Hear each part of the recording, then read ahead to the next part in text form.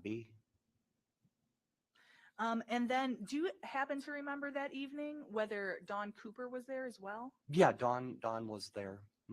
Was she drinking as well? Mm. Well, at the bar, people were drinking. Okay, yourself included? Yes. And Mark Jensen? Yes. All right, so there come a point that evening where it got late enough where only you and Mark were there. Yes. And can you tell us, did you have discussions with Mark at that point? Yeah. It was, after everybody was gone, we were kind of talking and. So first, can you tell me what topic you were discussing with Mark? Sure. Jensen? Well, he was talking about the strangest things. I mean, I couldn't believe that somebody would talk about killing their wife. It was kind of out of the blue. Had you been talking with him on the topic of wives? When I was had just had some problems in my marriage, and he was talking about some problems in his, and so it was kind of like, we were talking about spouses. Okay, so you were on the subject. That's of spouses? Correct. Yep. And you had some not great things to say about your marriage? Yeah, unfortunately, yes. And was it the same for Mark Jensen? Yes. Now, before I ask you about the actual conversation, I just want to clarify, was your wife at the time Joanne Klug? That's correct. And you were married to her at the time? Yes. Had there been a point recently before 1998 where you had some issues involving your wife? Yes, I had filed for divorce in, I think, 95 or 96 and had moved out for a month. But that divorce did not go through? Yeah, we reconciled. We went on a cruise and we got remarried and recommitted and, tried to patch things up. Now, to be clear, did you get divorced so you had to be No, remarried? I had asked her if we would not do that. So we reconciled. Okay, so reconciled, not remarried. Right. Well, right. But then we went on a cruise and did get remarried. So. Oh, like renewing vows? Renewing vows. Yes. So I should say. Yeah. Now, during that time period where things were rough with your wife, did you have some kind of interest in a woman you were working with? Yeah, I had a friend, and she was my assistant. And it was one of those things where it was not a sexual relationship. It was a friendship in the fact that, somebody that understood your hectic day and somebody to talk to. Was that woman named Stacy Bauer? That's correct. And did she work with you? Yes. And what was her role or her job? She was like an office assistant. So you were interested in her, is that correct? Yeah, she was a widow and had 2 young children, and I helped her, because there wasn't food in her fridge and stuff like that. It was just, I felt sorry for the kids. And that interest caused problems in your marriage, correct? Yes. And fair to say, even at the time of this conference in 1998, there were still some troubles in your marriage? I wouldn't say troubles. I would say that more or less trying to rekindle what you had and trying to get your spouse's respect back. The trust issues.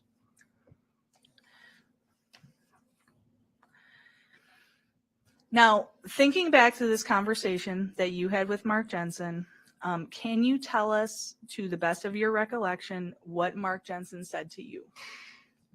Mark was talking about how to get rid of the problem, basically. The websites that you could go to search how to kill your wife. And it was just like the craziest thing that I ever heard, that, an educated person would say something like that. And then he was talking about poisons and Benadryl and, things that could be undetectable. So the problem what was the problem that Mark Jensen had in his life when he was saying these things to you? Well, the problem was he didn't want to pay maintenance. He, wanted to have everything and have his new friend Kelly move in with him. And so the problem was his wife? That's correct. Now, at this point, you had described that Mark Jensen had been drinking. Yes. Did you have any opinion on whether he was intoxicated or not? It's, I know he had been drinking. It was just, I couldn't believe somebody was talking like that. I mean, it was, I had never heard anybody talk like that. It was really weird. So you would say that he was drinking, but do you know if he was intoxicated or not based on your observations? To say if somebody was intoxicated, I don't know. I mean, I don't think he was stumbling all over. I mean, he was, definitely animated in the fact that he was telling how to kill his wife. Okay, and so what do you remember him mentioning in terms of the kinds of things he was looking up? Sure. He was looking up poison, and he was telling me that you could get items that would be non-detectable in a normal autopsy. He was looking at ways that, he would put somebody to sleep, and put something in. He said you could put it in drinks, have them drink it. And did he mention any other substances? Well, he was talking about Benadryl and like what I look at, he said like ethylene glycol, and I didn't know what ethylene glycol was. And then it's antifreeze. So I kept looking at Benadryl and saying, well, what's in Benadryl? And I looked up the base chemical. It's polyethylene glycol, which is not toxic to you. So I couldn't understand how Benadryl would kill you. But you recall him mentioning then ethylene glycol? Yes, I remember ethylene glycol. And then you learned that that's antifreeze? Yes.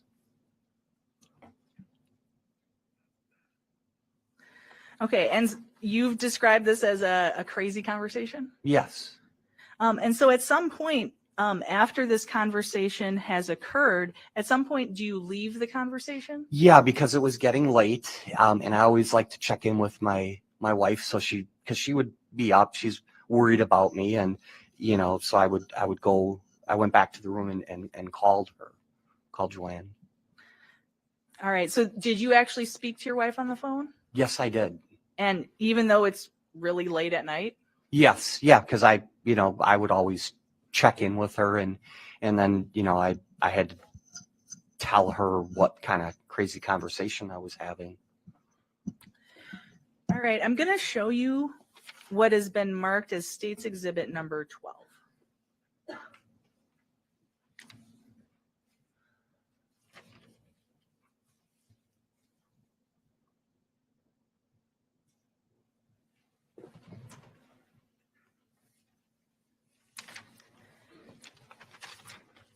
Looking at that, can you tell us what that is?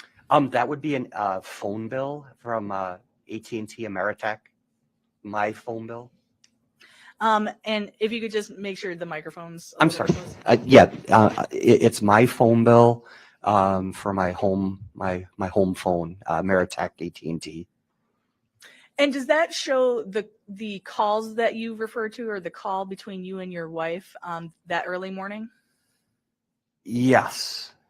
It was November 7th, and it was 2:34 was the first call, 2 minutes, then 3:38, 4 minutes, 1 minute, another 4 minutes at 4:02, 4:06, another 5 minutes. Okay, and so Mr. Klug, I'm going to ask you to look at something on the screen in a second.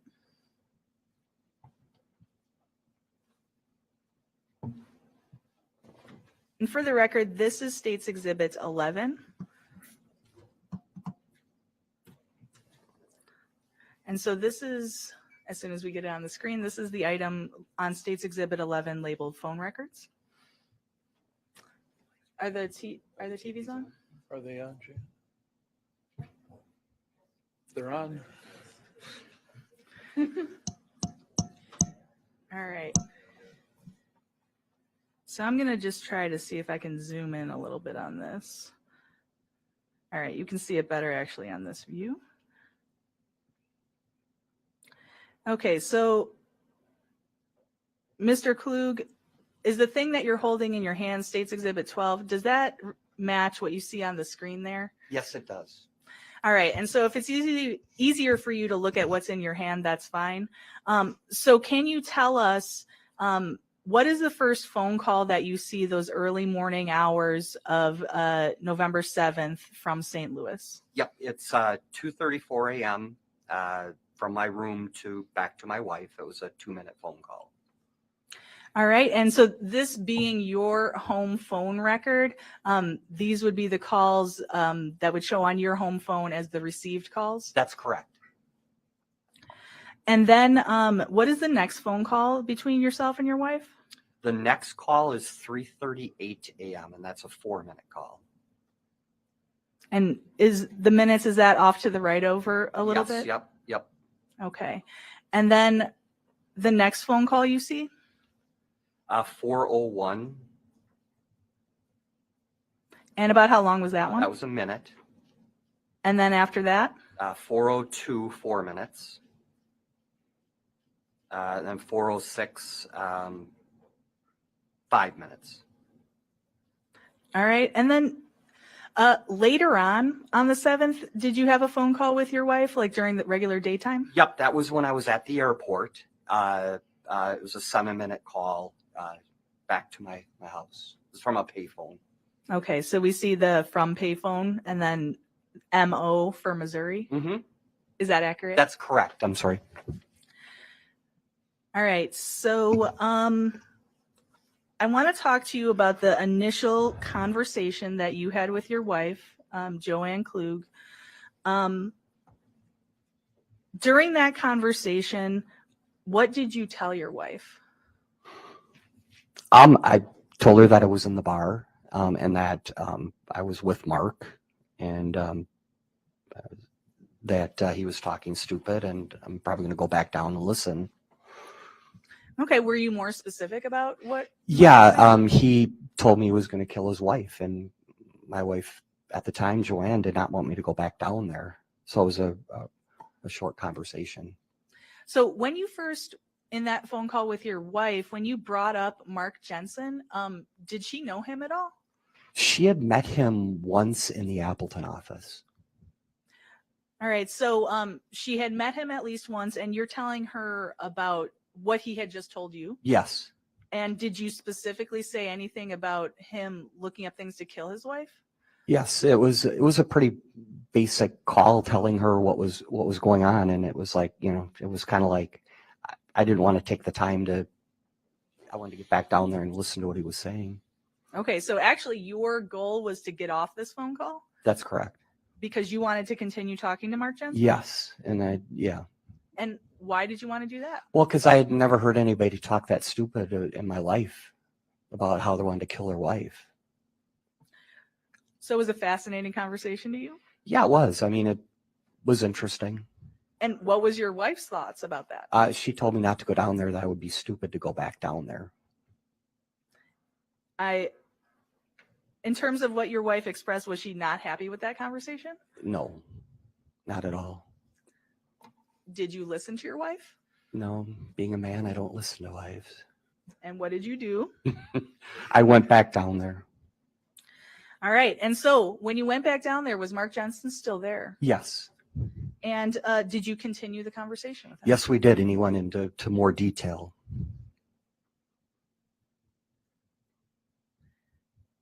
Now, was the topic of that second conversation, that renewed conversation with Mark Jensen, was it the same? It was the same continued conversation about Mark wanting to get rid of his wife. And the research on the internet? In the research on the internet and all the effects of what the chemicals could do to your body to crystallize you from the inside out and not be detectable. He kept talking about that.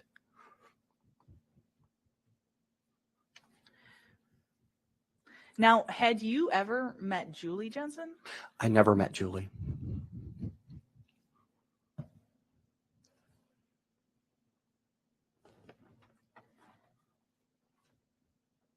Now, when you had this conversation, the second conversation with Mark Jensen, I take it was somewhat later in the morning. And about what time do you think the second conversation was occurring? Okay, so I would have gone back down after the conversation. So this says 2:34 a.m.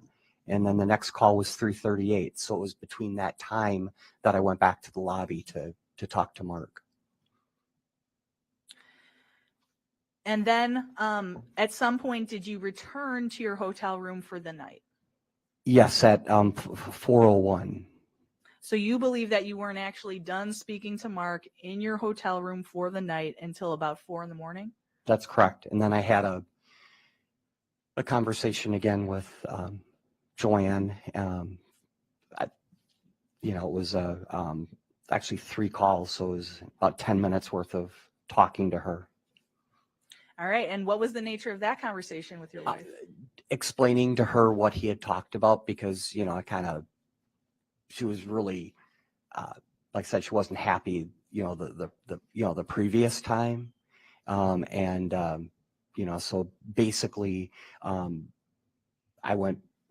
he started, she wanted to know what the conversation was, and I was explaining to her, because I was so surprised that somebody would talk like that, poison your wife, kill your wife, all things that I had never been exposed to.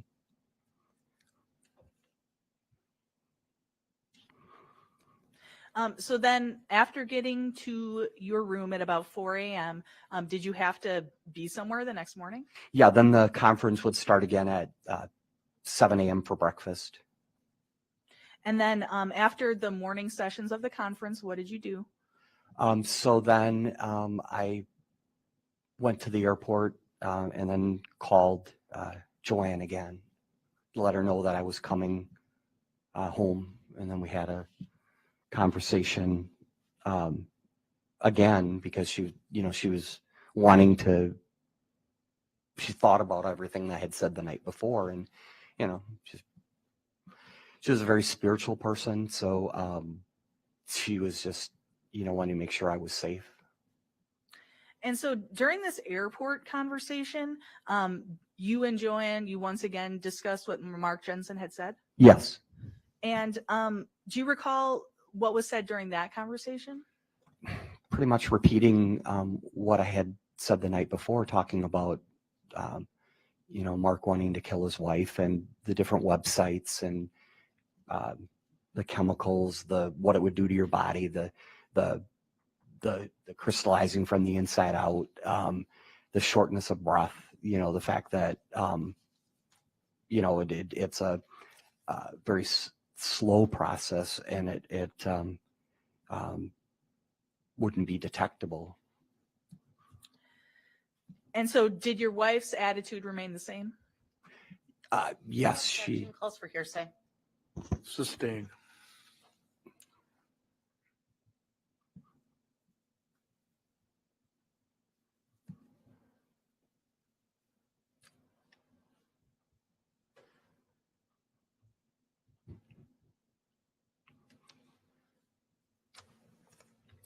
Now, after you had this conversation with Mark Jensen, you've talked about talking to your wife about it. Is there anyone else during that time period that you believe you mentioned it to? Oh, yeah.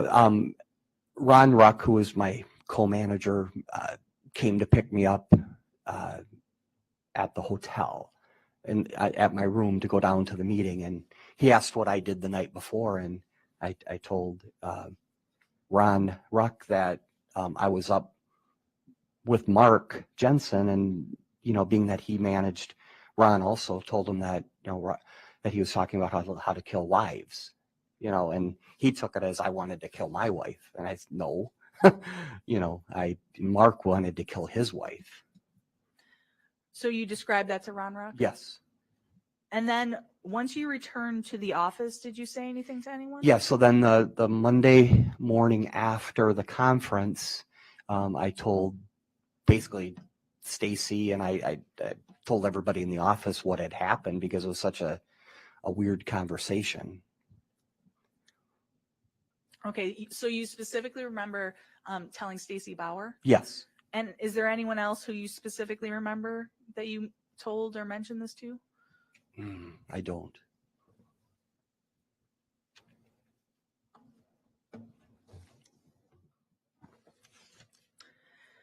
Now, I want to direct your attention to about a month or less than a month after this conversation had occurred between you and Mark Jensen. At that time, did you hear that Mark Jensen's wife had died? Actually, from Mark himself, he called the office and told me that his wife had died.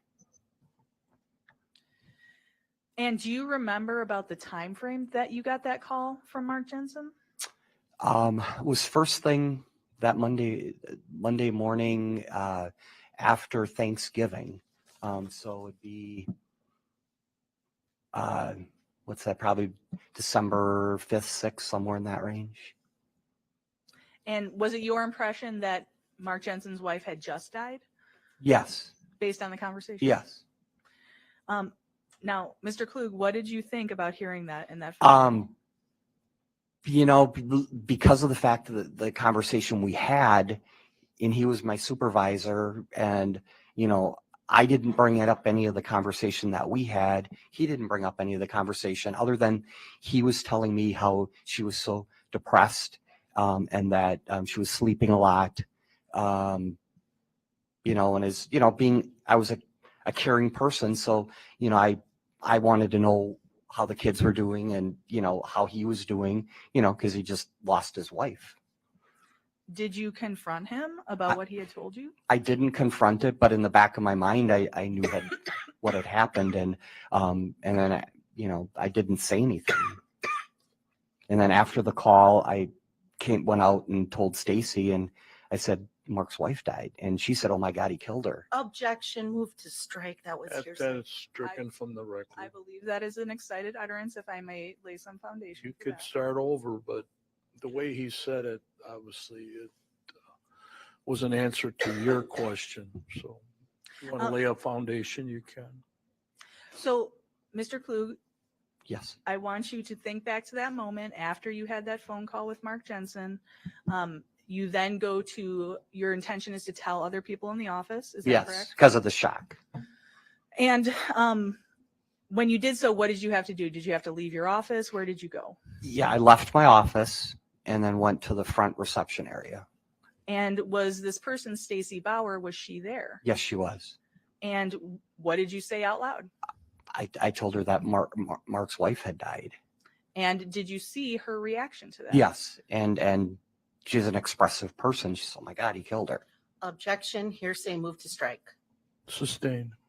So without saying words, Mr. Klug, can you describe to us what you saw in terms of Ms. Bauer's expression? Sure, she was excitable in the fact that she knew what had happened because I had the conversation with her. Okay, and so then what did you observe about her body or her facial expressions? Just shock, you know, or kind of like, oh my God, you know, that type of thing. And so immediately after you said what you said, and then you made those observations about Ms. Bauer, what did she say? Objection calls for hearsay. I don't think that there's a basis for an excited utterance at this point. Essentially what we have is... Hang on. We're just arguing way too much legal Sorry. jargon. Sorry. Take a break, folks.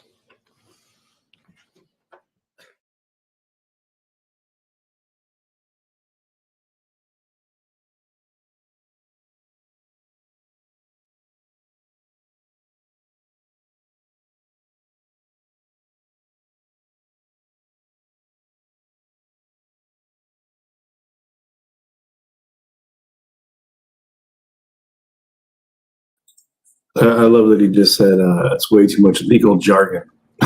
Just is. That's the best. Yeah, Dave, you got that right. You know, the more you talk, the less you walk. He's figuring that out right now, and All right, the jury is outside the courtroom. You can continue, Ms. Renner, now. Thank Yeah, you, you Your can Honor. continue. What we have here is the state is saying that this is an excited utterance, yet we don't have any actual description of excitement. We only have the word "she was excitable," which is obvious since the state has already said this is an excited utterance. And he said shock, kind of like, oh my God, that kind of thing, I believe was his exact testimony. That none of that actually describes someone as being excited. It simply is a cumulative assessment.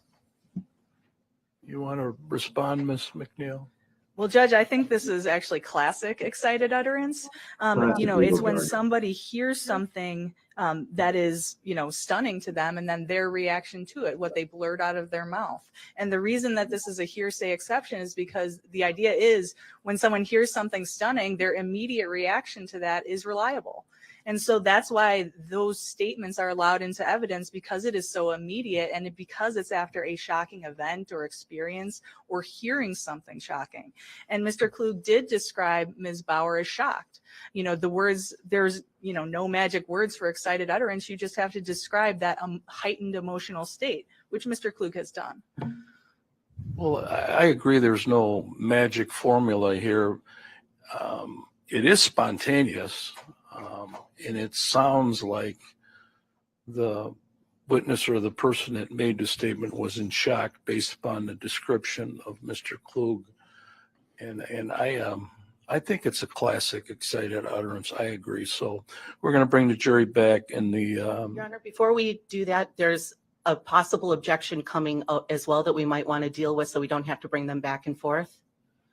My guess is that Mr. Klug, based on his statements thus far, is going to be going into why he believes that Ms. Bauer said this, and I believe that would be speculation and inappropriate. I can't predict what the state's going to ask. I wish I could. So if we get in that area and I think it's speculation, make your objection. Thank you. Okay? All right, bring the jury back out.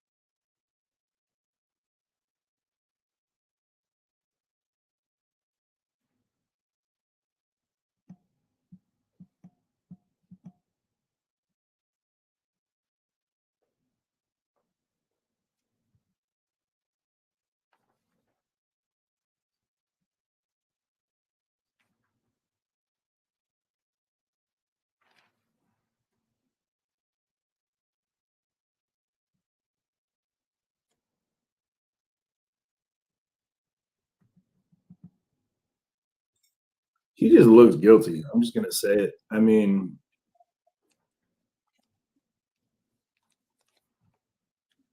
that's a terrifying human being. What that look going? He's a loose lip away from being that slack jawed dude that you see staring at you like out your window at night, standing in the rain in the middle of an intersection wearing an overcoat, just doing this.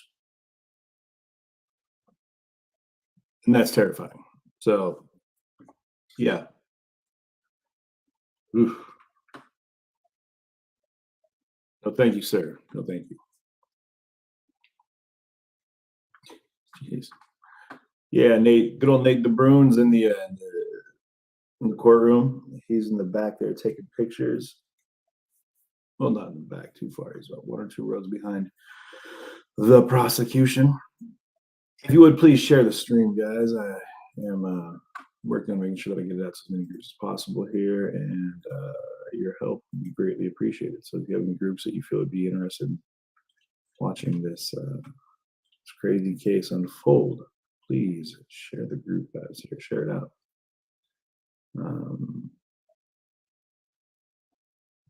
So if you have any news groups, any community groups, I know for me, it's being out here in Kenosha right now, in Pleasant Prairie, of all places. I know a lot of people were asking me when I see them, when I'm out and about, if I was going to cover the case. And so I had to ask a lot of questions, and it was interesting.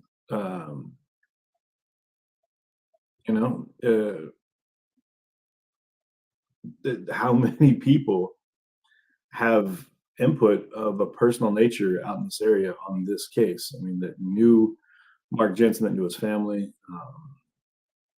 that lived by him. I mean, or they were pretty much privy to the original case that they followed the first case.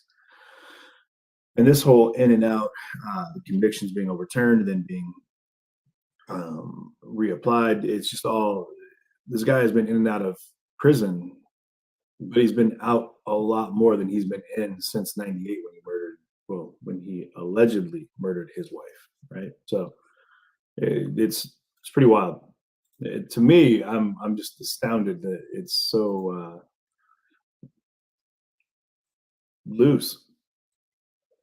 You'd think that you kill somebody, they deem it a homicide, you go to prison, that's it, right? That's how that's supposed to work, isn't it? So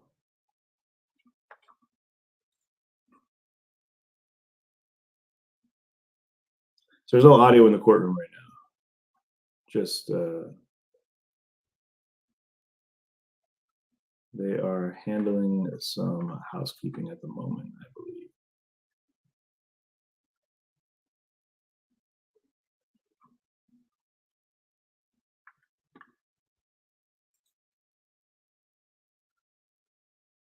Hey, there he is. There's what was his name? He's 68, 63 years old. What is his name again? That's the attorney from the Rittenhouse trial. I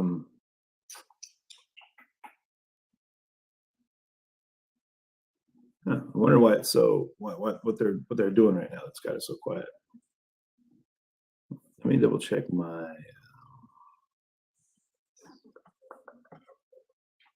gig. My gear over here. Hold on a sec.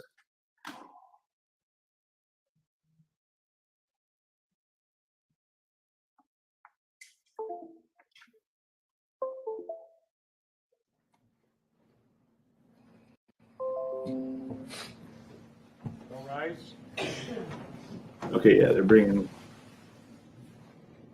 Jerry back into the courtroom. So, and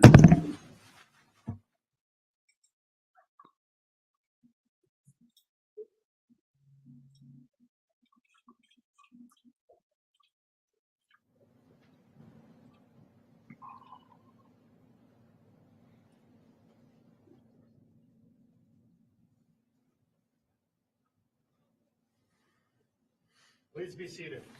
All right, we're back on the record on Mark Jensen's case. The jury is back in the courtroom. Thank you for your patience, ladies and gentlemen.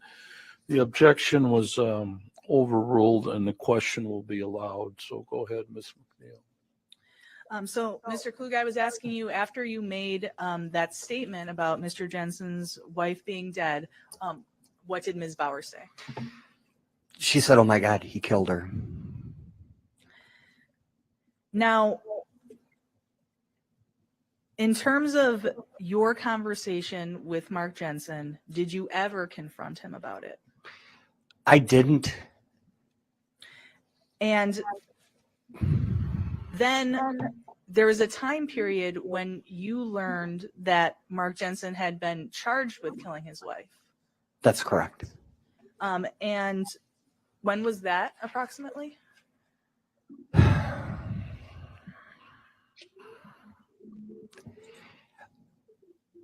I thought it was like 06 or 07. I'm not sure. Was it possible it was as old as 2002? Oh, yeah, it could have been. And then did something else happen in around 2006, 2007 related to this? Like the evidentiary hearing? Right, like someone reaching out to you about the case? Well, I had made one phone call to the Pleasant Prairie department, but the only thing they had asked me about was Mark using your computer? And I said he was, but the firm had replaced all of the computers on an upgrade. So it's kind of like I just didn't say anything after that to them. So I just want to break this down by time period. Yes, There's a time period when you learn that Mark Jensen's wife is dead, correct? that's correct. And then after that, you did not tell police or Yeah, it prosecutors was, or anyone in authority about what Mark Jensen hearing, said, correct? assisted hearing No, I device. didn't. Yeah, legal And- jury information. After that time period, did you tell your wife that Mark Jensen's wife had died? Yes. And tell us about that conversation. Objection calls for hearsay. Well, initially he's just telling us that the conversation occurred, so I don't think this question calls. Well, you're getting close. I mean, he can talk about what he said to his wife. I don't have a problem with that. Basically, I told her what had happened with the phone call from Mark, telling me that, that his wife had died. Right. And then I let her know that Mark was being charged with killing his wife, that he was arrested, and he wasn't the manager anymore of the Racine office. So during this time period, after hearing about the death of Mark Jensen's wife, and then after hearing that he had been charged with that, did your wife, Joanne, give you any advice about coming forward? Objection again calls for hearsay. This is not hearsay. This is a fact on the listener. It does not matter if it's true or not. It's what she told him. I'll let you ask the one question, but we're not going to get any more into what his wife said. Okay, you can ask this one question. Go ahead. All right. So did your wife advise you either way about whether you should come forward? She said she would support me in whatever decision that I made. And at that time, you made the decision not to tell anyone in authority about what you Yes, knew. I did not want to get involved. Now, it is true that some people that you worked with did know what Mark Jensen had told you because you had told them. Yes, that was Quinn Yorton. He was the manager of the Green Bay office, and I knew he had some police background, so I was asking him questions. And so were you seeking his advice? Yes. And after that conversation with Mr. Yorton, did you make a call either to the Pleasant Prairie Police Department or to prosecutors? I called. I believe I called the courthouse or somebody. Then they wanted to question me after that. Now, when you did that, did you talk about this conversation you've just described at the hotel at the conference? Yes. You're saying that you told in 2000. You're saying that in that call that you talked about the specific conversation where Mark Jensen said he had killed his wife. Yes. Objection. I think we need a time frame here. You want to put a date in or a year? Or... So it might help if I show Mr. Klug. I have another exhibit. This is State's Exhibit 13. All right, show him 13.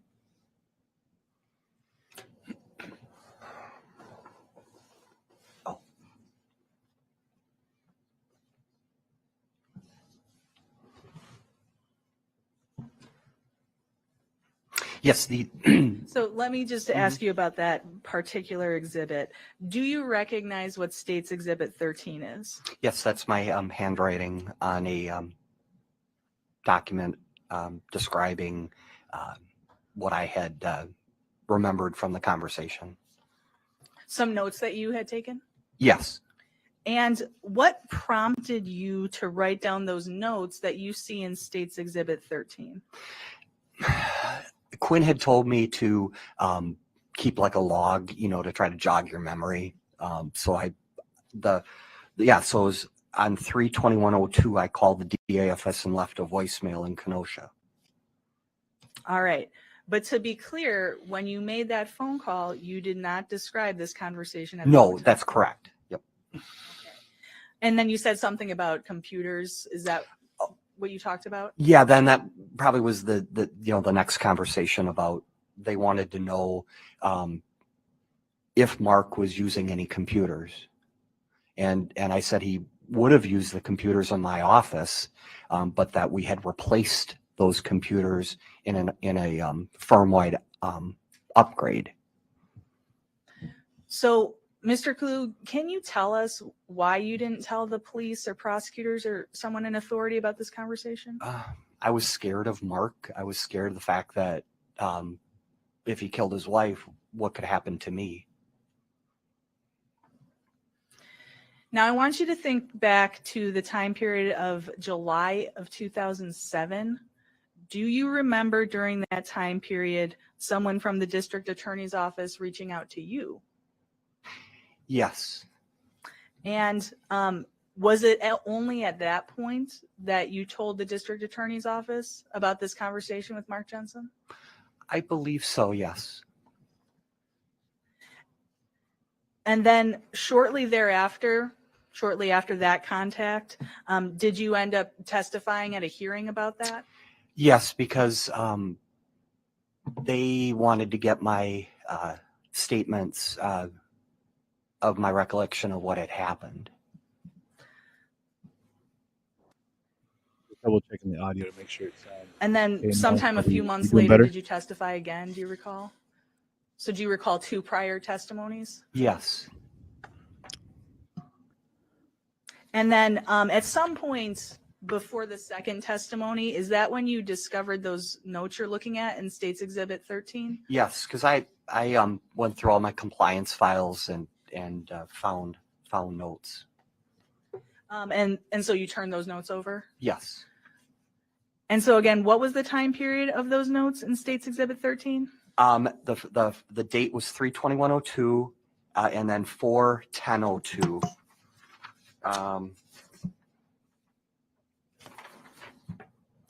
And then there's no other dates beyond that. Oh, I'm sorry. These are notes saying when the conference was, and when the weekend was that Kelly was at my office and Mark was at the office.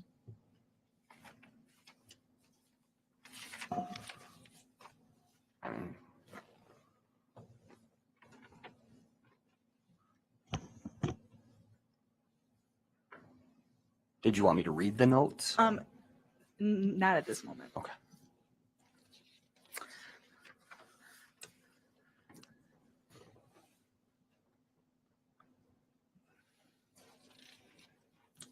Now,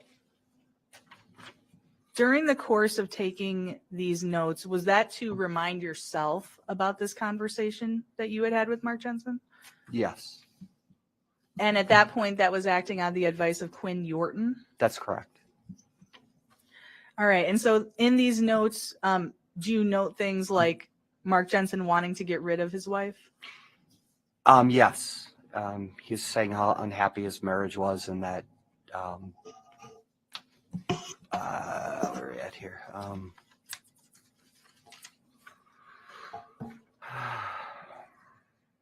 He wanted to get rid of her. And I see that you wrote down the word psycho. Was that in reference to To Mark, Jensen? yes. Was it in reference to him or Oh, him referring to his wife? What page is that on? So that would be the 4th page, the top of the 4th page.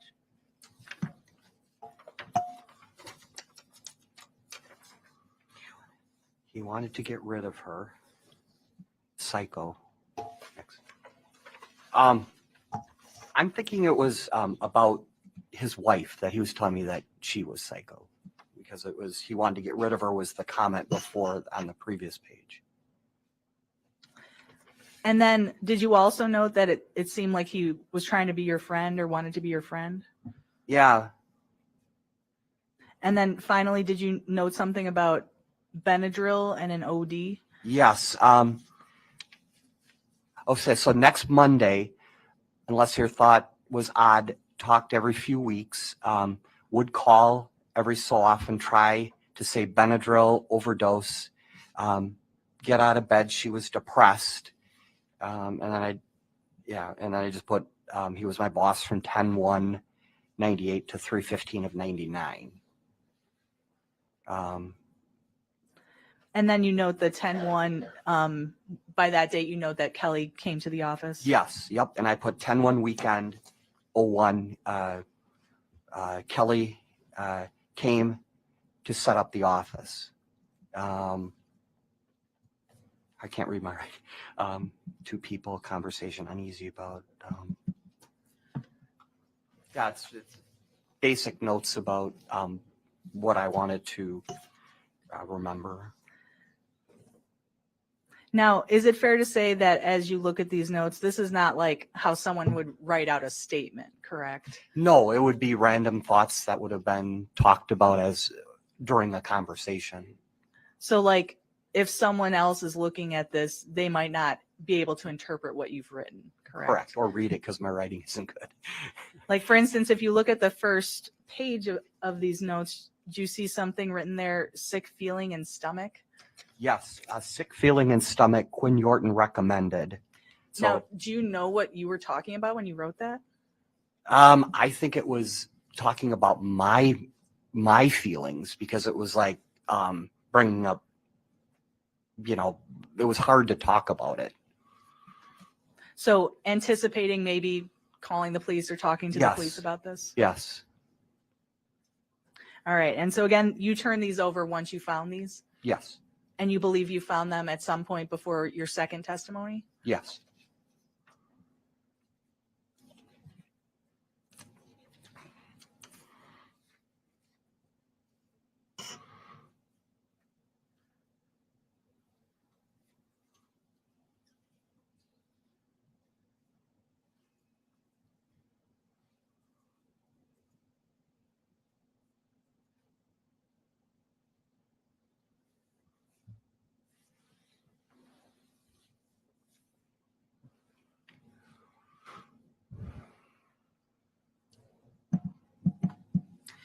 Now, Mr. Klug, do you remember someone working at Stiefel Nicholas by the name of Dave Nearing? Yes. Dave Nearing was a fellow investment broker. He worked in Mark's office. And did you ever have contact with Dave Nearing? I've talked to Dave. Yes. And do you remember ever talking to him about what Mark had told you? Yeah. He was Mark's best friend. And he was telling me. Objection, hearsay. Sustained. So just tell us about what you said in this conversation with Dave Nearing that we're talking about. Sure.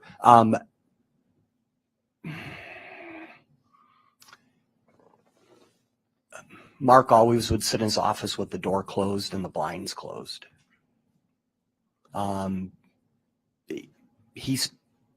Dave spent a lot of time at Mark and Julie's house. Objection, Your Honor. So, Mr. Klug, what I'm trying to ask you is whether there Can I was just sustain the objection first? It's okay. Thank you. sustained. All right. So, Mr. Klug, what I'm trying to ask you is with Dave Nearing, was there a point in time where you would have told him or mentioned to him this conversation that Mark had with you about killing his wife? Yes. Okay. And do you remember the context of that? The context was, they were coworkers in the office and friends, and I wanted to tell them what was going on. So you knew that Dave Nearing, even though he didn't work in your office, you knew he knew Mark Jensen. Right, because it was another office close by.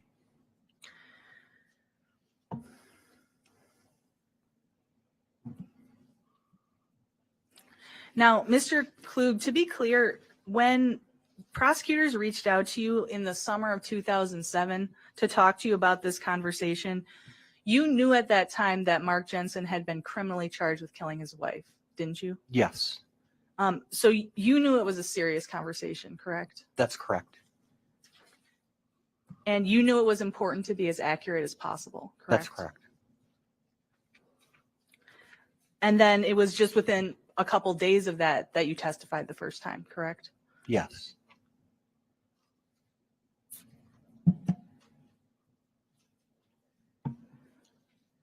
Now, I want to ask you about things that have happened more recently. Did you and your wife, Joanne Klug, did you divorce? Yes, she filed for divorce in September of 2011, and it was final February of 14. And your wife, Joanne, does she now live out of state somewhere? Yes, she does. And in terms of your life, have you remarried? I remarried in 2015.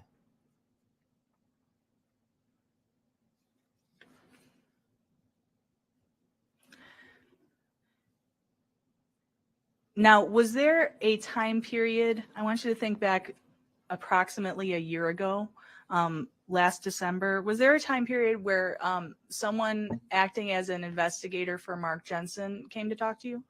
Yes, it was my grandson's birthday, and I had arrived at their house, and there was somebody there. I don't remember his name, but he wanted to have a conversation about the Jensen trial. And I said, well, it's my grandson's birthday. I can talk for a few minutes. And then, because I thought I was compelled to talk, I didn't have to talk to him. I was just being cooperative. Okay, so you did talk to that person? Yes. And was that for a fairly long amount of time? Yeah, it ended up being probably an hour and a half. And so then, to be clear, you've talked in detail about what has occurred. You testified twice. Yes, There's also this investigator person you talked to. Is that correct? that's correct.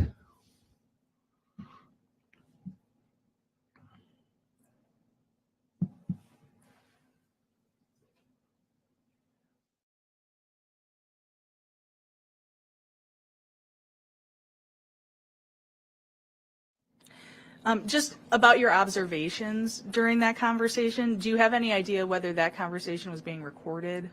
Objection, relevance. I'm going to sustain that.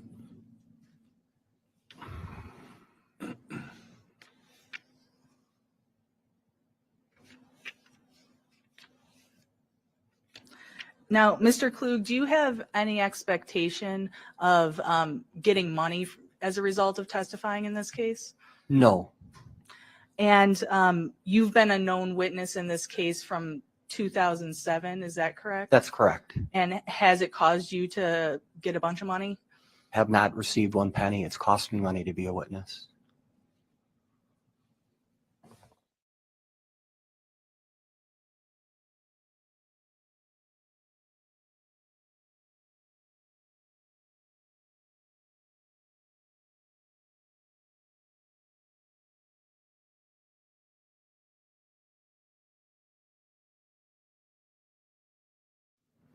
Okay, I have no further questions, and I would just move the exhibits that were testified to. So that's Could you, 11. just say those numbers for the record. Yes, so that would be 11, 12, and 13. All right, subject to cross to 11, 12, and 13 will come in. Who's doing the cross? Go ahead, Ms. Renner. So, Mr. Klug, you testified you first spoke with Mark Jensen over the telephone, correct?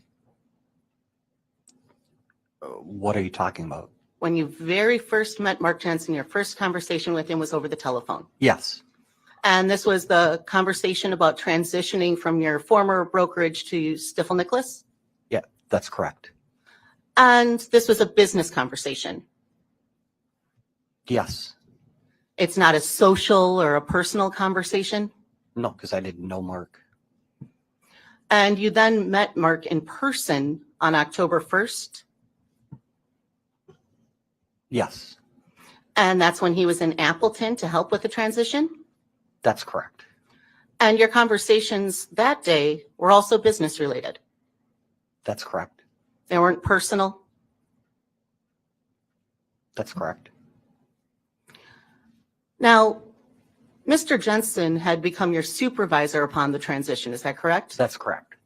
And that's because you did not have the right kind of license to supervise the office.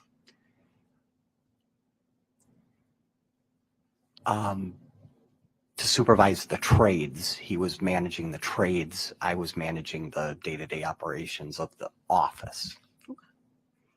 Now, Mr. Jensen, though, is only your supervisor for about 5 months. Yes, In fact, he worked out of the Racine office. correct. You were in the Appleton office. That weekend in October was the only time that you had Mr. Jensen in your office. Is that correct? Yes, As your supervisor? yes,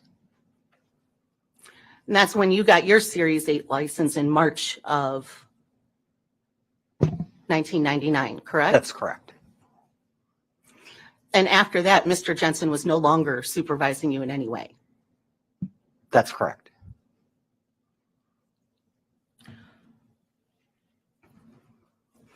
So prior to the Blueprint conference, you had what, maybe 20, 25 minutes worth of conversation with Mr. Jensen? He was there the whole weekend. He was there, Yes, but you said he was hanging out in an office? yes, with the door closed. And so he was talking, but he was talking to you during that whole weekend?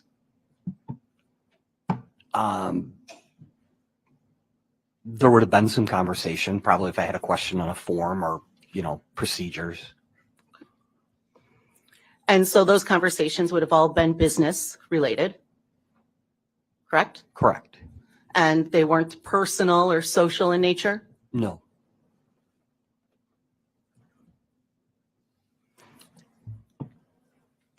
So then you go to the Blueprint conference, correct? correct. And let's turn then to that Friday night. Now, after a day of listening to different speakers, there was a cocktail hour. Correct. And during that cocktail hour, you drank. Yes.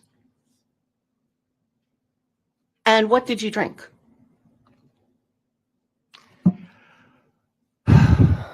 Probably, I don't remember. It was some form of alcohol. Could have been a beer with mixed drink, depending on what was there.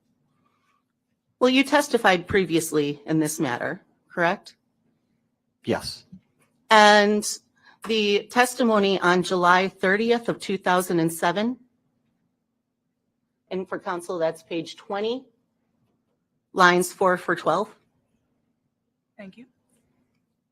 So on July 30th, you were asked the question, would you have a cocktail prior to dinner? Answer, yeah, that there would have been a social hour before dinner. correct. Question, and what's your usual drink? Answer, a couple of drinks. Question, and so what's your usual drink? Answer, I'll drink a Bud Light. Question, so you think you had at least 2 Bud Lights and a couple glasses of wine? Answer, correct. Was that your testimony? You're reading it. I don't see it in front of me. Do you recall testifying to that? Yes, And so those couple glasses of wine were during dinner, right? yes, correct. Now, you also testified on January 8th of 2008 in this matter, correct? Okay, yes. Well, you testified twice. Okay, And counsel, this would be page 177, lines 1 through 4 177 on the transcript, you're saying? on the transcript, And lines? 1 through 4. Thank you. So on January 8th of 2008, you testified in this matter. And to be clear, for both of these times that you testified, you did have to raise your right hand and swear to tell the truth, the whole truth, and nothing but the truth. Is that right? that's correct. And you did testify Yes, that's what you're reading. after swearing to do so, right? Yes.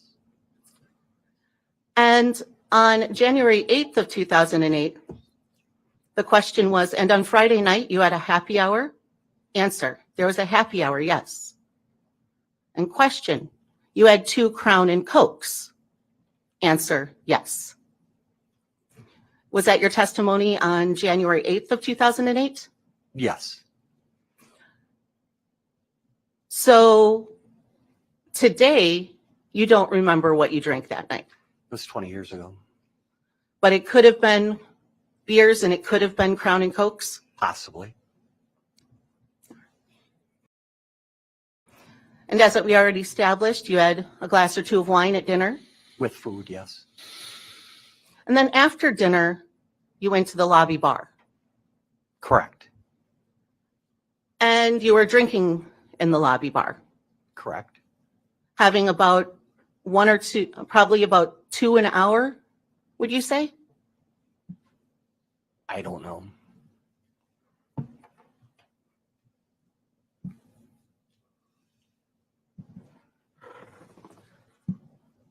So again, you testified on July 30th of 2007. Counsel, this will be page 20, lines 16 to 25. That's the page on the transcript. Yep. For July 30th, 2007. Right, let me just.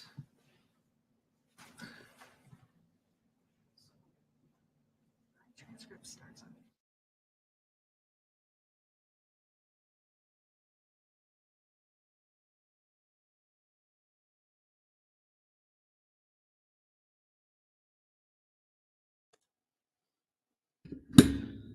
Nope. There we go. Yeah, okay. I'm gonna play with my mic here a little bit, or my camera as well. We gotta bumped a few things while we were there's iterations, guys. We're always iterating here. So we're trying to make sure we have this set up properly for us here. So bear with me for a moment while I fat finger the camera here.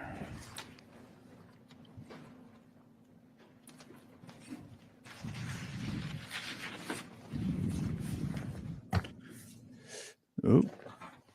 Oh. Careful now, careful. Yeah, we're getting there.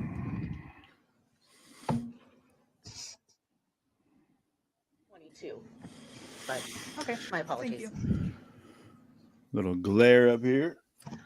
So on July 30th of 2007, you testified, well, I should say you were asked, and what did you have to drink? The court asked in the lounge. Question, in the lobby. Thank you, Judge. Your answer was, at that time, I would have had a few more beers with the group. Question, and how many? Answer, 2 or 3. Question, how many were you drinking every hour? Answer, probably 2 an hour. Okay. Is that your testimony at that time? Yes.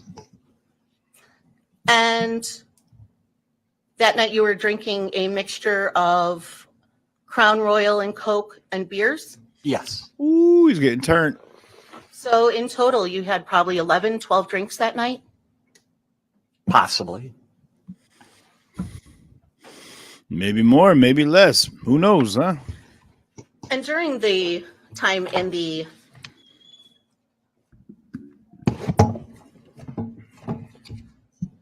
bar, you were socializing, He gets real snarky. right? Yes. You were talking to different people. Correct. And you said that things started to clear out towards the end. Yes. But at bar close, Don Cooper was there, Yes. and Ron Ruck was there, Yes. Kelly Labonte, Yes. Mark Jensen, Yes. and a number of other people that you maybe can't remember. That's correct. Kelly Labonte. There was That's a a fun broker one from to say. Ohio, but I can't remember his name. There's always a broker from What Ohio. time did the bar close? Probably 2 or 2:30. Okay. So 2 or 2:30, the bar closes. And at 2:34, you are on the phone with your wife. Yeah, let her know. Yes. And how long would it take you to get from the bar area to your room? John, they say size Few doesn't matter. minutes. Just saying what they say.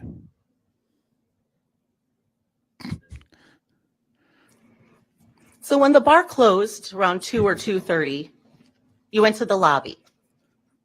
Yes. And you were in the lobby with Mark Jensen and Dawn Cooper. Listen to Yes. my wife. Dawn Cooper was talking about her divorce that was going on. I believe so, yes. Check.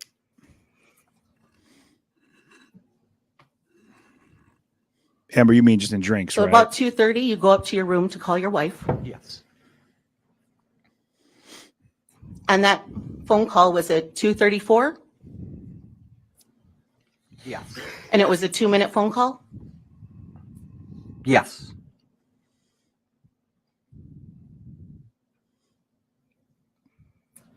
Just 2 Did minutes. she call you or did you call her?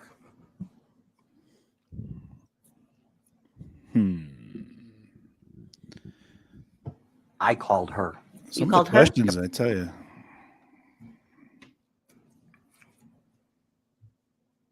No, wait. Let's see. You're not No, wrong. You're not wrong, let's see. Tanisha. That's when you answer when they ask you about your drinking. I called I was her, drunk. let her know, and then I believe then she called me because that she must have fallen asleep. Oh. He was doing fine till now, and then it all unravels. Dun, dun, dun, dun. You have Exhibit 12 up there with you, don't you? Yes. And prior to 2:34 a.m., the call before that was from November 5th. Is that right?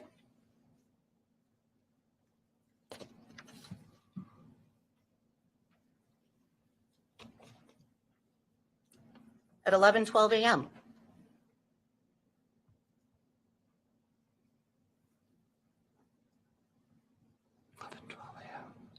Yeah, that was a 21-minute call. But it's your testimony today that you called her and she called you back? No. Yes, you're confusing me. Does it matter? I mean, come on. Really?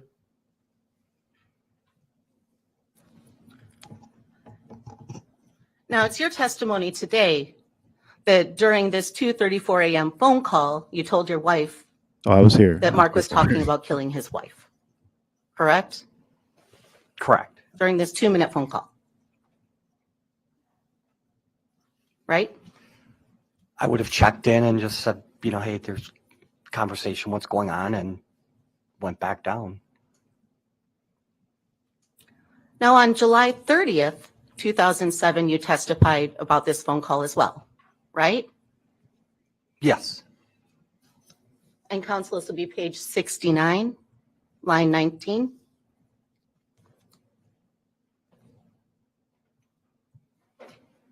Okay, thank you.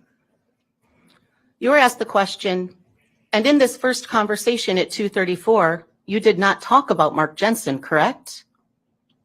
And your answer was, I don't believe so. Okay.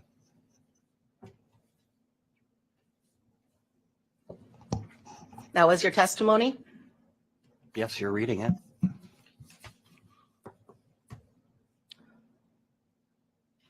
But after this conversation with your wife, you go back down to the lobby Yes.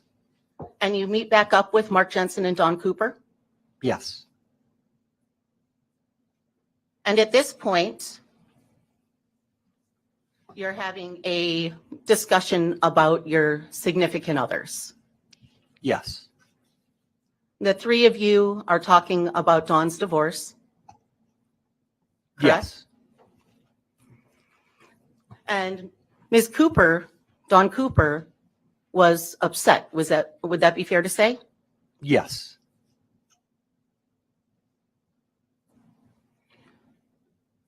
And you told Dawn and Mark that you had filed for divorce about a year prior in 1997. Okay. Is that correct? Yes. And you filed for divorce in part because of this non-sexual relationship with Stacy Bauer? It may have been one of the reasons.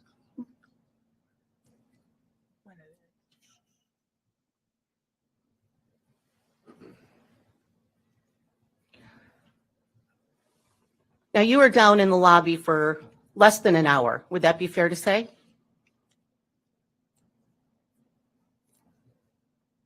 Yes, And we know that because you have this second call with your wife that's correct. at 3:38 a.m. Yes. And that was a 4-minute phone call? Yes. Then there's another call at 4:01 a.m.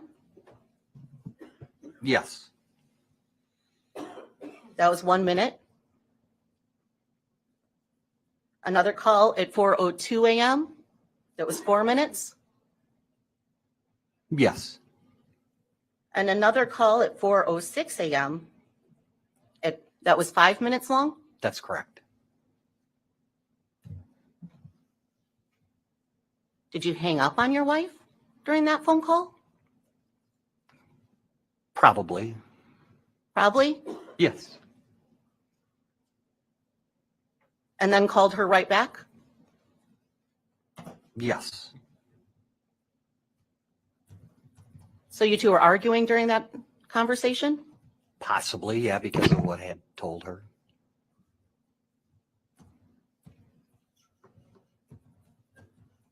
Your argument was possibly also about you being out so late? Possibly.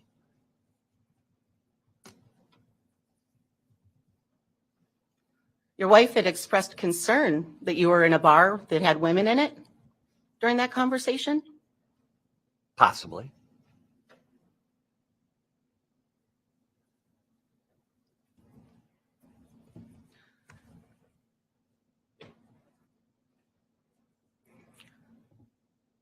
Now, your testimony today was that Mark told you about websites. That's correct.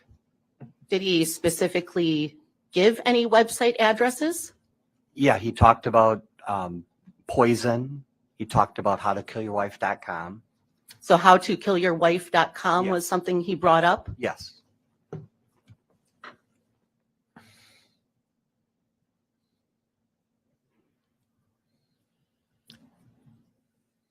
Now, the next morning, you spoke with Ronald Ruck earlier in the day. Yeah, he came to my room to pick me up to go to the conference. And at that point, you told Mr. Ruck that you had stayed up all night with Mark talking? Yes. And you had told him that you had stayed up late talking about killing your wives. Right? Yes. So you were a part of that conversation as well. What do you mean? Well, yeah, I was talking to Mark. And you were wife bashing. Yes. What specifically did you say about your wife? I don't remember. Probably this fact that I had filed divorce and we got back together and, it's having conversation. So it's your testimony today that you didn't say anything mean about your wife that night? I'm sure I did.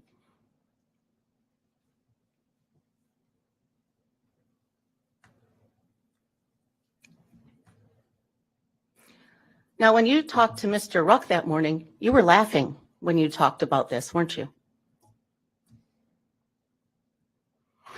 It was not, it was probably more of a shock than a laugh. But you were laughing. Possibly.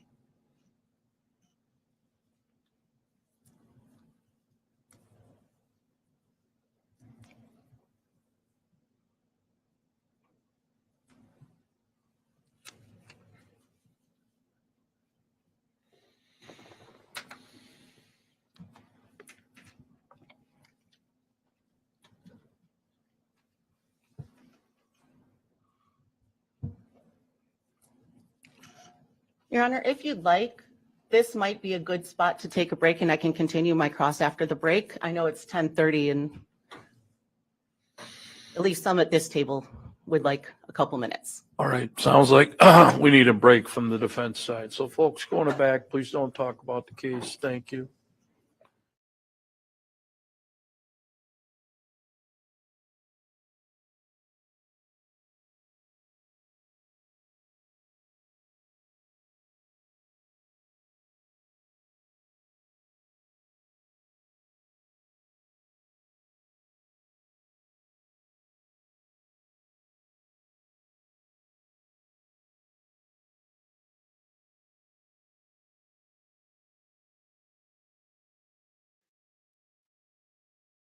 Back, Judge.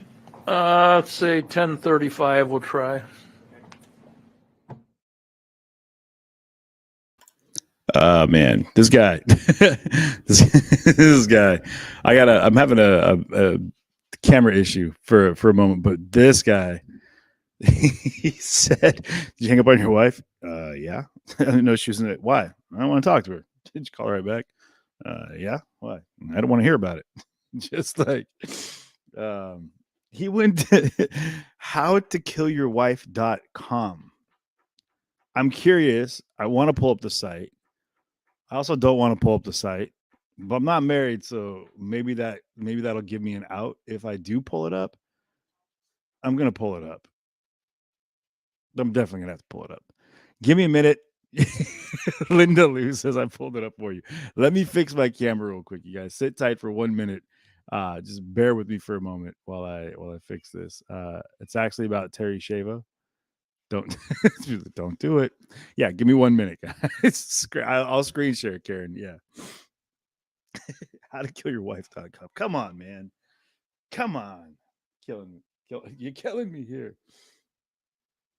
Yeah, you get put on a list. Stefan Oberlander says, yeah, you get put on a list. 1 second here.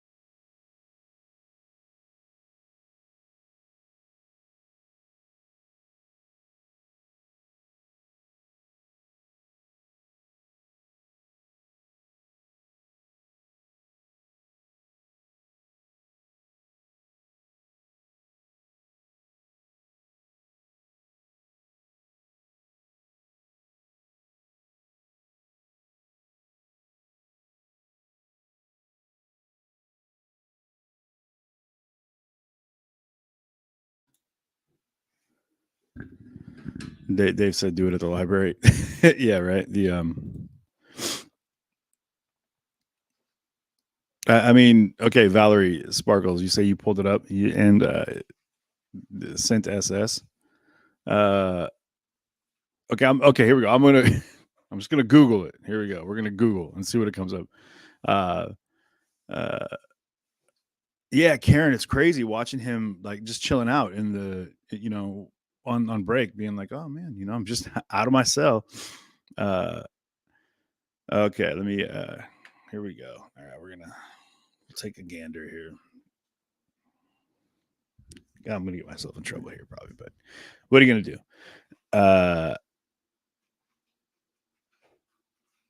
Yeah, there should be sound.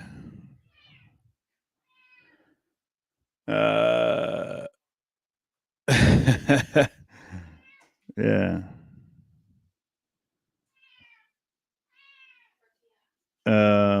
Good luck with that, Dara. Jeez, yeah, get taken care of. Grab a Q-tip, I guess. Damn, that's wild. Okay. Google how to kill your wife.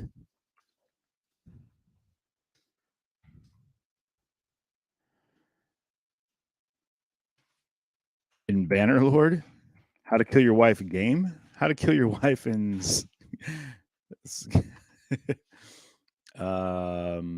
yeah, okay, well, yeah, that's Tortilla has got a lot to say, definitely has an opinion on life.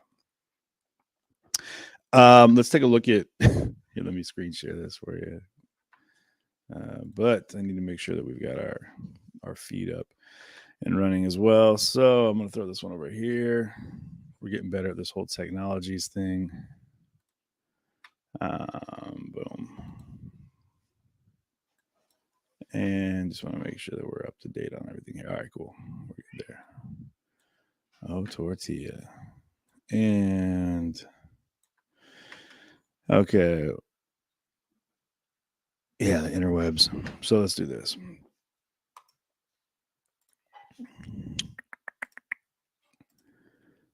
Yeah. that's Tortilla for you. All right, we're just gonna do a screen share here. All right, so this is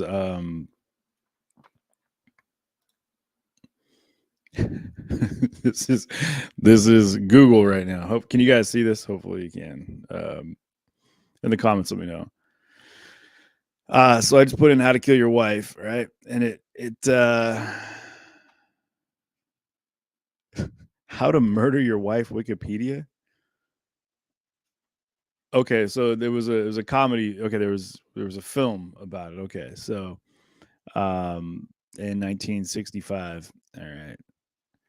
How to Kill Your Wife and Get Away with It. PD James and John Mortimer gave me tips for the perfect murder. 10 Ways to Kill Your Wife. Hudgens, Steve, Amazon.com. If you're looking for the top 10 ways to kill your wife, stop what you're doing and seek psychiatric help immediately. That's for $6.99 on Amazon. And then IMDb, okay. Rotten Tomatoes. So we're still talking movies there. This is nuts, man. And okay, so it's movies. Well, I'll bite. Imagine the look on your wife's face when she sees you reading this book. If you're really looking for the top 10 ways to kill your wife, stop what you're doing and seek psychiatric help immediately. For the rest of you, bring some humor to your day. This book is about the reactions you get when someone sees it sitting on your bedstand, or the witnesses you actually reading it. Take it on a trip, chill out with it in the living room. The creative possibilities of being seen with this book are in the creative possibilities of being seen with this book. Doom, I just howtokillyourwife.com. Are we talking Doom? Okay, on YouTube. How about this? You go to howtokillyourwife.com and tell me what are you talking about, Diana?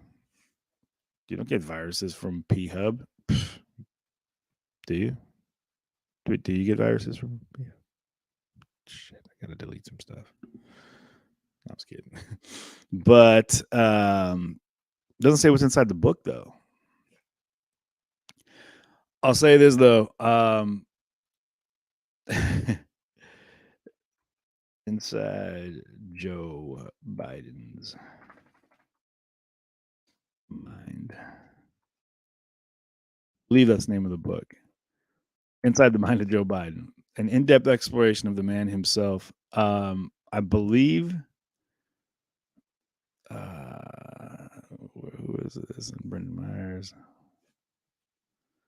I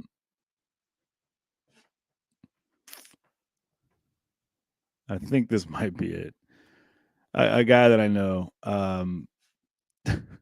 told me that he had written a book, and he told me that he's like, oh yeah, it's Inside the Mind of Joe Biden. And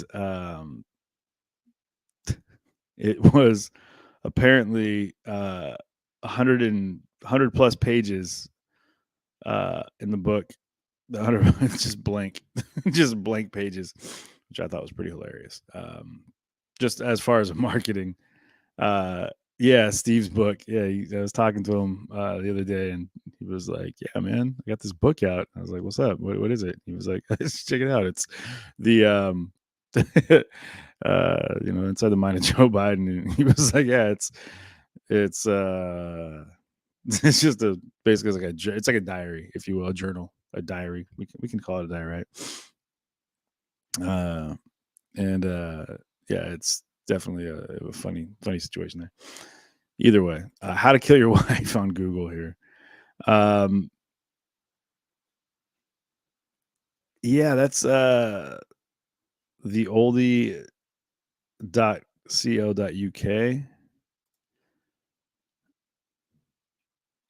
Oh, no, I'm not signing up for a newsletter. What do we got here? How to kill your wife and get away with it.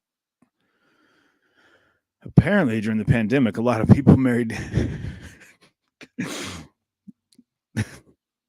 I can't. What's wild, man, is sorry,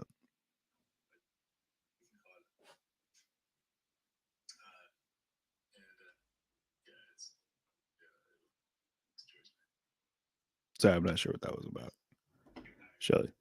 But this guy I love that he was so cavalier in his The Last Witness, when he was talking about his marriage. It seems like everybody's been divorced. Well, I guess by the vast majority of people have been divorced. But in this particular case, yeah, Steve said he sold something like 1,000 copies of the book.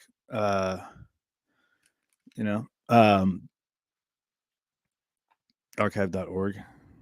Man, Linda, you are on point. You definitely are, like, you get Gumslew of the Year award.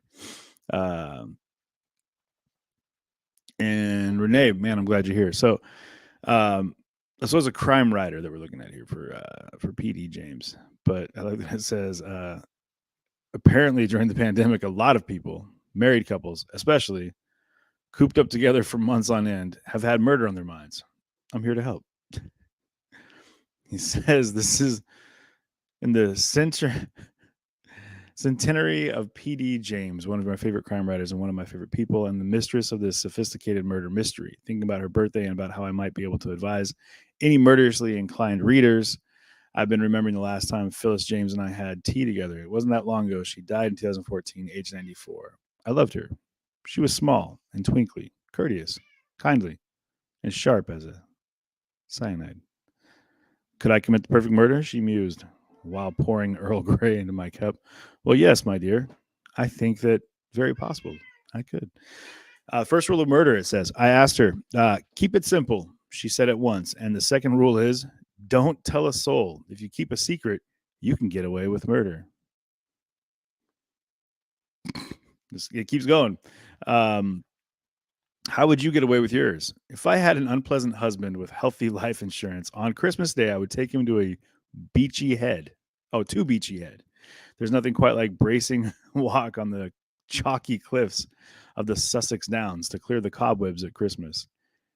In Who's Who, P.D. James listed walking by the sea as her favorite recreation. We'd walk and we'd talk and we'd gaze out to sea, and I would make sure that no one was looking, no one at all. And then, quite suddenly, I'd push him over the edge. She gurgled with pleasure at the prospect. Do you think you'd get away with it? I asked, incredulous. Oh, yes, I'd say. He simply went too near the edge. He always went too near the edge. The police would have their suspicions, naturally, but they would have no proof to prosecute successfully. You need hard evidence. there would be no evidence. Can you see a jury convicting me? I don't think so, my dear. I don't think it would even come to court. But if it did, I'd be in safe hands. I would have Rumpole of the Bailey to defend me. Okay, so for legal reasons, I do not see him taking cliff notes. Ooh, Lilu killing it on YouTube. Killing it on.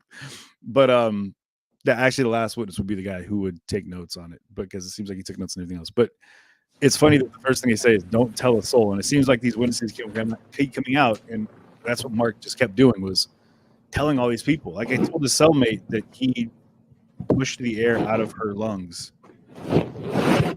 And I want to make a quick reminder here, guys. I'd like to joke, have a laugh. I try to find a way to break the serious nature of this. I don't in any way take away from the full severity and nature of what happened here, that a woman died, a family was broken, that this man is on trial, that he's looking at a life in prison. These are all very real facts, and nothing that I take lightly, in the weight of their reality. For me personally, that's how I just deal with things, especially when you're sitting in the chair behind the computer for 8 hours.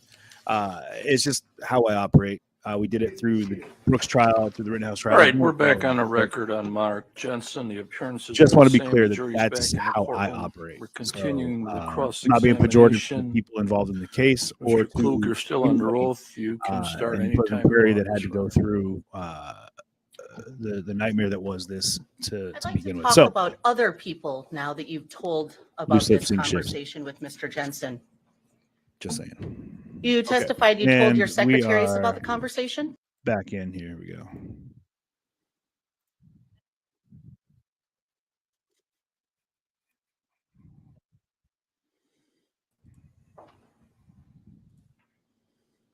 And we're back. And it's your testimony today that you told them the Monday after the Blueprint conference?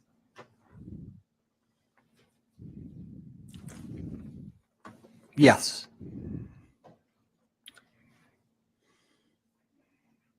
And again, you testified on July 30th of 2007, right?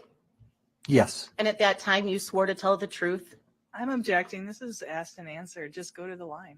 Where are we going again? What subject are we at? We are talking now about his conversations with jargon. other people regarding the conversation with Mr. Jensen. Oh, So if the, Go ahead. just to clarify, so if the question is about something previously said in testimony, just go there. Instead of all these preliminary questions, you testified before, you swore to tell the truth. I'm objecting. Are you trying to impeach him with prior testimony? Yes. And what was his answer? What did he say different? On page 68, line 24, Which date, Council? the 30th of July, 2007.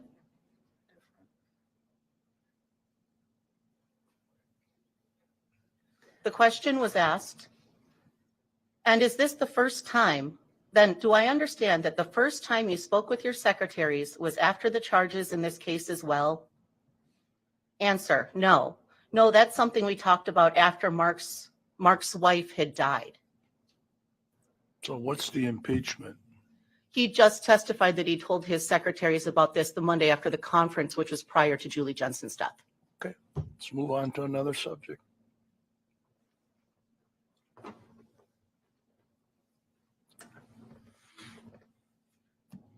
Prior to testifying today, did you review any documents?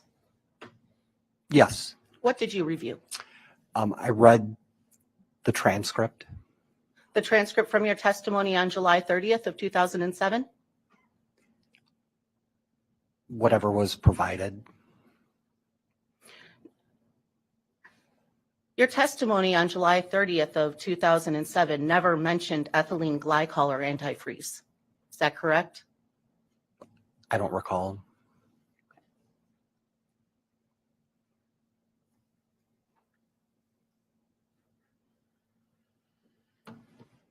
Your testimony that day talked about poisoning with Benadryl,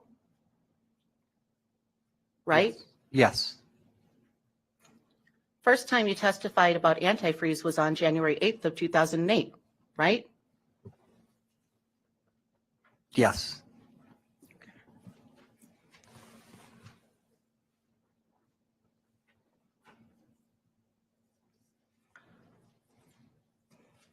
Now, in addition to telling your secretaries about this conversation, you testified you told Ron Ruck, correct? Correct. I'm sorry, what was that? Yes. After testifying in these cases, you also would tell clients about your testimony in this case. Not that I recall. You don't recall indicating that you were a star witness? Is there a specific client?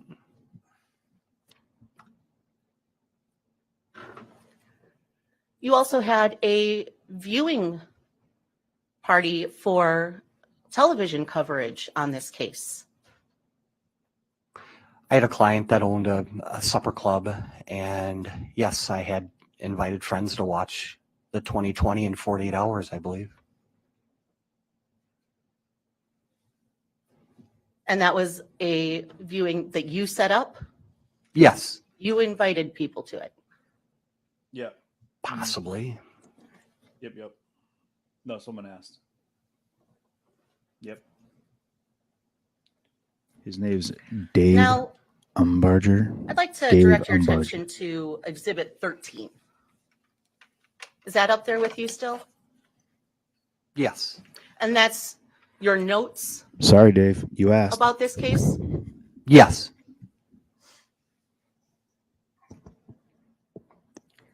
And today you testified first that you wrote those in 2007. And then you testified you wrote them in 2002? no, it would be 2002 because that's what the date is on the notes.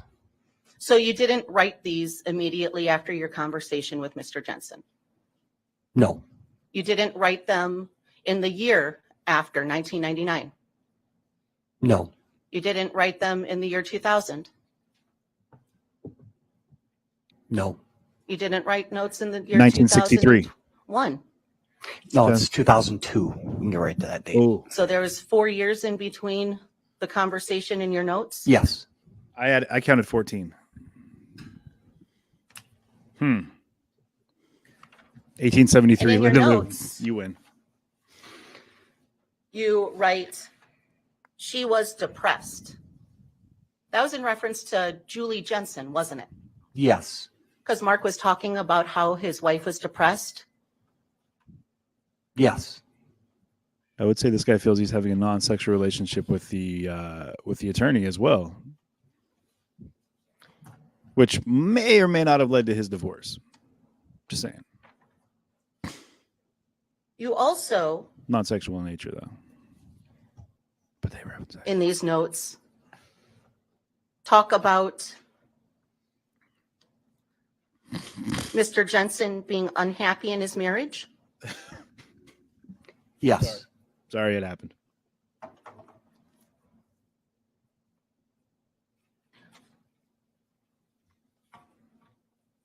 In these notes, nowhere does it say ethylene glycol, does it?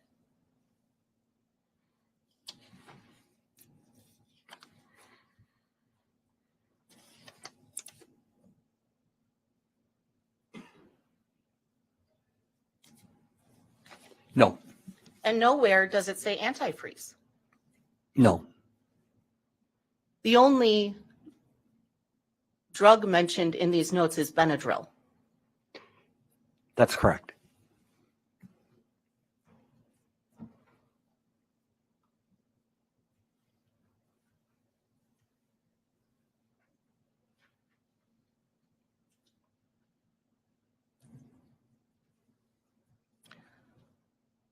Now, you said you created these notes for a anticipated conversation with police or the district attorney's office, Yes, and you testified that you called the Pleasant Prairie Police Department.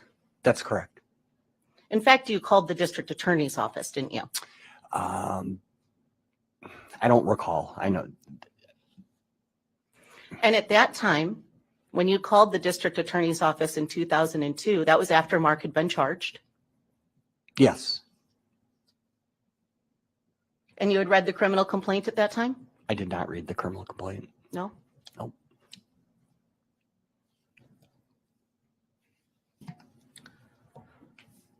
When you spoke with the district attorney's office in 2002, you did not bring up this conversation, correct? I think I was telling them that the conversation that we had and that they wanted to talk to me about more information. No, you in fact called them and said that you thought they should check the computer in Appleton. Possibly. You didn't tell the district attorney's office or law enforcement about this conversation until 2007 when they reached out to you, right? Possibly.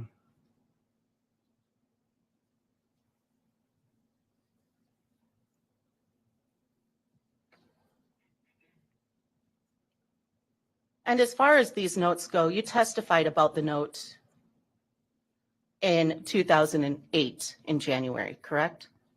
Yes. But you also testified on July 30th of 2007.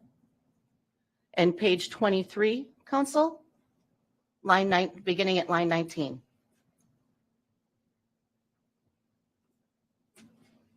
Okay. Question was asked.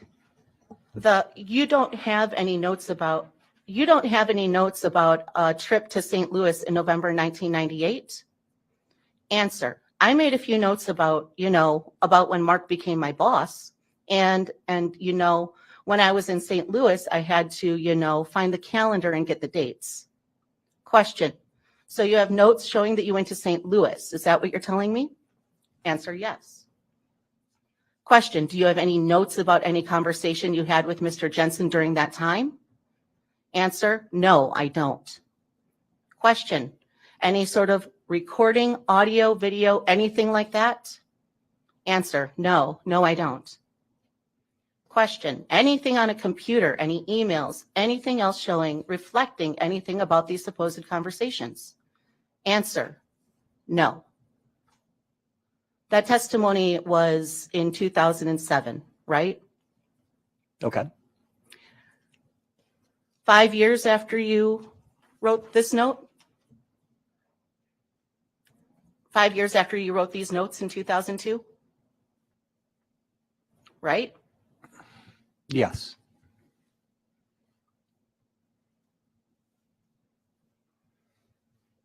And looking at these notes, it appears that there are places where you added more information after writing the initial piece. Is that true that you did that? Those are my notes. I don't know if things were added. You don't know if things were added, I don't know. but they're all in your handwriting? They're in my handwriting, yes. But most of it is in cursive, but some of it is printed? Possibly, yes. And most of the lines start along the left, but some of them start in the middle of the page? Yeah. Those would be things you added later? Or after I read it.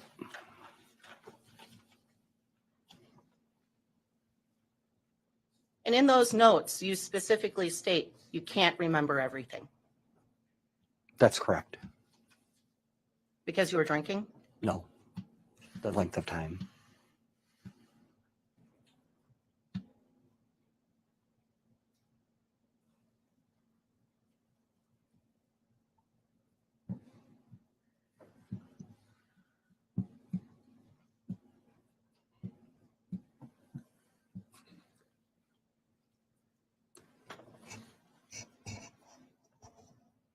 Now, Mr. Klug, you're no longer a stockbroker, right?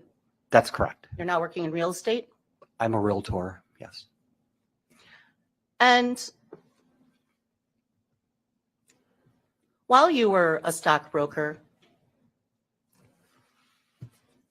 there are times that you would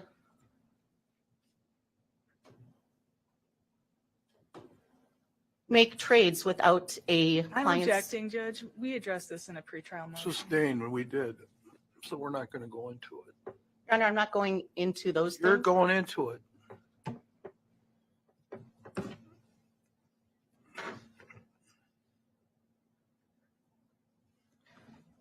From 2013 to 2015, you worked with a woman named Shelley Burnt. I'm objecting to the relevance of this testimony. If some other witness is going to be called, then that's relevant. But in terms of what Mr. Klug has to say about that, that's not relevant. What sort of relevance are we trying to establish? This is prior acts of untruthful conduct.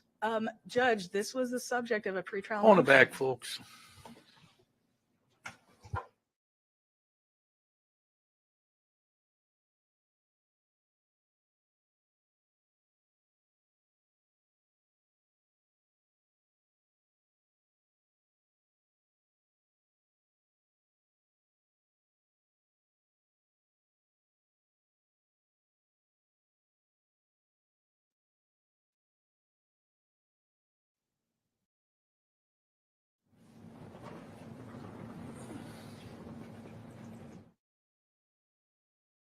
Jury is outside of the courtroom.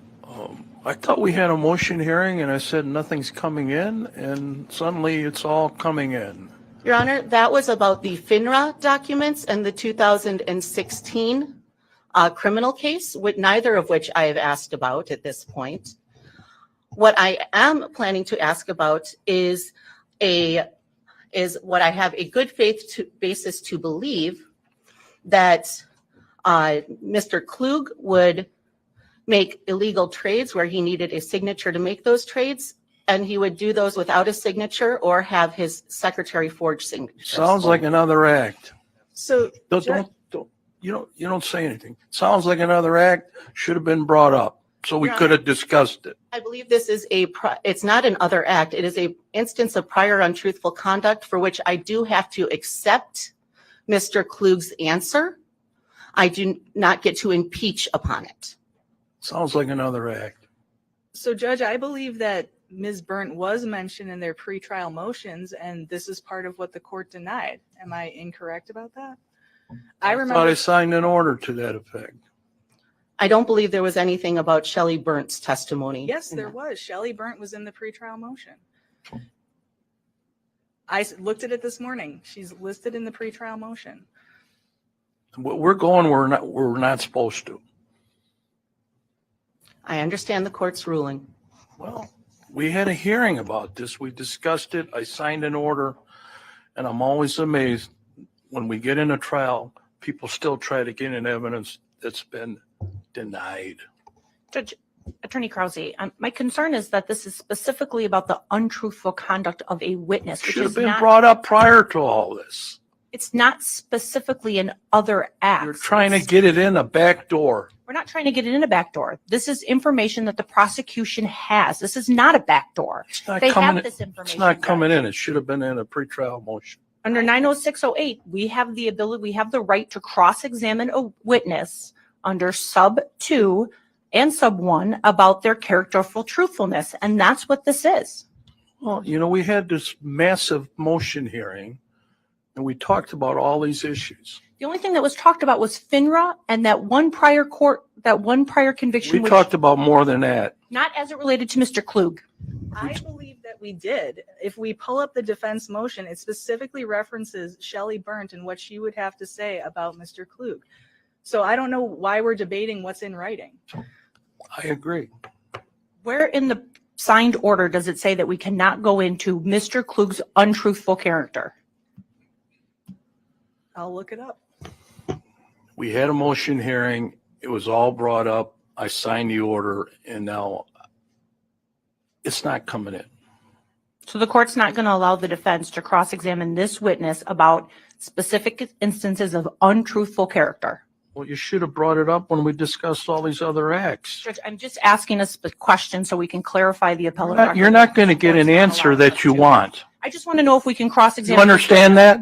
I do, Judge. You're not going to box me into something. I'm not trying. I'm not going to play that game. I'm not trying to do that. You Judge. are. I'm just trying to clarify because there I are. told you we had pretrial motions. Judge, I want to know. You so were that- here.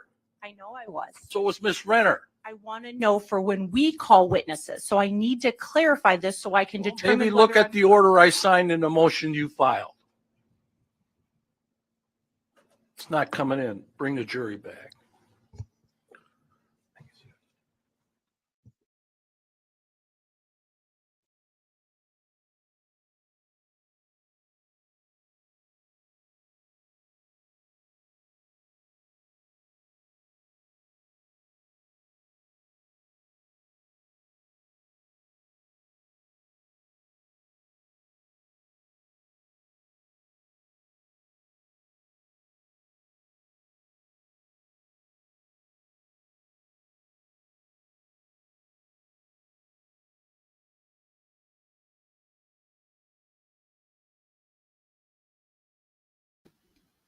Oh, I mean, if I might drop a tribute to our original judge in this case. That was before the Don't princess get went. brazen with me. Ooh, Judge Rowe was not playing. Seems like we're having a similar take on how he's going to preside over this case with our current counsel. 2002 CF 314, the appearances are the same. I sustain the objection, so let's move into something else, Ms. Renner. I have no further questions. All right, any redirect? Yes, Your Honor.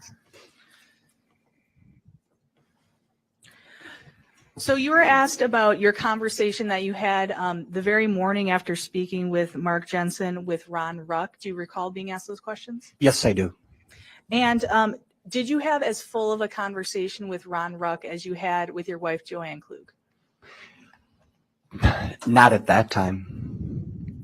And so that morning, you did not describe in detail what Mark Jensen had said to you, to Ron Ruck? I may have told him that what Mark was planning on doing, because Mark was also his manager and wanted to let him know the character that he was working with. And to be clear, it was not you and Mark mutually talking about killing your wives? That's correct. I was not planning on killing my wife.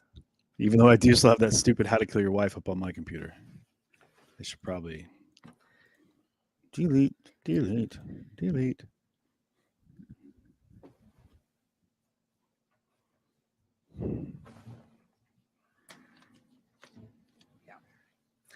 So, Mr. Klug, you were asked questions about your initial testimony in July of 2007 and whether you specifically mentioned ethylene glycol. Do you recall those questions? Yes, I do. Now, at that forfeiture hearing, you did testify about Mark telling you about a substance that would slowly crystallize you from the outside. Is that correct? Inside out, yes, correct. Or inside of your body out? No. That's correct. Okay, so you recall Sure. at that time not saying ethylene glycol, but talking about crystallizing. That's correct, because I didn't know what that chemical was. And to be clear, at that hearing, you didn't just testify about Benadryl, correct? That's correct. You talked about poisons. That's correct.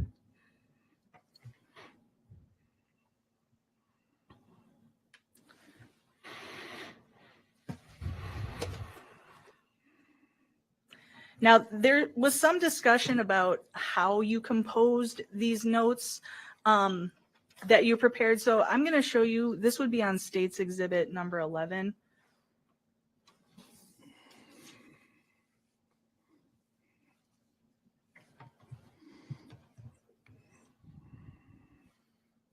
He said, "You're not going to box me in." Whew. Now, if you look in front of you at the paper that is State's Exhibit 13, Yes. just take a look at that and then take a look at the screen and let us know if you believe that those are the same things. Yes, they are. Okay, so you have 4 pages in front of you.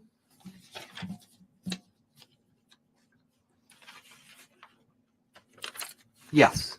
Okay.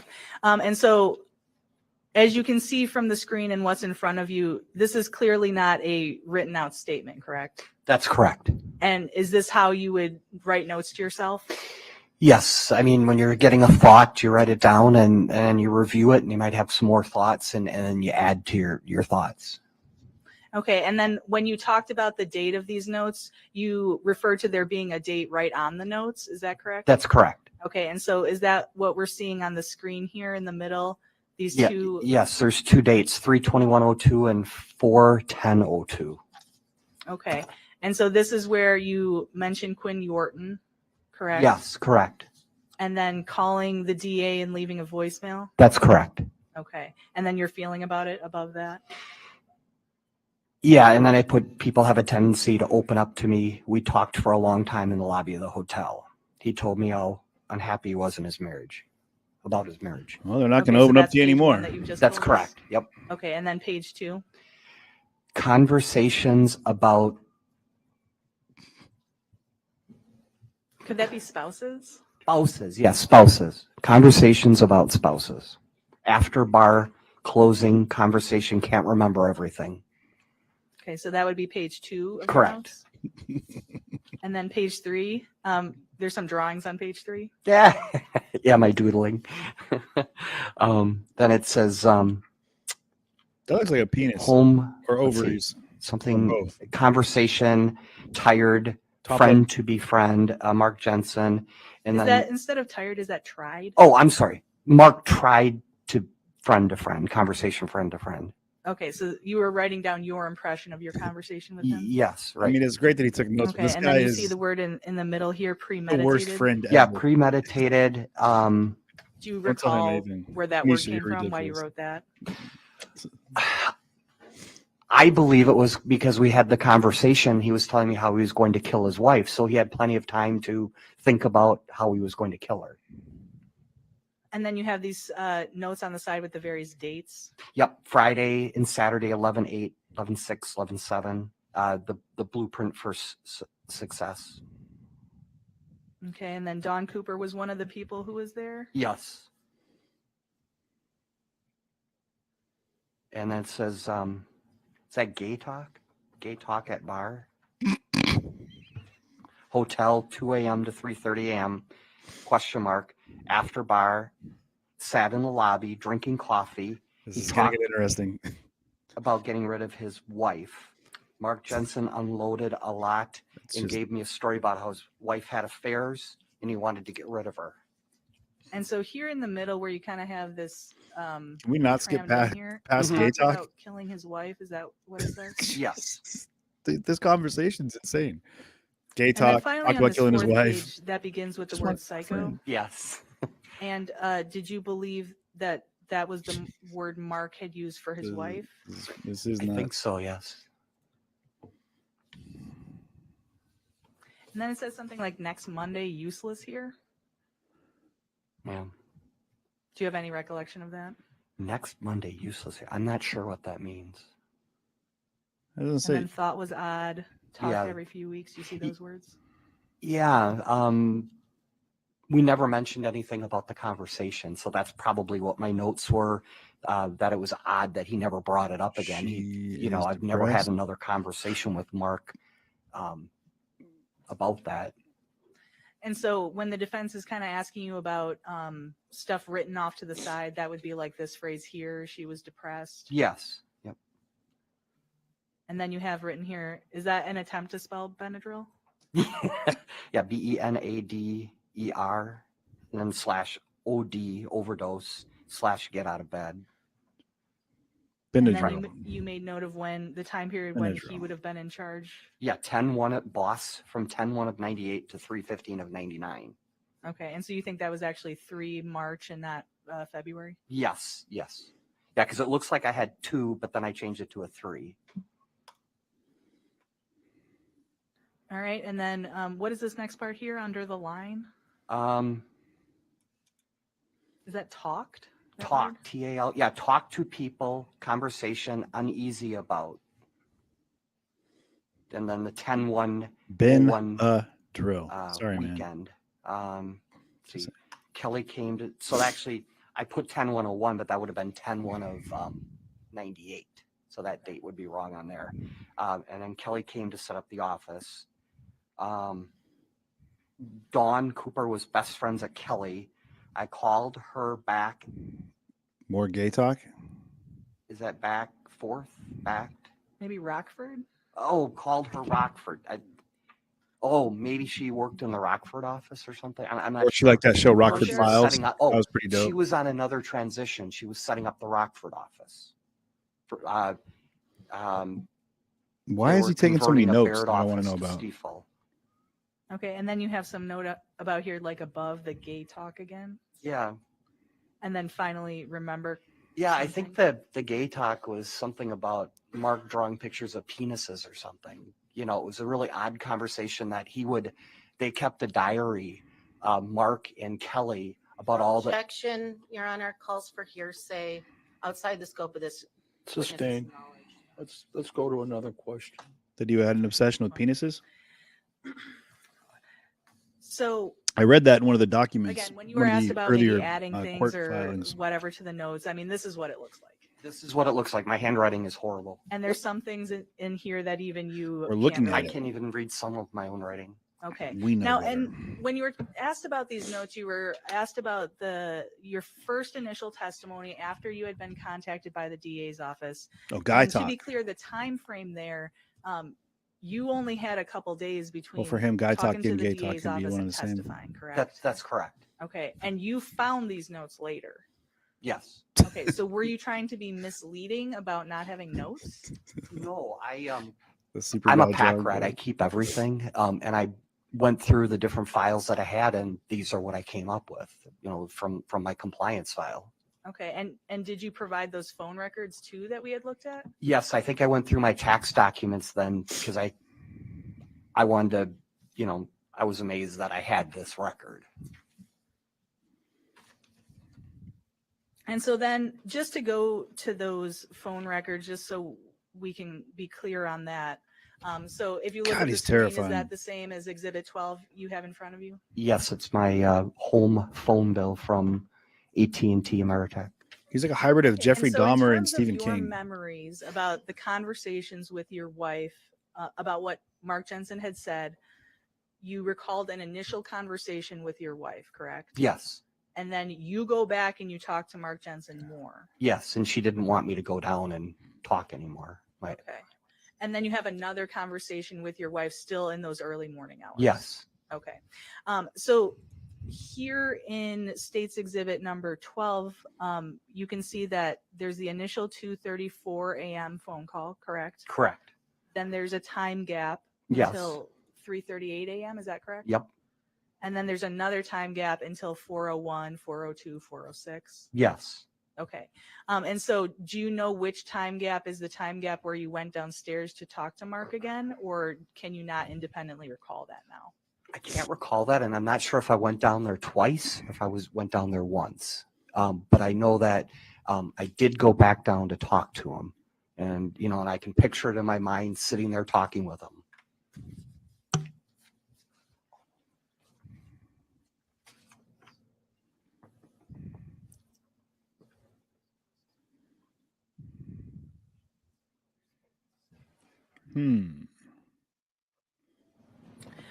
Okay. So I want you to think back still to that late evening conversation at the bar with Mark Jensen. So you just reviewed the notes that you have provided, that you eventually provided. So in those notes, there is a reference to gay talk.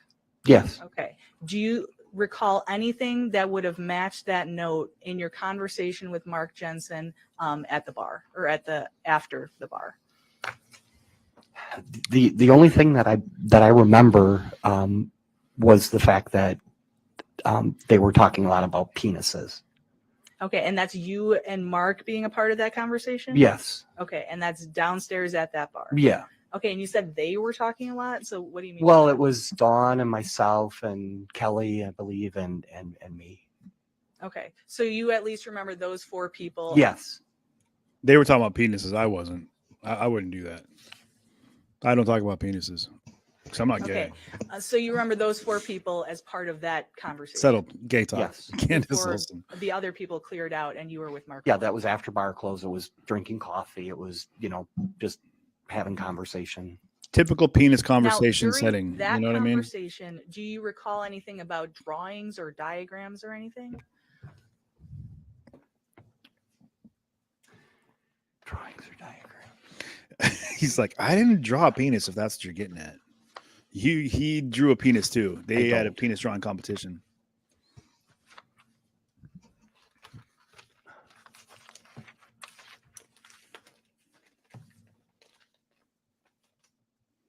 Mark's drawing a penis right now. Definitely. Okay, so, in terms of any reference you've made to drawings or diagrams, is that anything that you heard from the defendant?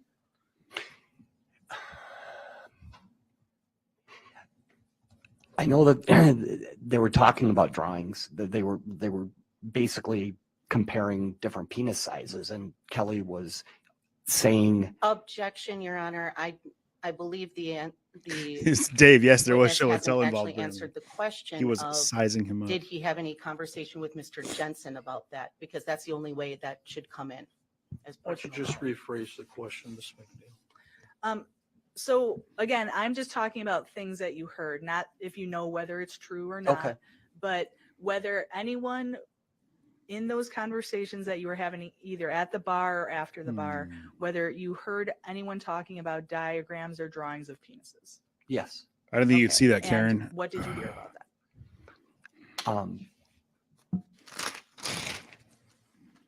There was a lot of talk about different size of penises from lovers and ex-lovers. Okay. And you remember Kelly Labonte being a part of that conversation? Sorry, bud. I hit my dog with a penis picture. I mean, I don't recall. an alleged. Okay. You remember Mark Jensen being a I part of that remember conversation? Mark and Dawn. Okay. And is it true that Kelly was there for a large portion of the night? Yes. Correct. Okay. Like a And bachelorette so, party. Who You was know, drawing going it? back to your notes. Is that how people is do that what bachelorette you were parties? They draw referring to penises? with gay talk? Yeah, I believe so. Yes. What was the gay talk? Just because they were talking about penises? Is that? I don't think that makes it gay. You know what I mean? I don't think triumphantly veiny ones. I mean, I guess if it would depend on the context, I suppose, of that conversation. But I think just structurally, a conversation about penises is healthy. We got to talk about it, you know? Okay. So what you've just testified to, is that something in terms of standing out in your mind? Is that a conversation that was unusual? Yeah, the whole conversation was unusual. So that's not a topic that you typically discussed at bars when you were out with people? No.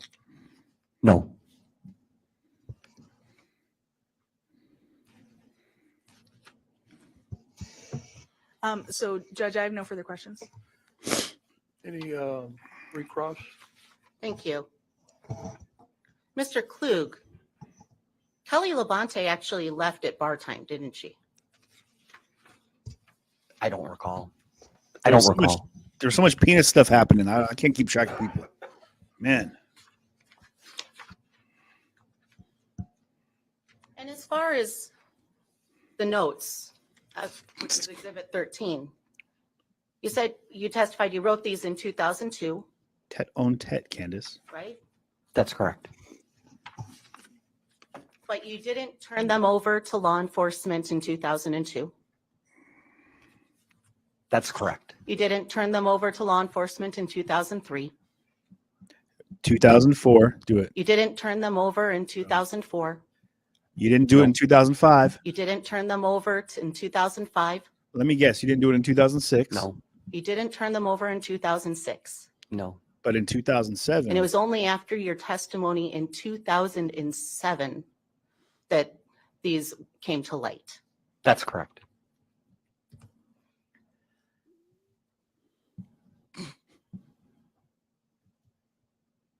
I just did it. This guy. She's just pissed. Does she have a nose ring in? Nothing else. All right, you're excused. Thank you.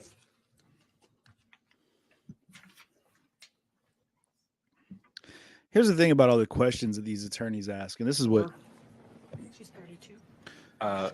My distinguished co-counsel says it's number 32, Your Honor. Thank you.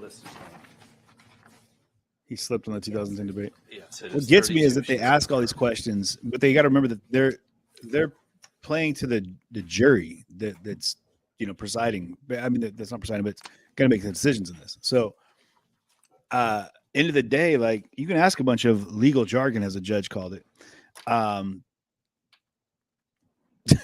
RJ, nothing better than a couple old fashions with flaccid and erect penis talk on the side.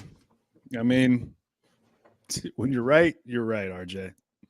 You know, it's coffee talk. It's coffee talk. You talk about penises.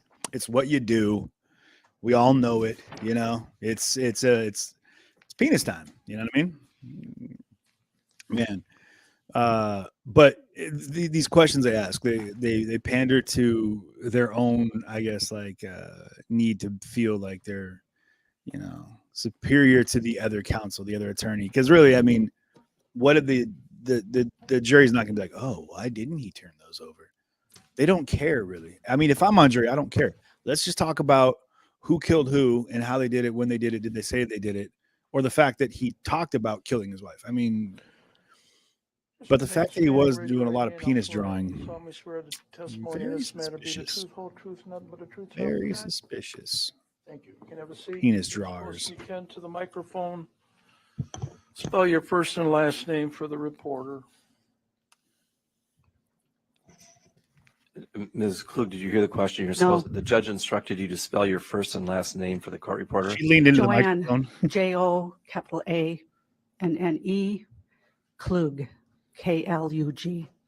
She just found out a lot And about her husband. Ms. Klug, do you know Ed Klug? Yes, I do. Could you tell the jury how you know Ed Klug? I was married to Mr. Klug this is for 29 The years. ex-wife. Oh, it's happening. And you say that in the past tense, so you're no longer married to Ed Klug? That is correct. And who filed for divorce, you or him? I did. Take a guess. And on when that. did you file for divorce? That was in 2011, And when was your divorce final? 2013. Not So it 2012. took almost 2 years to get divorced? Correct. And was it an amicable divorce or was it a rancorous divorce?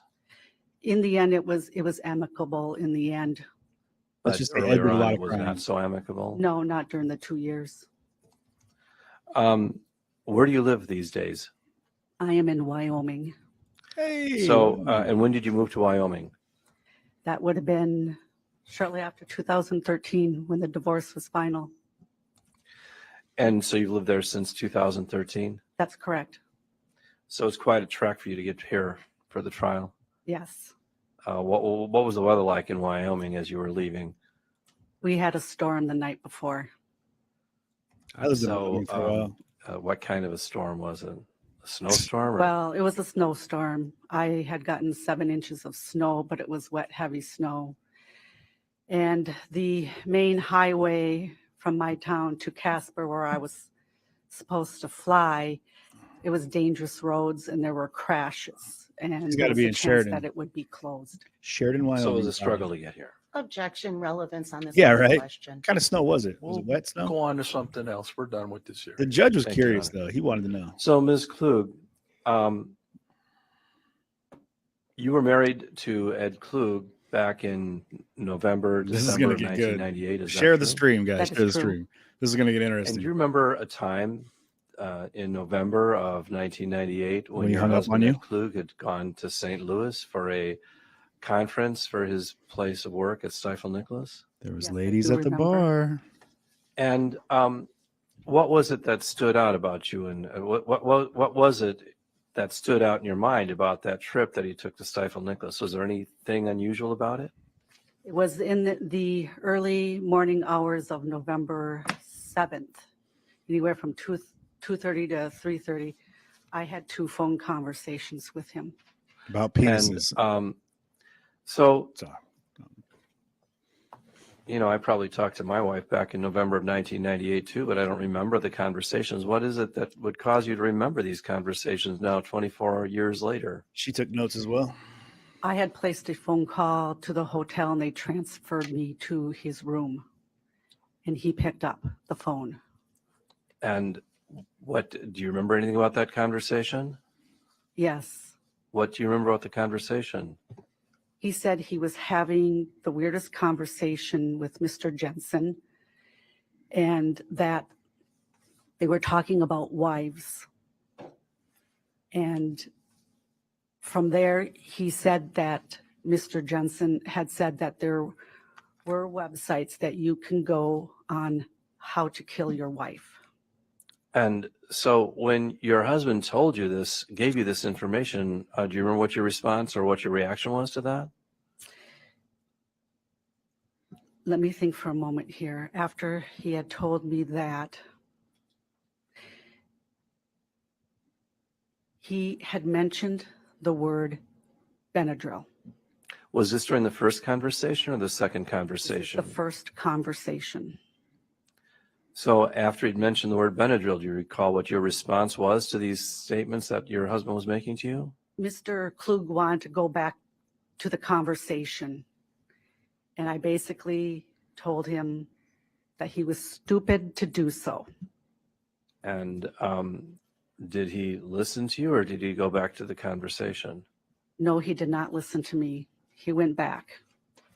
And did you have any other conversations with Mr. Klug then later that morning? There was a second conversation. So tell the jury about that second conversation. I placed the phone call. And again, he answered it. Do you remember about what time that call was or how much time elapsed between the first and Tanisha, second phone call? It had to have been more than a half an hour. As far as I can remember, it was more than a half an hour. So do you remember anything that your husband told you during this second conversation? In the second conversation, I asked him, what would two educated men be doing talking like that in the early morning hours? And did he say anything more about the conversation at that point? Yeah, Taryn, he's At terrifying. that point, no, he did not. Did you talk to your husband again once he got to the airport? He called me from the airport. And do you remember anything about the conversation when he called you from the airport? A lot of crying. He was going to tell me his flight, when his estimated time for arrival, coming home. And then because the question in my mind after those first two conversations, I was trying to understand how can someone die from Benadryl? And did you ask Mr. Klug about that? Yes, I did ask. And do you recall what Mr. Klug told you in response to that And question? he told me antifreeze. Do you remember anything else about that conversation? After that conversation, no, I do not. I do Now, not. at some point after your husband had returned from the blueprints in St. Louis, do you recall ever hearing about whatever happened to Julie Jensen? That was December of 1998. And how did you hear about what had happened to Julie Jensen? I heard it from Mr. Klug. And what did Mr. Klug tell you? He I told just me Did the math that on he that, Taryn. called Mr. Jensen to offer his condolences. So at the time that you'd learned, you'd heard previously about this conversation that Mark Jensen had with your husband about killing his wife. And then just a month or so later, you hear that Julie Jensen is dead. Did you and your husband discuss whether he should go to the authorities and tell them about this conversation? He had asked me what he should do. And did you have any insights as to what he should do? He put the ball in my court. I put it back into his court. So what do you mean by that? He was there that evening. He heard the conversation. Then he was relaying it back to me. And I remember telling him that if he goes forward with this, that I would stand beside him because he made me party to that conversation. But did your husband come forward at that time? No, he did not. Now, at some later time, you had heard that Mark Jensen had been charged with the murder of Julie Jensen. Is that true? Yes. And how did you learn that Mark Jensen had been charged with the murder of Julie Jensen? That was from Mr. Klug. He told So me that. when Mr. Klug told you about that, did you and he again discuss the likelihood or the appropriateness of him to step forward and tell the authorities about that conversation that he'd had with Mark Jensen? I did not offer any more advice on it. It was like having an elephant in the room. You didn't want to talk about it. I didn't want to talk about it anymore. So he did not come forward in 2002, did he? No, he did not. And when was the next time that anybody talked to you about this conversation that you'd had with your husband, Ed Klug, on November 7th, 1998? Do you remember when the first time you ever spoke to a law enforcement officer or anybody from the government about this? 2007. And what transpired at that time?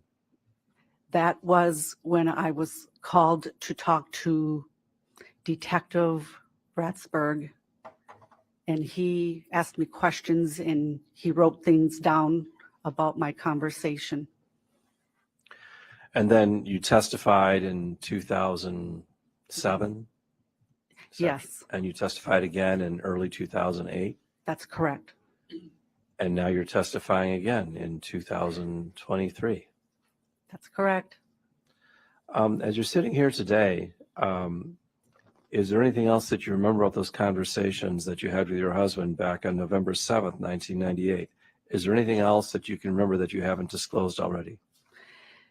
Well, in 2007,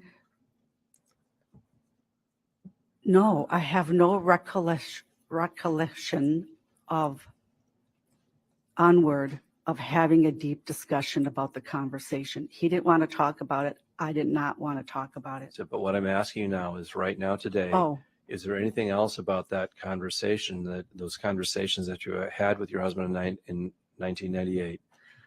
Is there anything else that you can remember about them that you have not already disclosed? well, December of 1998, when he told me that Julie died, and he gave the condolences to Mr. Jensen, he said that Mr. Jensen told him that she had been sickly and taking too much Benadryl. That's And at that point, did you ask your husband if you confronted Mr. Jensen about the conversation that you had with him on November 7th? no, In December of 1998, did you know what the relationship was, the business relationship was between your husband and Mark Jensen? well, he was senior vice president of Stiefel Nicholas, Mr. Klug, and he was transferring clients from Robert W. Baird. And Mr. Klug did not have his Series 8 license to sign off. And then Mr. Jensen, he was supposed to be doing that, helping him with the office.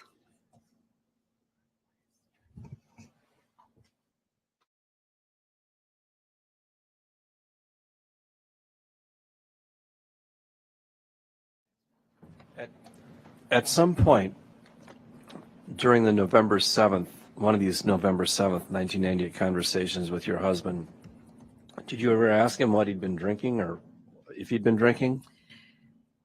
Let me think back. In November of 1998, in the second conversation,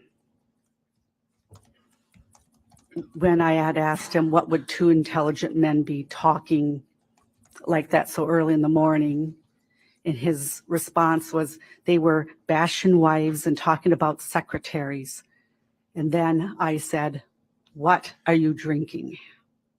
And why did you ask Dude's that? a straight Why would you cliche. ask him what he was Well, drinking? maybe not a straight cliche. Well, as opposed to how much, I was what you were drinking, because Well, why would you ask what he was drinking instead of how much he was drinking? Mr. Klug does not drink beer. He drinks mixed drinks and has been known to have them watered down so that he can continue talking to other people at the conference. So that was why I said, "What were you drinking?" And he said, "I switched to coffee." When you talked to your husband, did he, on November 7th, 1998, did he sound like he was intoxicated to you? He was clear. His words Very- weren't slurred? No, there was no slurring of words. So do you have an opinion as to whether or not he sounded or to be under the influence or not? He did not sound under the influence.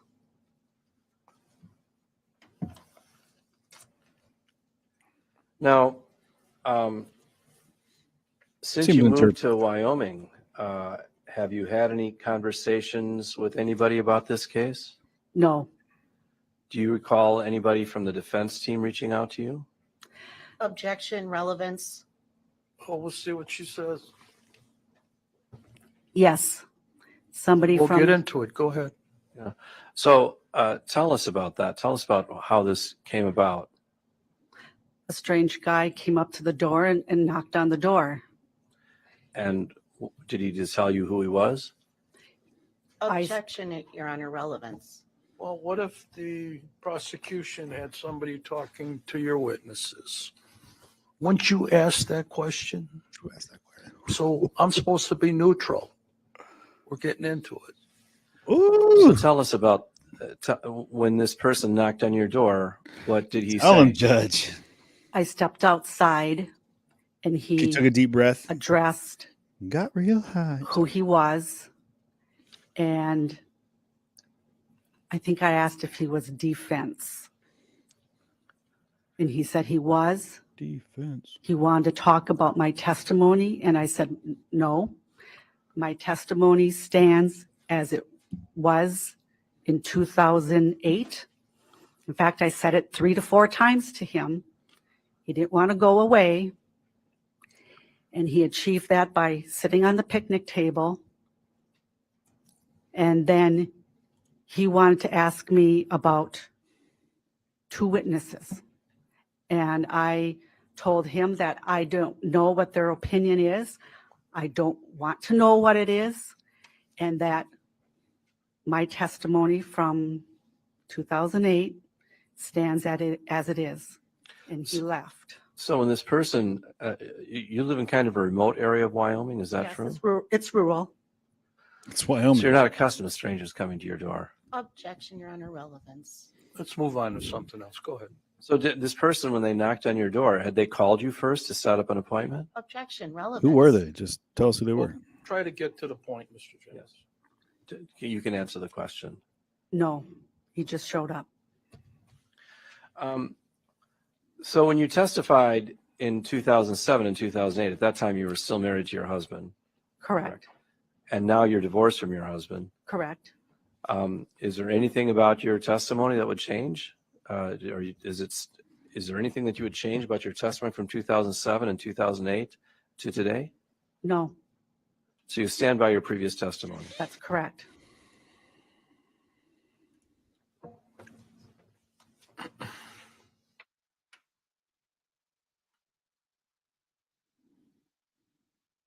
So let's talk about the question, the conversation that occurred when your husband was at the airport on November 7th, 1998. Tell us what it was that you were confused about again. Well, in the first 2 conversations, I didn't get my answer as to how could Benadryl harm you. Thank you, John, for that super sticker. And so you wanted clarification on that point? Well, I didn't know how Benadryl could kill you. So in that 3rd conversation in the airport, I asked him. What did you ask him? I asked him, how can Benadryl harm you? And he said, antifreeze. He's like, I took notes. Don't worry. You'll find out. That dude seems like, yeah, that guy is terrifying. They seem like they're peas in a pod. Thank you, Mrs. Klug. I don't have any further questions. All right, who's Good doing thing- the cross? That'd be me, She Your got Honor. away from Go him, ahead. man. Ms. Barry and Klug, Is Taryn. your last name still Klug? That's correct. That's correct. You're my people. Now, you testified that you spoke twice with your husband on the Friday night, Saturday morning of the Blueprint Conference. Correct. And the first conversation was around 2:30 a.m. From my recollection, anywhere from 2:38 to 3:30, the 2 conversations occurred. Would it assist you to refresh your recollection if you looked at the bill from that time of period? The telephone bill? Sure.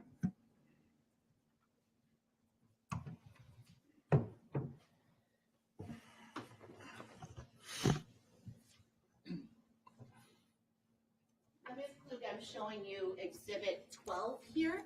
If you could review that and let me know when you're done.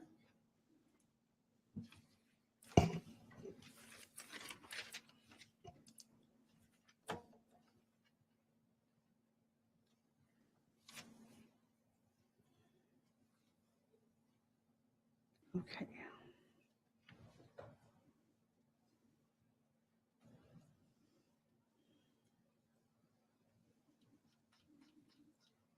I'm showing 2:34 and 3:38. Correct. So the first conversation was at 2:34 a.m. Correct. And that was about a 2-minute conversation.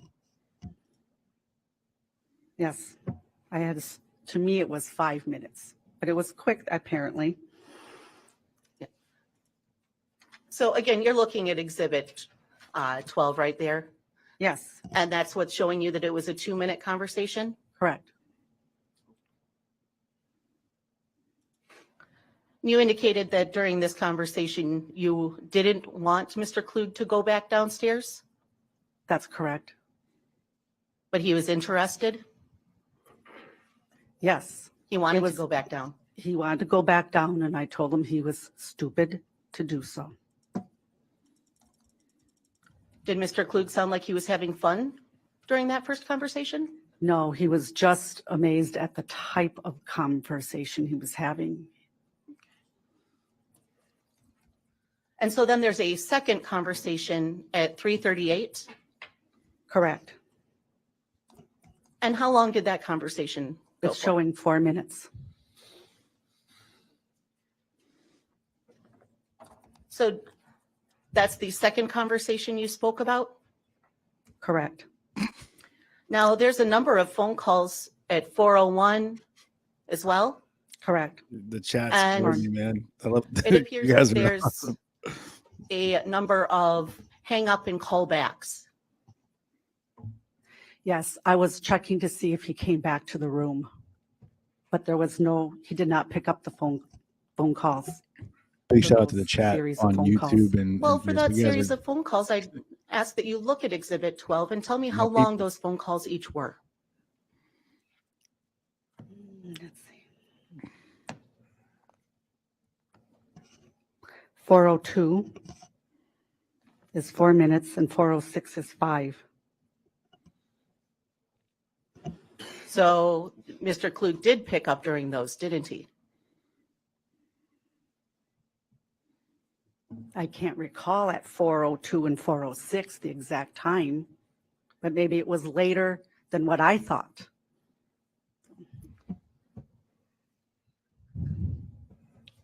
You right. Now, Ms. Klug, you didn't reach out to law enforcement in 1998, did you? No, You didn't reach out to the district attorney's office? no, not in 1998. You didn't reach out in 1999? No, Did You you reach didn't out in reach out 2000? In 2000? correct, Did you You reach out didn't reach out in 2001? 2001? correct, You didn't reach out in 2002? correct, You didn't in reach out in 2003? correct, Let me You guess. didn't reach out in 2004? Wait for it. correct, 1873. You didn't reach out in 2005? correct, My money's on And you didn't 2007. reach out in 2006? correct. Now, you heard in 1999 that Julie Jensen died. Yes. Yes, It's 2007. Or you actually, was it in 1998 or 1999, if you recall? December of 1997. Now you're irritating her. 98? Sorry, Or- Pam. December of 1998. Okay. Yes, It's okay, it's a long time ago, right? correct. 22 years ago? Yes. Answer the Or question. 24 years? 20, yes, 24. Not Sorry, 23, Council's math is not so great today. not 22. It's your council. Your counting is fantastic, Council. You're doing great there. Now, you first spoke with law enforcement about this case in 2007. Not Yes, 2006. Now, you also were aware in 2002 that Mr. Jensen had been charged with this case. yes. And in fact, you had looked it up on the internet. The internet was a reporter, but that was way back in 2007. So from 2002 onward, I got on with life. Yeah. I mean, I had a 20-year-old who moved back home, but he took a girlfriend who had an 18-month-old. I had a daughter in high school, a son in middle school, and their lives were active. So you had your own life going on. So I did not address that situation. I got on with my family. But you were made aware of the charging in 2002. That's correct. Now, you first spoke with Detective Ratsberg on July 31st of 2007, right? It was July or August, one of the two, from Feel what free I to can remember. let Pam Well, it know was the how day things after your operate here. husband testified in this case? It may have been, And Yeah. you were aware of your husband testifying? yes, he told me he was going to testify. And you spoke with your husband about the testimony? I didn't ask him about his testimony. But you did speak with him afterwards? Afterwards, when he came home that day, I just asked him how he felt about the situation, if he could do a recall, but he was reticent. He didn't want to talk to me. And I was fine with that because I didn't want to hear anything. Now, when you spoke with Detective Ratsberg, he reached out to you, correct? Yes, And you knew how serious of a case this was. that's correct. You knew that you had to tell the truth, right? Yes, And you had to tell the detective everything you knew. from my recollection, yes. Right.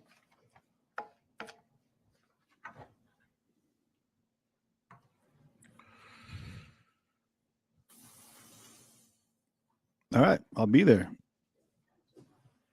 Stephanie, good looking out. Appreciate the email. I'll put it on the calendar.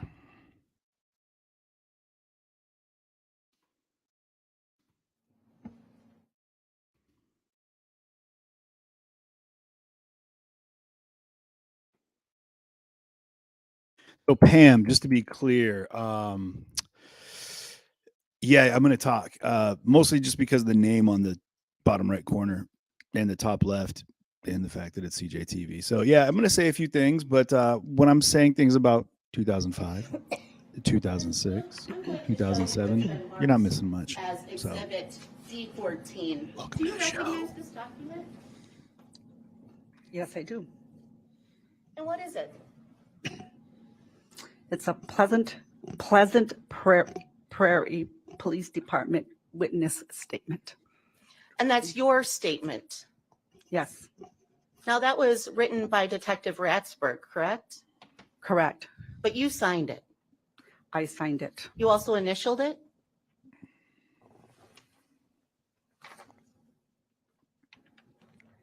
Just a signature, no initials are showing on here. Now, this statement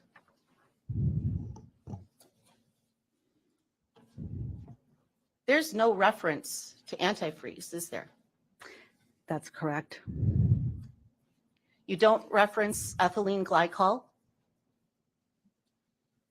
No, The only thing talked about is Benadryl, correct? correct. Now, you made sure that this was an accurate statement when it was written for you, right? Accurate at that time that it was written. And you made sure it contained all the information you thought was relevant? At that time, but there was still something missing. And I could not put something in if I could not remember it. And this statement doesn't include anything about a conversation when Mr. Klug was at the airport, does it? That's correct. It's not in here.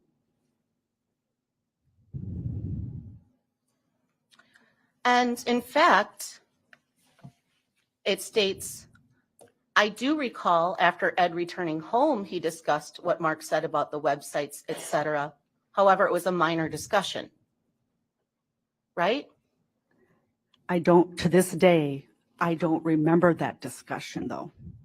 You don't remember the discussion that happened in the when airport? Mr. Klug comes home and discussing websites with Mr. Jensen.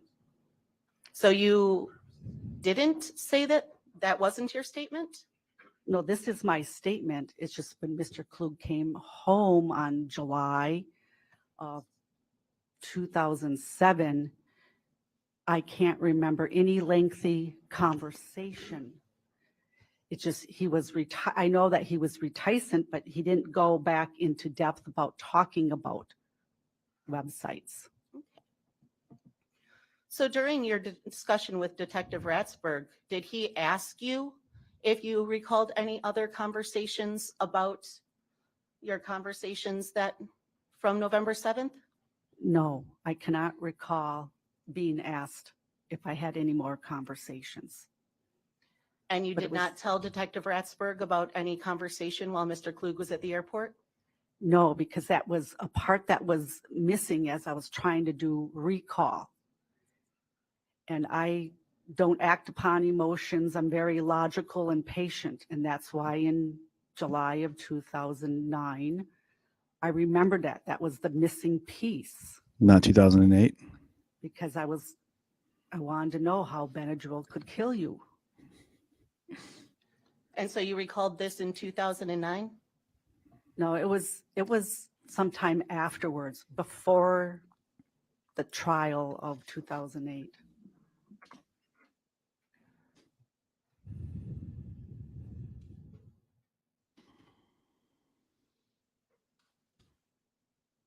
And in Ms. Klug, in your testimony, no, strike that.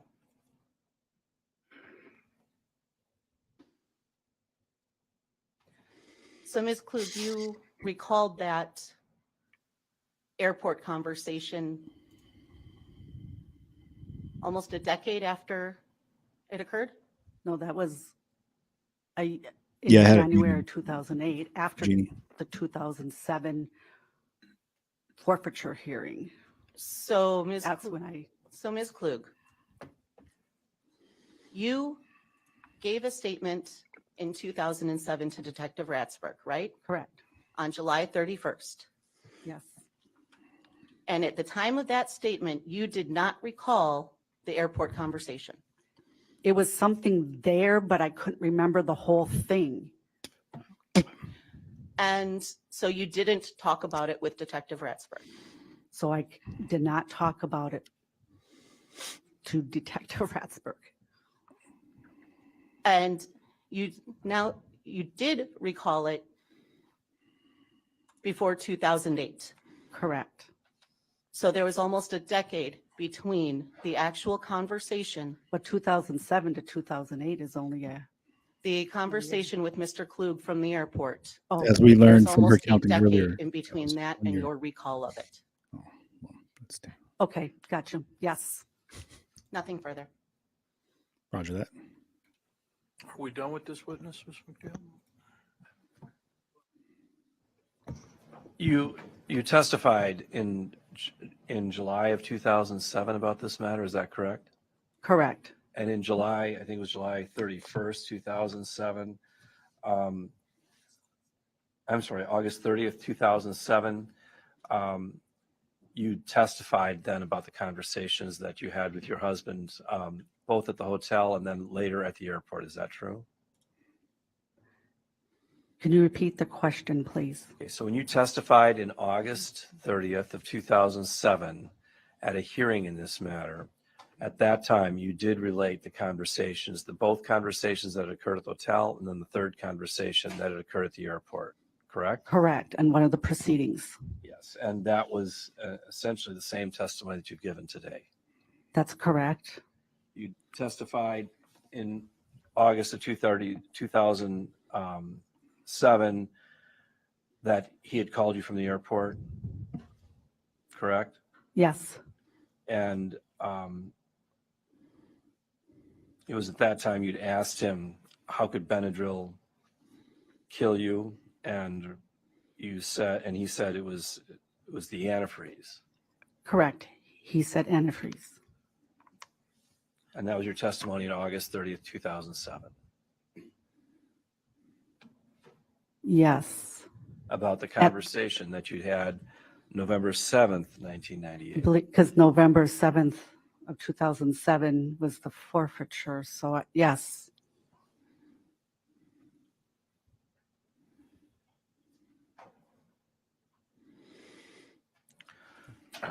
Nothing further. Anything on those, Ms. Runner? No. All right, folks, I got to talk about some legal issues with the attorneys, so they're going to get a Uh-oh. shorter lunch than you. So Legal 1:15, jargon be time. back. They're going to lunch. Going to lunch.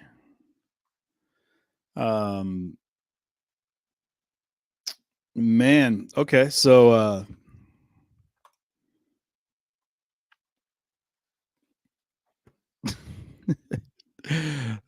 so far the tete on tete has been pretty amazing. The whole penis talk, the coffee and penis, just I was dying, man. I was dying. And the judge, if you guys check out The courtroom. I had a chance to review everything on the issue of Mr. Klug as to what Miss Renner was trying to ask and what Miss Krause was asking me. Here's the record. 2016, a motion was filed, and we heard this motion November 21st, 2022. It says, defendant's motion to admit specific instances of conduct of Edward Klug. It's signed by Miss Renner. On page 5 of the motion, it says we're going to talk about two different evidentiary reasons. One, other acts. Also, 90608, which is character and conduct of the witness. So we had the motion here. And thank God the transcript is in front of me. Usually it's not typed up that fast. And what does the transcript say? This is Miss Renner. Page 36. Your Honor, under the rules of evidence, we're also able to get into specific instances of untruthful conduct. And we went through all the facts of the untruthful conduct, the financial dealings. The allegation was he was signing documents that clients didn't know about. He was doing all this illegal activity. We argued it.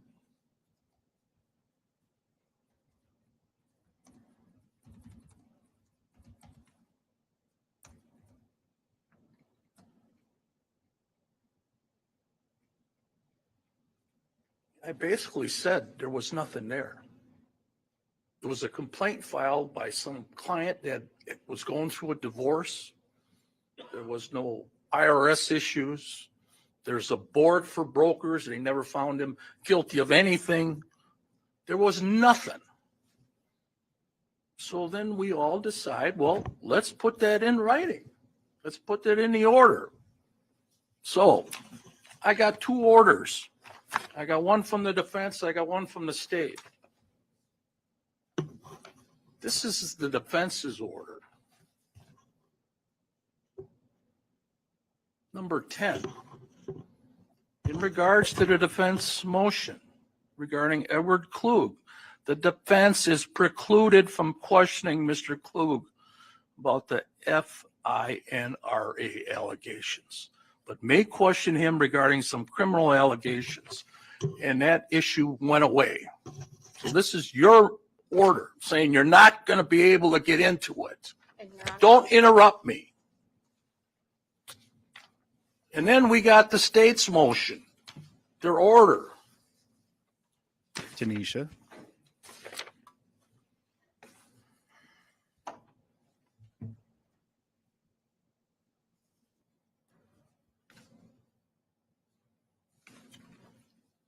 Page 2 of the order I signed. Besides the defense's order that says we're not going there, their own order. It says defendant's motion to admit specific instances of conduct of Edward Klug filed on November 29, 2016 and July 31st of 2017. The court denies these motions for the reasons stated on the record. So we got two orders saying we're not going to get there. And what does the defense do? Goes right to that area. And what does the other counsel do? Well, explain your order, Judge. It's in writing. It's part of the record. It's here. It was denied. It was heard. Now, if the state had done something like this, the defense would be screaming. That's the problem sometimes with cases. The state can't appeal some issues. The defense can. So it should not have been gone to. It's in the record. And I'm shocked that you're telling me, well, wait a minute, Judge. That's not what the order says. Look at the statute. Read the transcript.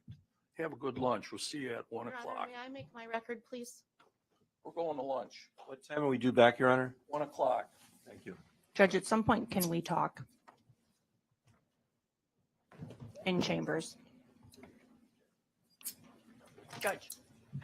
I don't know if the jury's gone, so hang on. They're all gone. Okay, he can go. Thank you. Judge is not having it. Not today. Well, let's have the defense.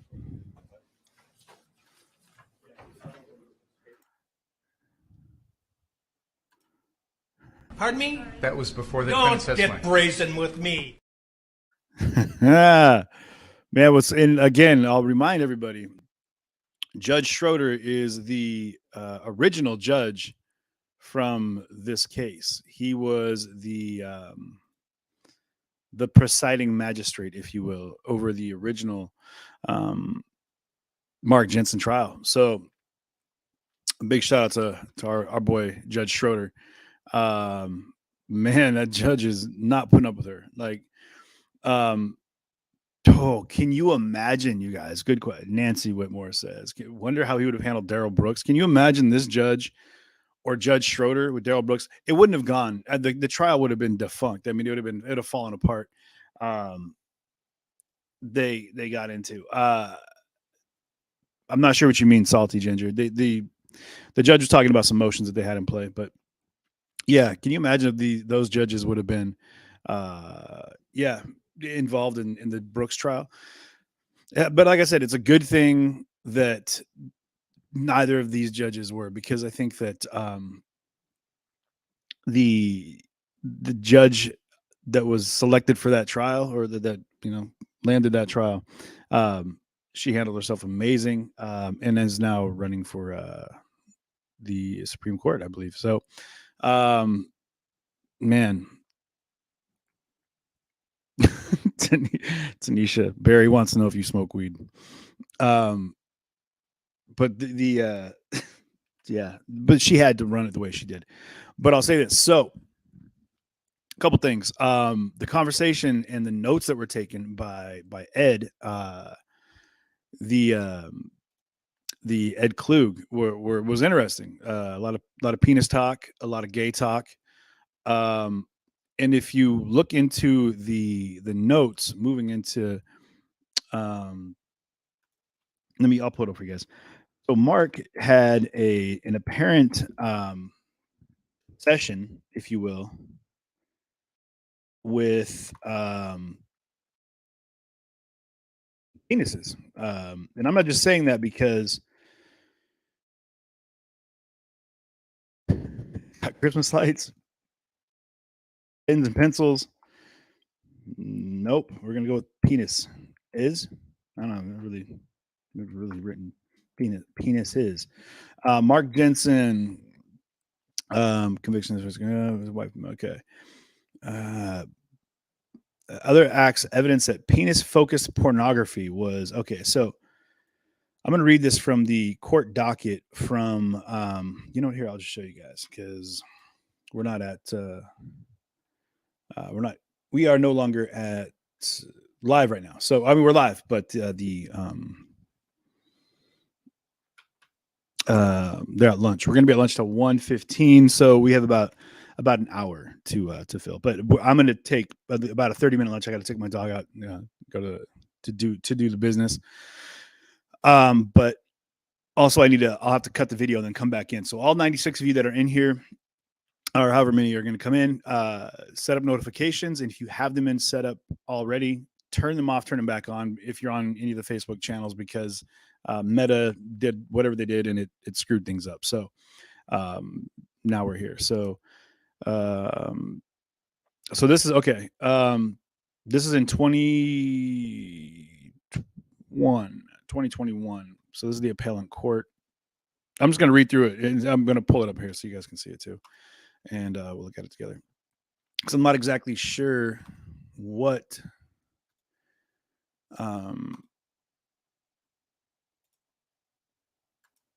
exactly is going on here. So, no, wrong one. Where are we at over here? There we go. So the let me zoom in on this here. Okay, now everyone can see this. So let me see if we can control F here. And penis was the question. Penis focus. Okay, so here we go. We found it. Holdings, the court of appeal held that wife's non-testimonial statements were not hearsay under rule which excluded from hearsay statements made by unavailable witnesses. Any error in admission of hearsay was harmless beyond a reasonable doubt. Evidence that defendant could have left pornographic photos around the house to harass wife was admissible. Other acts evidence that penis-focused pornography was found on defendant's home and office computers was properly admitted. Panorama evidence of his wife, Julie, was okay. Trying to see how these things read from top to bottom to top. Oh yeah, here we go. Sorry. Maybe that's why they have it zoomed out. So you can read a whole page at one time. And it is what it is. Sorry for those that are reading along with me and I messed it up. So properly admitted panorama evidence. Other act evidence that defendant had quizzed his paramour about her sexual history was properly admitted. Panorama evidence. Warrantless search of defendant's home and seizure of his computer without a warrant did not violate Fourth Amendment, and defendant made no showing by preponderance of evidence the trial judge was biased, and that was affirmed. It's so that was a thing that when we talked about it. Okay, other acts, 74. This is part 74 of the PDF. And this is originally, this is the Supreme Court docket PDF from 2021, I believe, 2021, 2022. Not 2020, not 2019, not 2018. We'll do that, man. But for a new love, this judge is not taking it. Yeah, the judge is not having it. Why am I still singing? We'll play that again. We got you, Barry.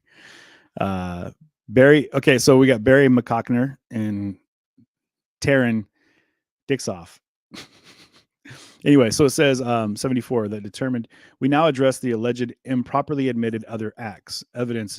Jensen acknowledges that the evidence that Julie had an affair and that he had an affair was properly admitted. Other acts evidence to show motive. However, Jensen argues that certain categories of evidence were improperly admitted. Other acts evidence. Specifically, he takes issue with the admission of one, the evidence that he left pornographic photos depicting erect penises and fellatio around the Jensen home.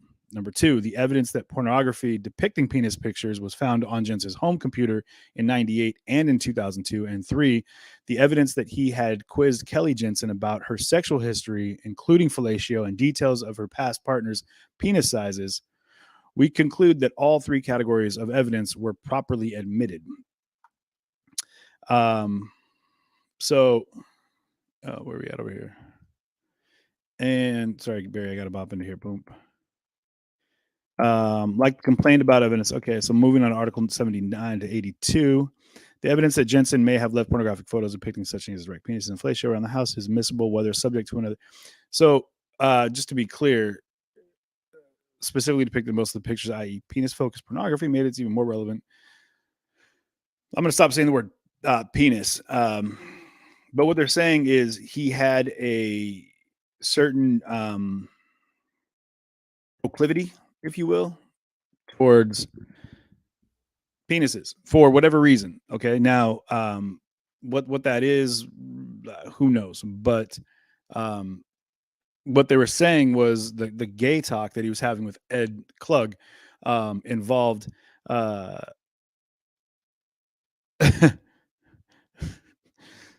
Darren, you're legit my people. You and Barry, forever and always. But they were saying that they were talking about, he was talking about penises. Now, with his wife, she had an affair, right? So Julie Jensen, and this is where, I'm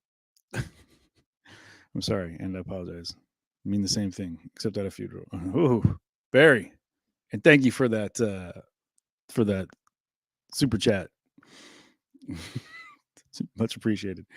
But so if we go into, we'll just keep it on this docket actually, and just pull up fair one of 19. I know he's never forgiven me for that brief. Okay, so this is directly from the note. Okay, so let me pull that note up real fast actually. So real quick, I'm going to give you guys the desktop here. I'm going to read you the note if you weren't here with us yesterday. That Julie Jensen. So this is the letter. I'll pull it up for you guys as well, actually. So,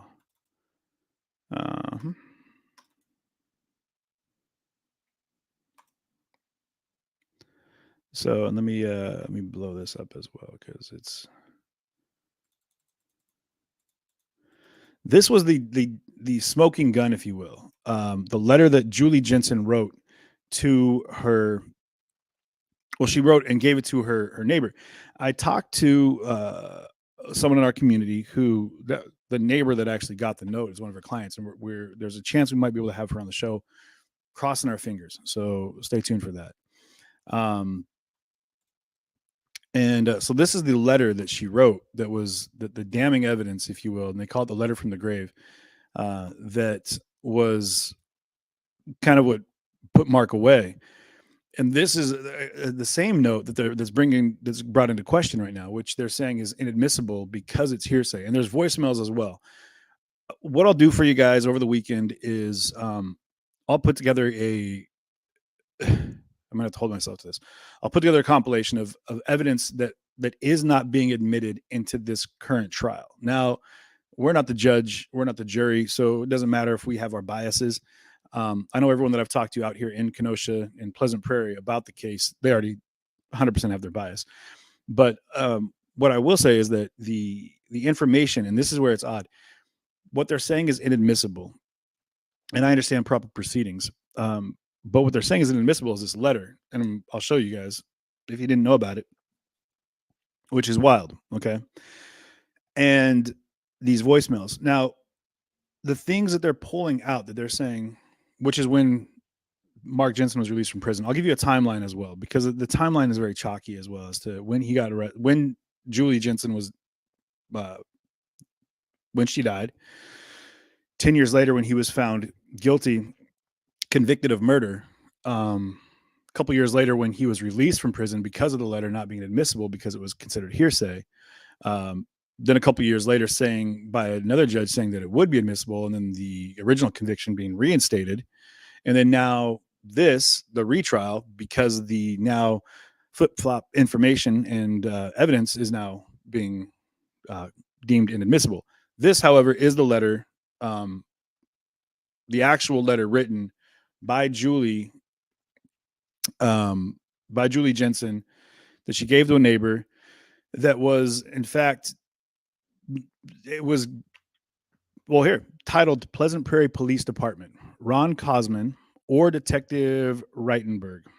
I took this picture, plus am writing this on Saturday, 11/21/98. Now, in the comments, anybody wants to pull up, because I'm in my screen right now, go ahead and post up the date that Julie Jensen died. If you would, please, for me, I'd appreciate it. So you can do a comparative as to when she wrote this, when she died. 11/21/98 at 7 a.m. This list was in my husband's business daily planner, not meant for me to see. I don't know what it means, but if anything happens to me, he would be my first suspect. Our relationship has deteriorated to the polite superficial. I know he's never forgiven me for that brief affair I had with that creep 7 years ago. Now, she had an affair with this guy, and we'll pull that up. That's what I was reading out of the affidavit, the PDF. She died, okay, 12/3/98. So date of death, 12/3/98. She wrote this 11/21 of 98. So within a couple weeks of her writing this, and thank you for that, Susie. I appreciate it. It's you can imagine the smoking gun. For that creep that I had a brief affair I had with 7 years ago. Now she's saying they had one weekend, they had sex, guy she worked with, and then she never talked to him again, told him she never wanted to see him again. And then she quit her job. So we'll look into that a little bit further as well. Mark lives for work plus the kids. He's an avid surfer of the internet, which we found out because he likes his penis pics. Anyway, I do not smoke or drink. My mother was an alcoholic, so I limit my drinking to 1 or 2 a week. So that does count as drinking, I suppose. Mark wants me to drink more with him in the evenings. I don't. I would never take my life. It's a quick jump. I don't. I would never take my life because of my kids. They are everything to me, underlined everything. I regularly take Tylenol plus multivitamins, occasionally take OTC, over-the-counter stuff, for colds, Zantac, or Imodium. Have one prescription for migraine tablets, which Mark uses more than I. I pray I'm wrong. Plus, nothing happens, ... But I am suspicious of Mark's suspicious behaviors. Plus, fear my early demise. I mean, however, I will not leave blank and blank. These are the names of our children. My life's greatest love, accomplishment, and wish. My 3 Ds. Daddy, Mark, D&D. Whatever the children's name are. And that's Julie C. Jensen. So that's the actual letter that she wrote. And it's wild to me that, so this is the evidence they're not allowing into the case. The affair that she's referring to, what we need to look into is the oh man, crack that neck. Is his, you know, and I'm gonna write this down because these are things I want to remember to do for you guys, or if you want to remind me, I don't mind it. But when she says up here, these are things that were found in Mark's, what she said, this list was in my husband's business planner. So we're gonna write that down and we're gonna find out what the list is, unless somebody already knows. And Mark's. All right. I'm not just drawing penises. I know you think that I am, but I'm not. I promise. But she's saying she had an affair. Mark never forgave her, right? The affair, John says, was in 92, right? Yeah, because she said it was about 7 years before. And she wrote the letter in 98. So 92, 91, right in there, John. So let's go back up here. So number 2. All right, number 3, the motive evidence. Elsewhere in the opinion, we elaborate on the motive evidence, but suffice it to say that the state provided evidence that not only was Jensen having an affair and planning a future with another woman in the months before Julie died, he remained bitter about Julie's affair and engaged in a campaign of emotional torture against Julie. Now, this is when they talked about a lot of the penis talks, where he was leaving penis pictures around the house, and just kind of putting a twist on her, you know what I mean? Just kind of giving her the business. Mind you, she wrote the letter in late November 21st, and she was dead by December 3rd of that same year, not even a month later. And Jensen's incriminating statements, the jury also heard from Jensen's coworker and friend David Nearing, who testified that about November 1998, Jensen was researching possible drug interactions on the internet. Let me just pull this up for you guys as well, so you know what I'm looking at. Barry's killing him. Why did the man miss the funeral? He wasn't a mourning person. Thanks for that super chat, Barry. They didn't find an antifreeze jug. Here's what. Okay, now, Teresa Richard, I appreciate that. I'm gonna pull this up here so you guys can see what I'm seeing. For those that are listening, I'm gonna read it out loud so you can hear it at the same time. Because there's a lot of people that just like to throw me in their ears and just go that route. So let's go this way here. So we're talking about the affair that both of the affairs. It seems like everybody was having affairs in this case. So you had Ed Klug was having a non-sexual relationship with his coworker that led to his divorce. Julie had an affair, and then Mark was having an affair, and so this is we heard from Ed Klug again today. Now, mind you, we had to listen to about 2 hours of testimony yesterday from Ted. Comments, go ahead.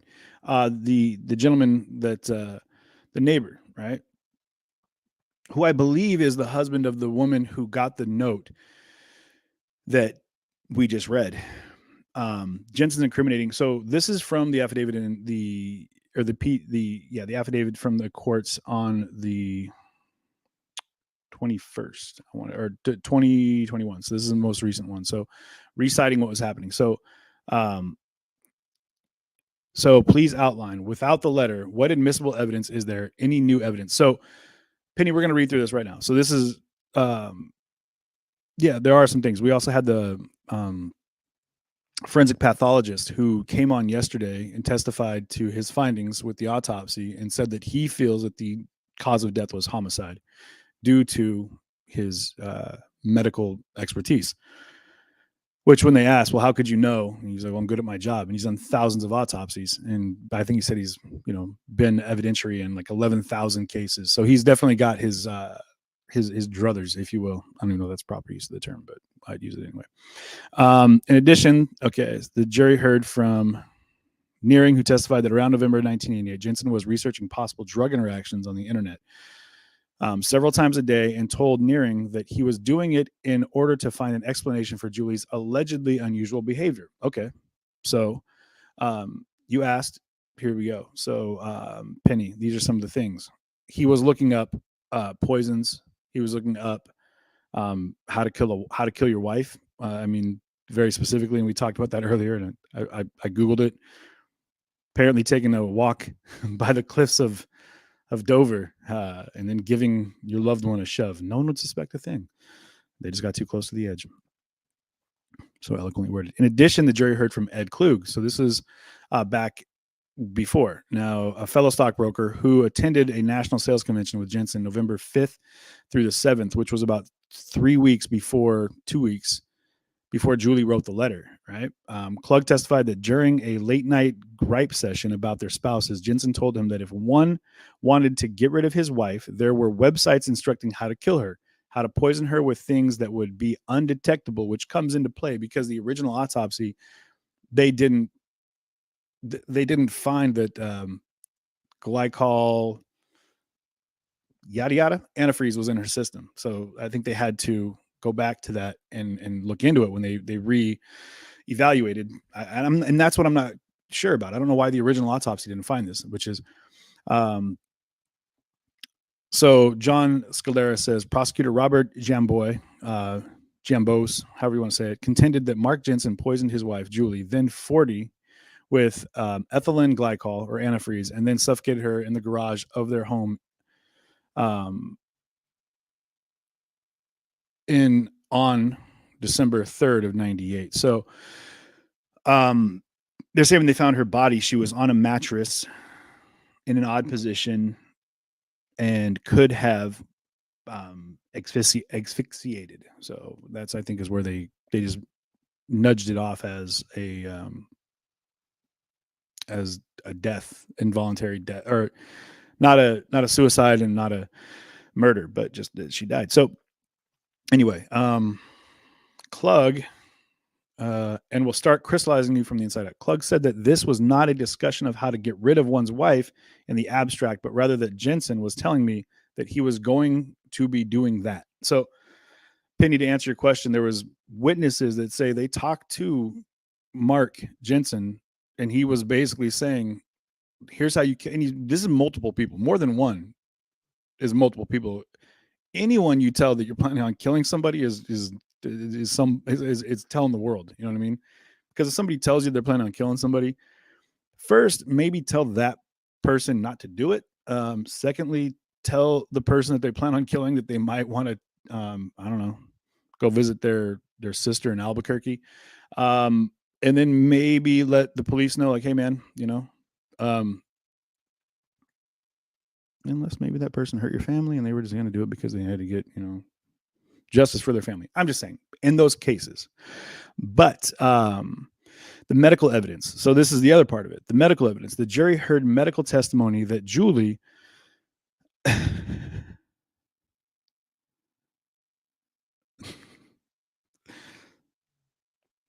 time out. Because I have to, guys. I'm sorry. So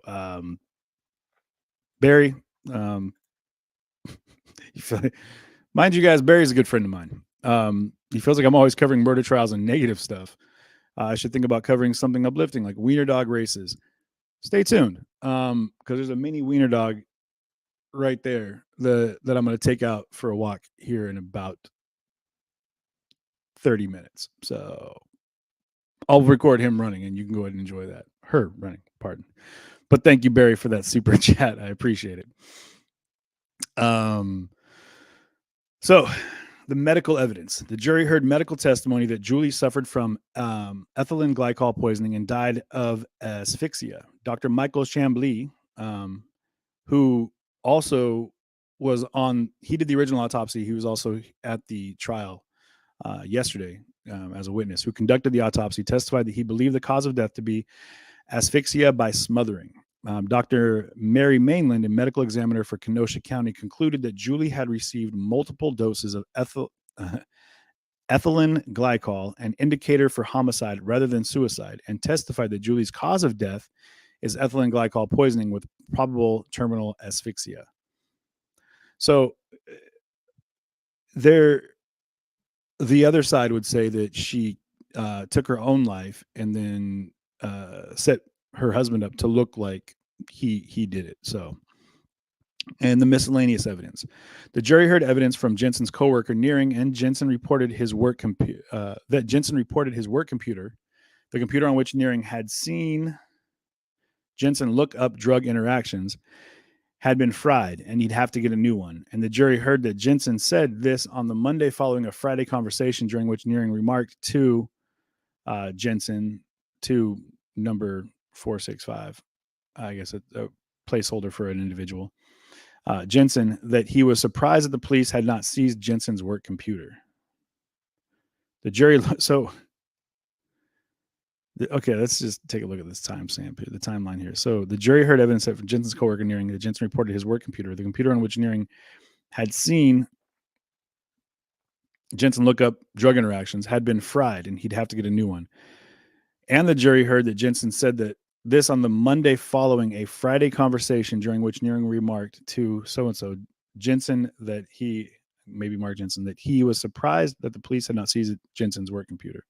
The jury learned that on the day Julie died, Jensen did not call an ambulance, despite Jensen's description of her as almost incoherent, having very labored breathing and needing help to sit up in bed. Instead, Jensen drove one son to daycare, came home for a while, and then ran a work-related errand. Nearing testified that Jensen told him after picking up the boys from school, something didn't feel right when they arrived home. So Jensen told the boys to wait in the car. With the above illustrative, I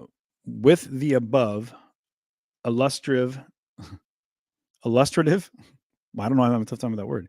Illustrative summary of the other untainted and undisputed gripping evidence against Jensen, from which a rational jury could alone conclude beyond a reasonable doubt that Jensen cruelly planned and plotted and in fact carried out the murder of his wife, we move on to examine the admitted testimonial evidence for a determination as to whether the assumed error in admitting it was harmless or reversible. As already noted, we conclude that the state has met its burden of proving admission of the testimonial evidence was harmless beyond a reasonable doubt. The state deftly dissects the challenged testimonial evidence and is able to point to admissible, duplicative, and corroborative evidence in the record. We begin with Julie's letter. All right. So I will put a link to this, so you don't have to listen to me read the whole thing. But it really breaks down all of the key points as to why this is such a, why it's leaning towards Mark. They're saying that, so Jensen's attorney right now, they've argued that Julie Jensen was depressed and killed herself after framing her husband for her death. Now, one of our viewers and a member of our community here works in the mental health sector. In her opinion, that's not how people with mental issues handle life, or death rather. It's not about framing people. It's an implosion, if you will. You don't look to externally saturate. I mean, there are people that do that, but in these times when you take your own life, you implode, right? What is Voight? There you go. Yeah. So it was Ted Voight is the neighbor. And his testimony is pretty damning because he was not able to personally be there yesterday to testify. So they played the testimony that he gave. And I'll put that link up as well. It's pretty long. It's pretty lengthy, but I want to make sure that you guys have it. So I'll put that link up as well in a breakdown summary this weekend, probably today, of the trial to now. And I want to make sure that you are able to see what we are talking about. If you have any questions, Ted White's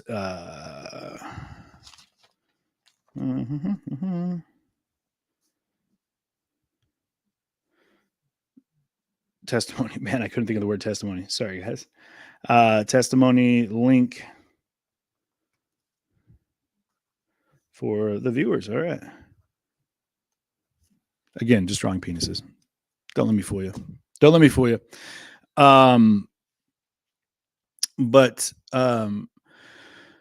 So if you remove the letter and the voicemails, so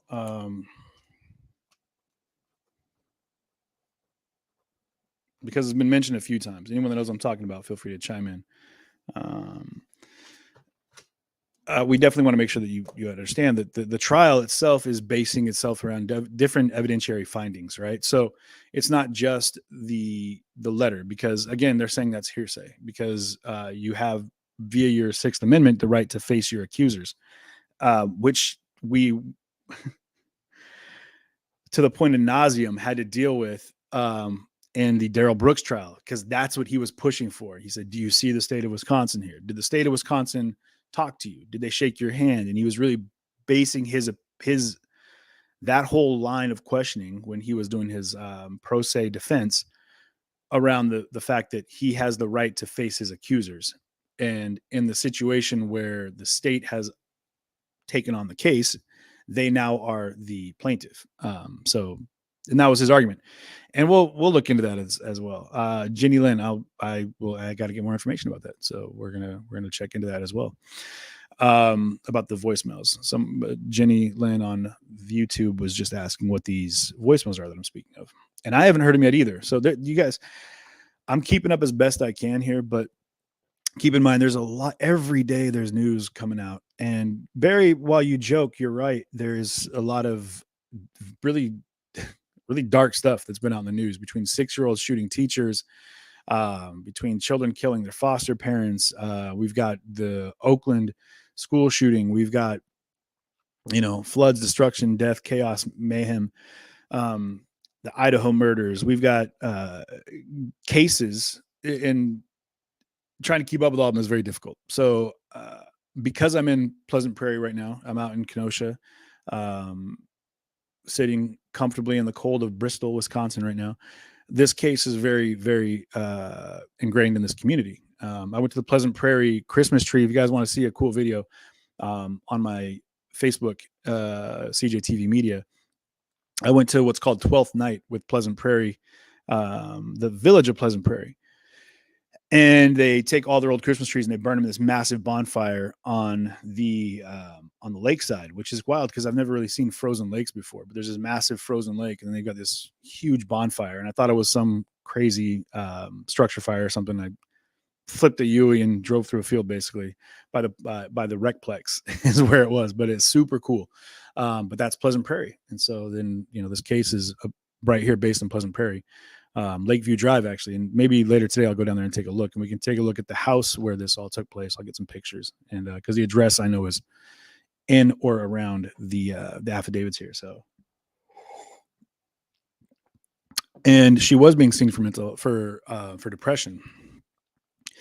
Yes. So John Scalera asked, was she being seen for mental health? She was, and I'm sure that due to doctor-patient confidentiality, they're not able to talk about that.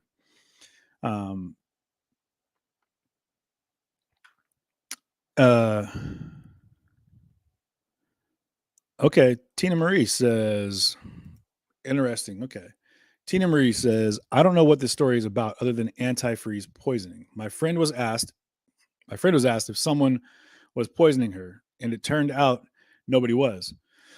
She had a very rare condition that made her kidney. Oh, okay, you're talking about your friend. I thought you meant the Julie Jensen here. But she had a very rare condition that made her kidney shut down. Some gene both parents had passed down. Her labs indicated antifreeze poisoning, though. So that was the first thing I thought of when I see antifreeze poisoning. She ended up on dialysis, and everything is fine now. Well, Tina, that's it's blessings to her.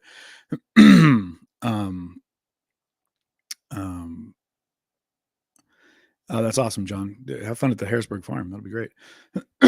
But excuse me. I'm glad she's doing good. In this one, however, there was extenuating circumstances that would point towards foul play, which is why this case is happening. But that's interesting. But yeah, I've seen she's seen her family docs for it and got Paxil, I guess. Yeah, I saw a therapist, man. I tell you what, I think we should all get therapy. I know I saw my therapist for months and months and months and months and months.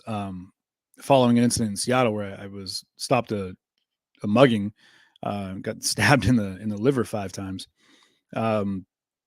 The gang of Somalians, the East African posse, but it's about 10, 11 years ago. And my employer at the time was nervous that I would have some pretty bad PTSD. And so they had me go see, a therapist. They're like, oh, we need you to go talk to somebody. Before you come back to work, we'd love for you to talk to somebody. I was laid up in the hospital for like a week, getting my liver stitched up. And what's interesting is I got there, and the therapist that I talked to was like, man, you're good. You're very well adjusted. It was a good fisticuffs. I got stabbed. I feel like I came out on top in the altercation. There was a large group of dudes, but was able to put a hurting on him and ate a steak knife to the stomach. But at the end of it, put a couple of them in the hospital as well, which is where they found them in northern Washington. I was in Seattle. They ended up in Bellingham in the ER, and that's where they found him.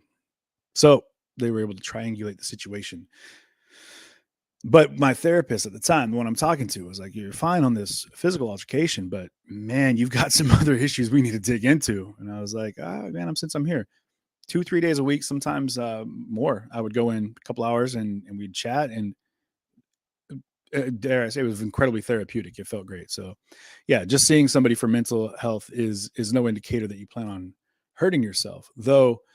If you do, and I'm gonna speak directly to the masses on this, if you do feel like hurting yourself, if there is something happening in your life, if you feel like you're going through a depression right now and you're not sure how to find a way out of it, and I'm being very as serious as possible right now, talk to somebody. It doesn't matter who, but talk to somebody. You can't hold it in. You really can't. There's, like I said, we cover a lot of things that are happening that sadly enough are can be kind of bleak, but our personal lives are going to be filled with issues no matter what we do. What I'm hoping that we can find is an opportunity in all of this to heal and grow and to move in the right direction with everything I do. My goal is to hopefully learn a lesson and glean something that'll make us better, that we can turn around and give to our children and help give them better so they can live better than we live.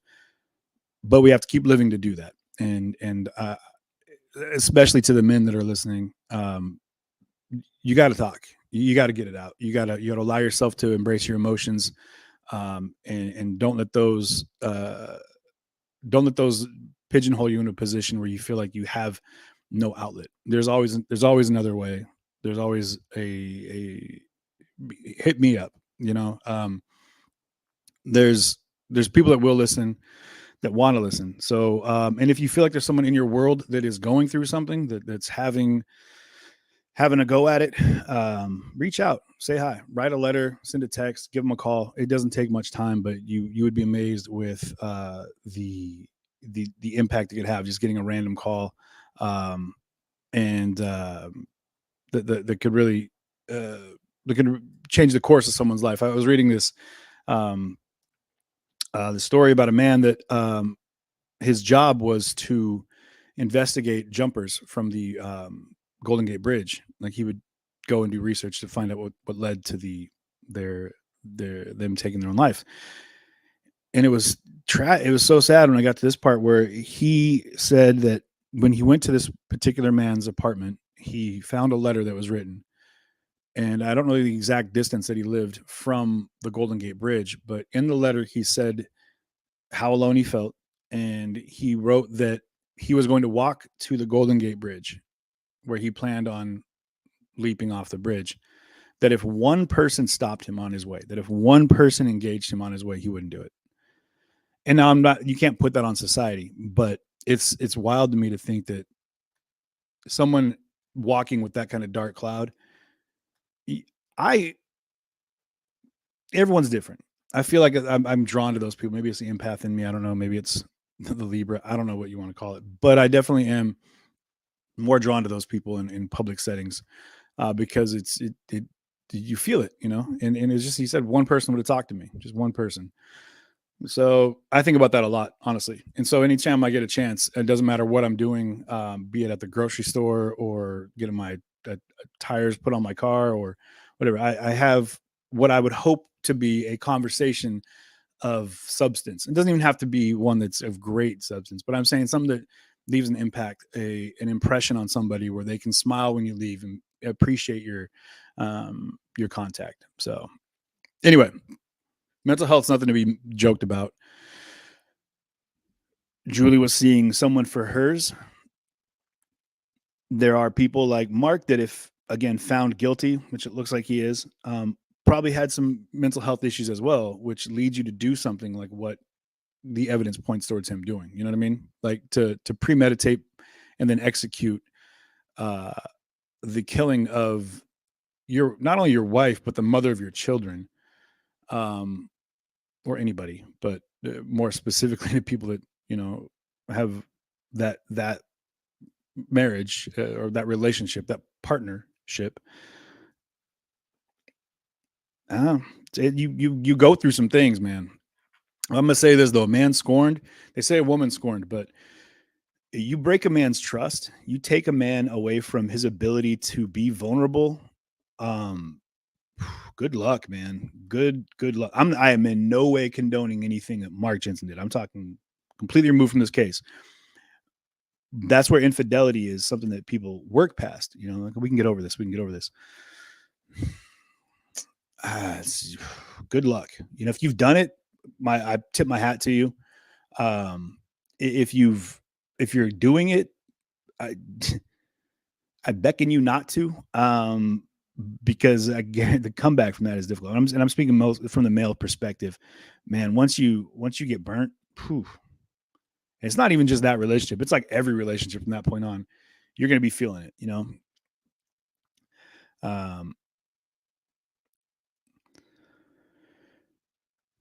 Wow. John, do you mind if I post that comment? I feel like you're speaking right to what we're talking about. And, you're actively involved in our chat. And I feel like to be, so that I'm not just talking from, the some story that I heard. Well, you wrote it, so I'm right. But John wrote, yeah, he's been there. It reminded me of 1980. He was going to jump. I was going to jump, and the next car stopped and asked me if I needed a ride home. This was after his girlfriend had passed away. So yeah, man, it's wild. You know, they say that people send us angels. Well, you may not realize, but you might be the angel that's being sent. So keep that in mind. John, thank you for sharing that. I appreciate it. I'm glad that you didn't, and I'm glad you're still here with us because I really do appreciate your input, and I appreciate you just being a part of our community here. It means a lot. And you got sober in 81. Man, congratulations to anyone who's got their sobriety under your belt, man. Whew, well done. I know my addiction stole almost a decade of my life. And the last 5 years have been the most amazing that I've ever lived. I don't have everything that I want. I don't have all the money that I'd like to have. I don't have the status or the accomplishments, but I know that my joy and the level of happiness that I have is something that I never would have had before because I had to go through all of my darkest darks to appreciate all the good stuff. And so any good thing now in my life is exponentially more significant and powerful because you go from that place where you're every day killing yourself and you're watching people around you die and you're in that light, you're mired in this darkness, but your sobriety, man, that story, the sober story, I don't care. You know, I know a lot of people aren't trying to sit side saddle for this one, but that story is a big one. So, but we are here for this case. We can do that on another trial or another stream. So there's plenty of evidence. And again, I'll put the link to this PDF that we're looking at right here. I want to make sure you guys can see it. So, which I believe is the affidavit for this trial that we're in right now in 2021. Man, but yeah, it talks directly about Ted Voigt, and his testimony was pretty solid about how terrified his wife was, or his neighbor Julie was. And Voigt testified that about 2 weeks before Julie died, she told him that Jensen was chasing her with a glass of wine, trying to get her to drink it. The Jensen kept following her with the wine, would put it next to her. And this went on for until the morning. Julie told Voigt that the same night she also saw their nightstand drawer left cracked open, and inside the drawer she could see syringes. Julie told Voigt that she and Jensen had a huge fight that night, and she refused to drink the wine and was afraid that Jensen put something in the wine and was going to inject her with something else. That's why the syringes were there. Get the syringes, then take them, throw them away. Like, give them to the neighbor. You know, you're sharing everything with this. The neighbor Voigt was very involved in his testimony about his interactions with Julie before she passed and the time with her. But Voigt further testified that Julie told him she was scared and was going to die. That Jensen's going to poison her, as mentioned earlier. Son David's teacher, DeFazio, testified that Julie said, "I think my husband is going to kill me." DeFazio also testified that Julie told her that she feared that Jensen was going to try to give her an overdose of drugs or something by putting in her food. Jensen's sister, Coaster, testified that Julie told her in the fall of 98, which would have been October, November, that she thought Jensen might be planning to kill her. And that's when she wrote the letter, was in November 21st of 98. And mind you, that's just a couple weeks before her death, when she, in December 3rd of that same year. Okay, so this is the assumed inadmissible evidence. Okay. Sentence 4 and 5 of Julie's letter states, "Our relationship has deteriorated to the polite superficial." I can't do it. To the polite superficial. I know Mark Jensen's never forgiven me for the brief affair I had with that creep 7 years ago. That's an assumed inadmissible evidence. Oh, because she's saying, I know Mark's never forgiven me for the affair, right? So that'd be hearsay because she's not there. She doesn't know what Mark's feelings are about it, right? Admissible, duplicative, corroborative evidence in the record. Jensen admitted to Detective Ratzenberg that their marriage was never the same after Julie's affair.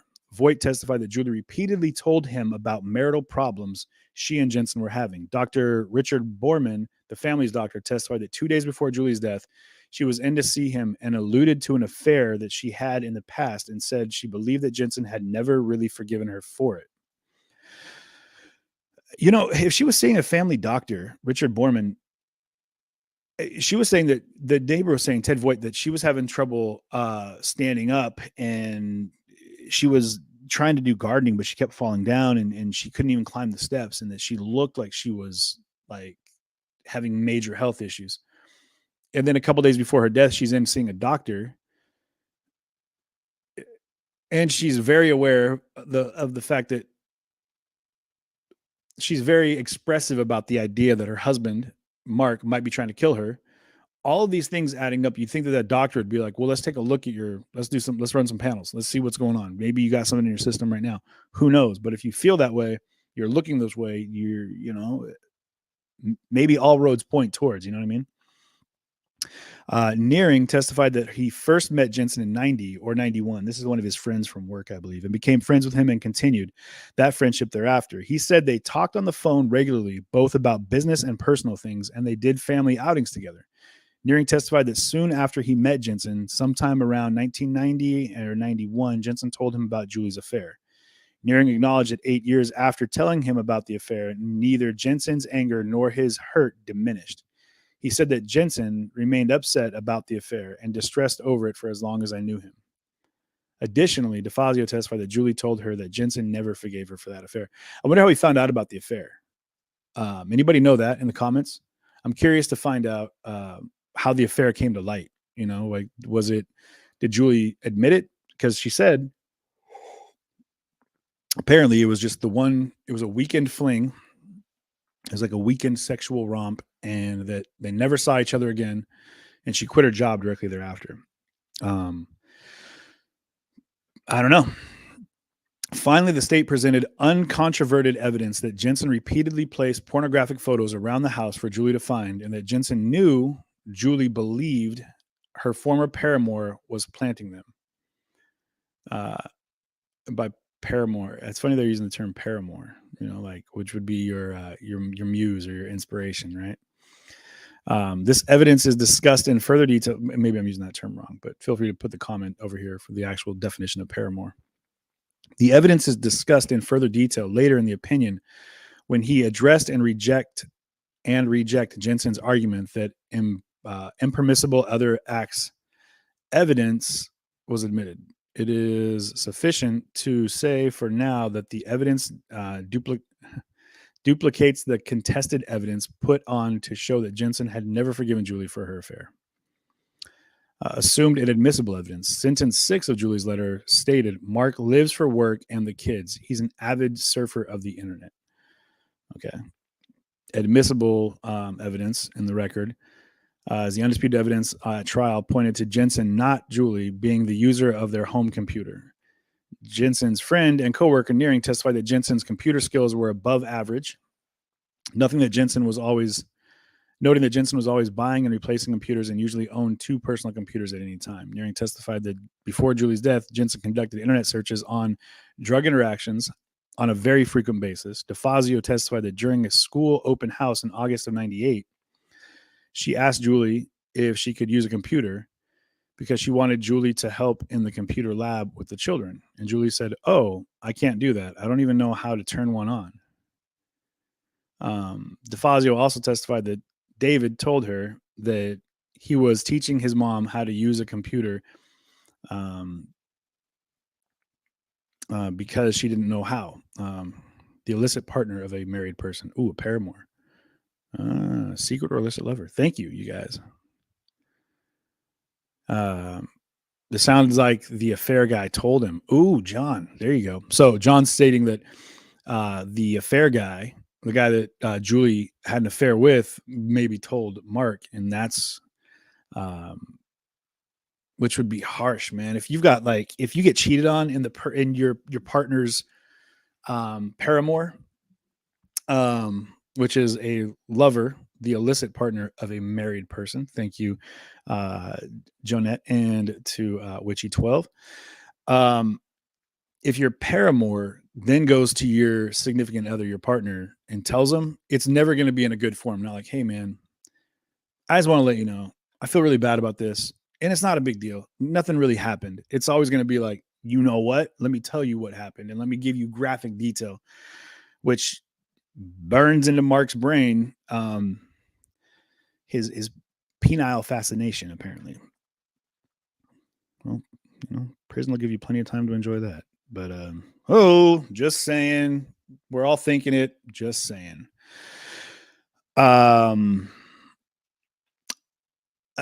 the assumed, we were going back down here. Send sevens, Julie's letter. Anyway, I do not smoke or drink. Okay, we read the letter. We're right here. Okay. So he was looking up drug interactions, talking to people about websites where you can figure out how to kill your wife. He's doing everything that he could do. And for a guy that's about computers, you'd think that he would understand. And maybe this is a little early on in the computer gang, to know about, using a different IP address or scrubbing your hard drive, which I know sounds like, again, like a penis reference. It's not, though not bad to have good hygiene. I'm just saying, take that to the bank, if you will. Anyway, let me see. Finally, the time of the day the internet activity occurred was consistent with Jensen being the user. Computer evidence showed that the internet activity occurred late at night and into the early morning when Jensen would be home. The computer evidence showed that when Jensen attended a conference in St. Louis, there was no internet activity. Additionally, during November of 98, when Julie wrote the letter, no internet use occurred from Monday through Friday between 9 a.m. and 6 p.m., which would have been when Mark was at work. So on the morning Julie died, the evidence reveals a 7:40 a.m. search on the Jensen home computer for ethylene glycol poisoning. The computer evidence also reveals, and this is the morning of her death at 7:40 a.m. The computer evidence also reveals that the user of the home computer that same morning double deleted that morning's internet history. Jensen, how do you double delete? Is that like pre-boarding an airplane? You know what I mean? Like, if you delete it, isn't it deleted? Isn't that how it works? I don't know how you could double delete it. Maybe I need to figure that out. All right. Google how to double delete your search history. Okay. Noted. Yeah, but like pre-boarding a plane. Doesn't that just mean you get on first? You pre-board. Oh, Renee, thank you for the stars over there. Appreciate you very much. You're a rock star. Also, it's a super cute pic. How much antifreeze was in her? They went over in detail what was in her stomach, the amount of food and undigested food and whatnot. But I don't know exactly how much. That's a good question. How much antifreeze was in her? I'm going to write that down. We'll probably see that here in a minute. But how much antifreeze? Pardon me for a moment. Okay. There's some places that you have to delete the history. Shelly, the recycle bin. Oh, Bobby, Shelly, you ladies immediately came in like, oh, you gotta go to the recycle bin too. So you delete it, then you go to the recycle bin. You got to delete it there. Shelly doubled down on that. So yeah, I'm watching you guys. Just saying. The assumed inadmissible evidence is when Julie mentions her drinking, how she doesn't drink that much. But the admissible aspect, or the duplicative corroborative evidence in the record, Dr. Boardman testified that Julie denied smoking, stated that she drank alcohol occasionally, and told him that her mom had alcohol problems, so she's careful about alcohol consumption. Julie's brother, Paul Griffin, testified that their mother was an alcoholic and that Julie rarely drank. Sentence 9 and 10 from the letter that's inadmissible is Mark wants me to drink more with him in the evenings. I don't. The admissible or the corroborative evidence is that Nearing stated that Jensen told him that on only one occasion did Julie accept a drink of wine, and admittedly following taking a sip of wine, she fell over sideways. So you're seeing the pattern here, right? Like what she's saying in the letter as not being admissible, but what they're saying is that, okay, well, that's not admissible. The testimonies of these other people that are evidentiary are admissible, and they should be brought into the trial. inadmissible as anything she says because directly because there's a black squirrel. I know I just did that squirrel, but you don't see those back in Washington. She says, I would never take my own life because of my kids. They're everything to me. Important thing in the world to her. DeFazio testified that Julie told her she gave her neighbors a note saying that if my husband ever kills me, please believe that I did not commit suicide. I would never do that because I love my children and I wouldn't do that to my children. So that's in his wording. They talk more about the letter, the sentences. So Cosman, okay. Other acts, here we go. Jensen acknowledges that the evidence that Julie had an affair and that he had an affair was properly admitted.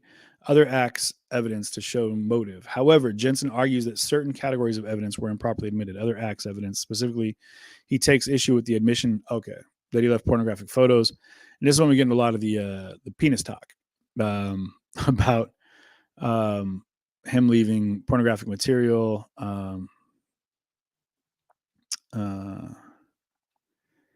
Anyway, we reversed the circuit court's ruling to suppress this evidence and remanded for a trial. In discussing our decision, we explained that this evidence, viewed from the theory of defense, is directly linked to the criminal events charged against Johns. Okay, so, and I'll scan through this some more. I'll put the link for this up on the page.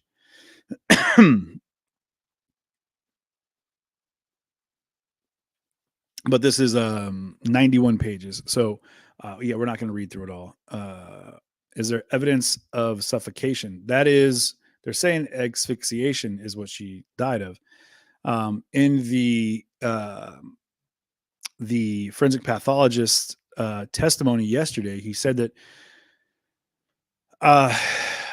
honestly, I'm trying to gather how he worded it, but it could be inconclusive as to whether or not there was signs of, like, there was no strangulation or but suffocation. Like, I don't believe, like, he said that the nose would have been smashed up, but that her center line septum, I think, some along those lines, was still in play, was still intact, right? So if you've seen my nose, it's very much not, and that's from multiple times getting my nose broken, just from scrapping and sports and older brothers. So yeah, but never was it smashed from someone smothering me or anything. But what apparently Mark did say in a statement that I think will probably come out in witnesses' testimonies with one of his cellmates, he had, during the questioning, and this is interesting how they worded it. If he hasn't catch this, I'm sure it'll come up later. During the questioning of the forensic pathologist, who did the original autopsy, and the medical examiner, the expert medical examiner, he said in this, and it's not word for word, but if Mark had said to his cellmate that he had pushed on Julie's legs and chest until all of the air had left her body, would that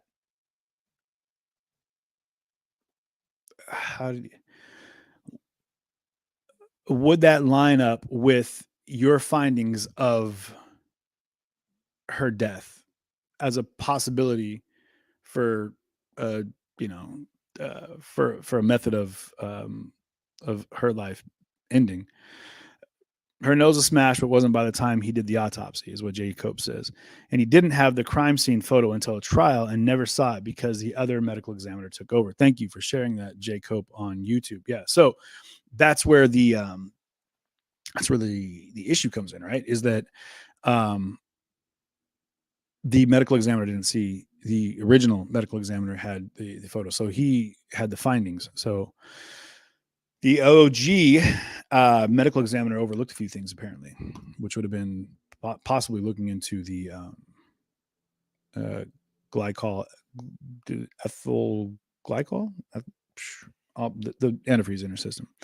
But and back to what I was saying, the forensic pathologist said that, yeah, that lines up. And then he said, you take that testimony or that statement out of it, would that still be a way in which she could have died? And he said, yes. So I'm assuming that since he alluded to a conversation with another cellmate, it could be, foreshadowing for an upcoming testimony from another witness that could have been involved in his cell with him. So this gives you State versus Jensen. This goes back to the 2007 trial. So, and sorry, the audio just kicked back on. Just want to make sure we're not. All right, we're good. They're messing with the audio in the courtroom. So I'm just double checking to make sure we're not missing anything.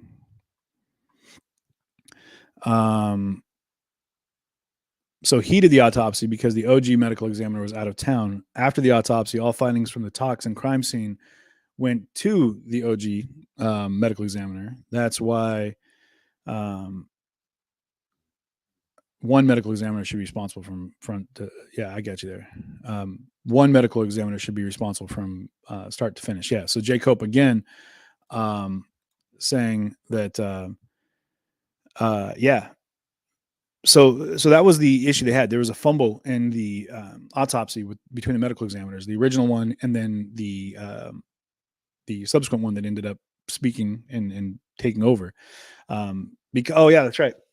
Thank you, Jacob. The original one was on a vacation, I believe. Was out, and so that's where this. And you guys can, if you want to watch the case from yesterday, but that's where we got a chance to meet the medical examiner from the current trial. For the expert witness for the ME's office. So this is voicemail messages to police officer left by victim indicating the defendant was trying to kill her were testimonial in nature. Admission. Okay, so in 2007, this is crazy. Let's go back over here. Get rid of Mark Jensen's obsession with penises. 2007,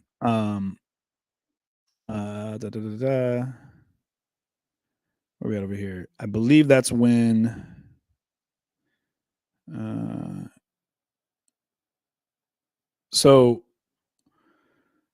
okay, we're gonna pull this up real quick. 20-year murder case goes back. Okay, 2 decades. Okay, 2007.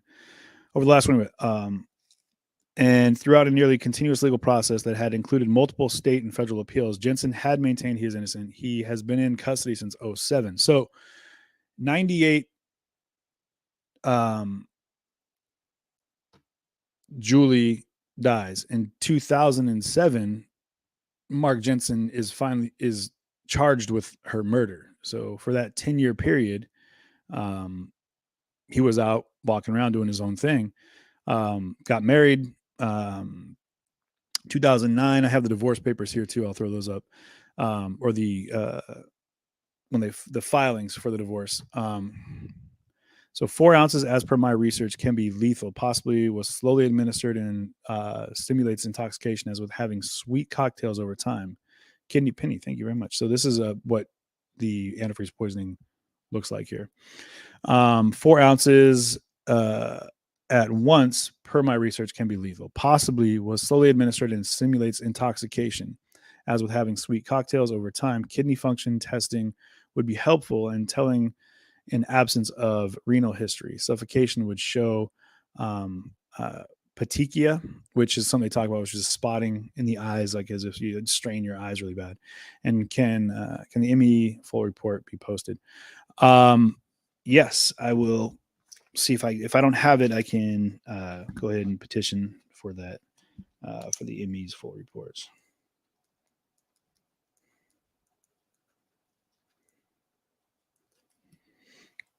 Thank you, Penny, for that information, and I will definitely follow up with the ME reports. The petechia was something they talked about quite a bit. They said it could be in signs of suffocation, heart attack, things where there's been an excessive amount of like stress, but it's spotting in the eyes. So it says 2007. Okay, I want to just again because the dates, man, I get all backed up on the dates. So in 2008. So here's where it gets weird. So 2007, 98. Always lost some of our lights here. Oh well. Now it's putting dark shadows on me. It makes me look like like undead. What are you gonna do? So 1 second here. Boom. Nope, can't fix it. Well, we'll fix it in a little bit. One of the things that was said was that so 98, Julie Jensen she's dead. She dies. 2007 to 2008, the tail end of 2007, 2008, Mark Jensen is finally arrested and charged with her death, right? At the very end of this trial, you're going to see, okay, the state proved beyond reasonable doubt that Mark Jensen caused Julie's death. It did prove that Mark Jensen was wasn't a great husband and was kind of a jerk, because those are the two very different things when you're told a jury. Anyway, what's wild is, so the first one, Julie dies. 2008, Mark's found guilty of murder, sentenced to life in prison. 2017, in Kenosha County Circuit Court, Judge Chad Kerman ruled that despite the past appellate decisions, the letter could come in as evidence. Right? Okay, sorry. So then in 2013, if I'm not mistaken, this is where it gets crazy. It's just wild. I'm going to call it 2013. Because, let me see. All right, boom. Okay, yeah. So we'll just pull up the Wikipedia. So in 2013, a judge ruled that let's do this for you guys here. I'm just going to pull it in Wikipedia here. Julie Jensen case involves a trial of Pleasant Prairie, Wisconsin, Mark Jensen, on charges that he murdered his wife, and in 98 on December 3rd. Notable for the eventual admission into evidence, a letter that they called the letter from beyond the grave, right? That she gave to her neighbor. Now, in 2008, Mark Jensen was convicted of the first-degree intentional homicide and sentenced to life in prison without the possibility of parole. A verdict which was then later overturned, and this is where it gets crazy. So 98, we moved to 2000, and here we go. 2000 on December 19th of 2013, in the appellant court, a federal judge overturned Jensen's conviction and ordered that he be released from prison within 90 days, or they give him a new trial. Because the court agreed with Jensen's argument that the state's use of his dead wife's words violated his constitutional right to confront witnesses testifying against him, which is his Sixth Amendment right. So in 2013, he was released from prison within 90 days. They said, all right, well, you're right. The case in 2008, they say, yes, he's found guilty by a jury of first-degree intentional homicide, sentenced to life in prison without the possibility of parole. On a technicality, they say, hey, this letter is, and now we say technicality, but it's a law, right? Maybe the technicality is, who knows? Either way, on a technicality, a judge in Kenosha, the circuit judge, says, hey, you're right, man. That letter is hearsay. we got to throw it out. And without that letter, we feel that there wasn't enough evidence, because maybe the original trial, they leaned so heavy on that letter that I don't know, but maybe just the fact that was a huge piece of the case that they have to say, all right, cool, we have to throw it out now because it was a part of the case that led to the eventual conviction. They threw it out. So 2013, that was the 19th. So early 2014, within the first 3 months of 2014, because he had 90 days to get out of jail, he's released. Feeling good, right? So that's 2014 up until 2015, right? Where the United States Court of Appeals in the Seventh Circuit upheld the district court's decision on September 8th of 2015. So, which I think they denied the United States court, the Supreme Court did not, they didn't want to take the case. I think is how it worked. They said, no, we're not going to take it. Anyway, so the prosecutors decided to retry Jensen for the murder of his wife in January of 2016. On September 1st of 2017, right? 2017, the Kenosha Circuit Judge Chad Kirkman reinstated Mark Jensen's conviction. Mind you, Chad Kirkman was the judge that turned over the,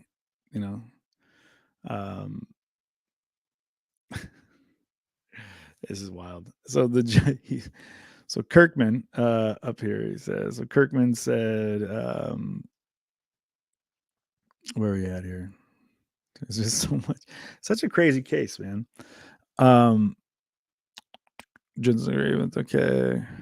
On December 13th, the federal judge overturned Jensen's conviction, ordered to be released to prison. The court agreed with Jensen. Argument said why it's constitutional against law, state of Wisconsin, and says upheld the decision court on September 8th, 2015. So the court agreed with Jensen's argument that the state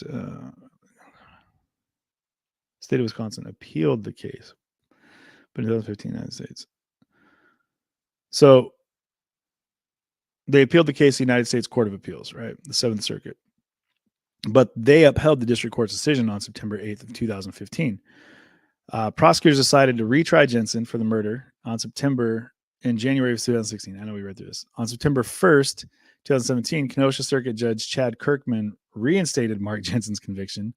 So on February 26th of 2020, Wisconsin Court of Appeals District 2 issued a summary disposition reversing Judge Kirkman's decision to reinstate the conviction. The matter was remanded to the circuit court for further proceedings, including trial. Evidence contained in Julie Jensen's letter and voicemails will not be admissible. Jensen is expected to stand trial. Okay. Which is where we're at right now. So in, out, right? He's just in and out of prison. And let me double check. I think that they are not back yet, but let me pull it up. Negative. We are not back in yet. So, yeah. I wonder if the kids will be called to testify. Good question. It's, who knows, man. So, yeah, he's been out of prison longer than he's been in prison for first-degree intentional homicide with a life imprisonment without the possibility of parole. So apparently Julie Griffin was working at a Sears department store in Oshkosh when she met Mark in 1981. Both were students at a local college.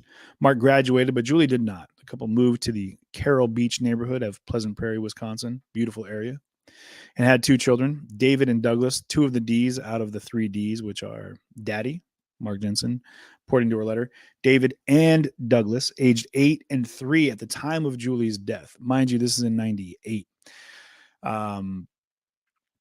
So, yeah, 23, got 31, and yeah, 26. That's rough, man. Ooh. At the time of her death, Julie worked a part-time job for the Port Authority in Chicago, while Mark Jensen was employed as branch manager of the Racine, Wisconsin branch of a St. Louis-based financial firm, Stifel Nicolaus. They are coming back in now. Yeah,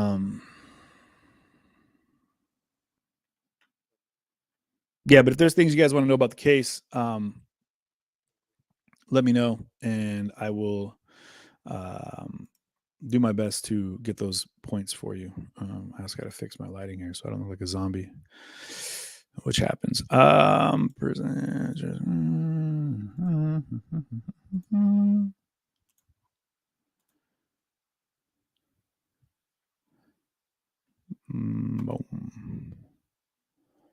There we go. You can't look at this guy and not think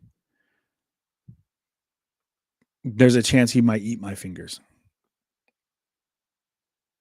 And I'm sorry if anyone from the family is listening. If I'm saying things that are upsetting to you, I apologize, but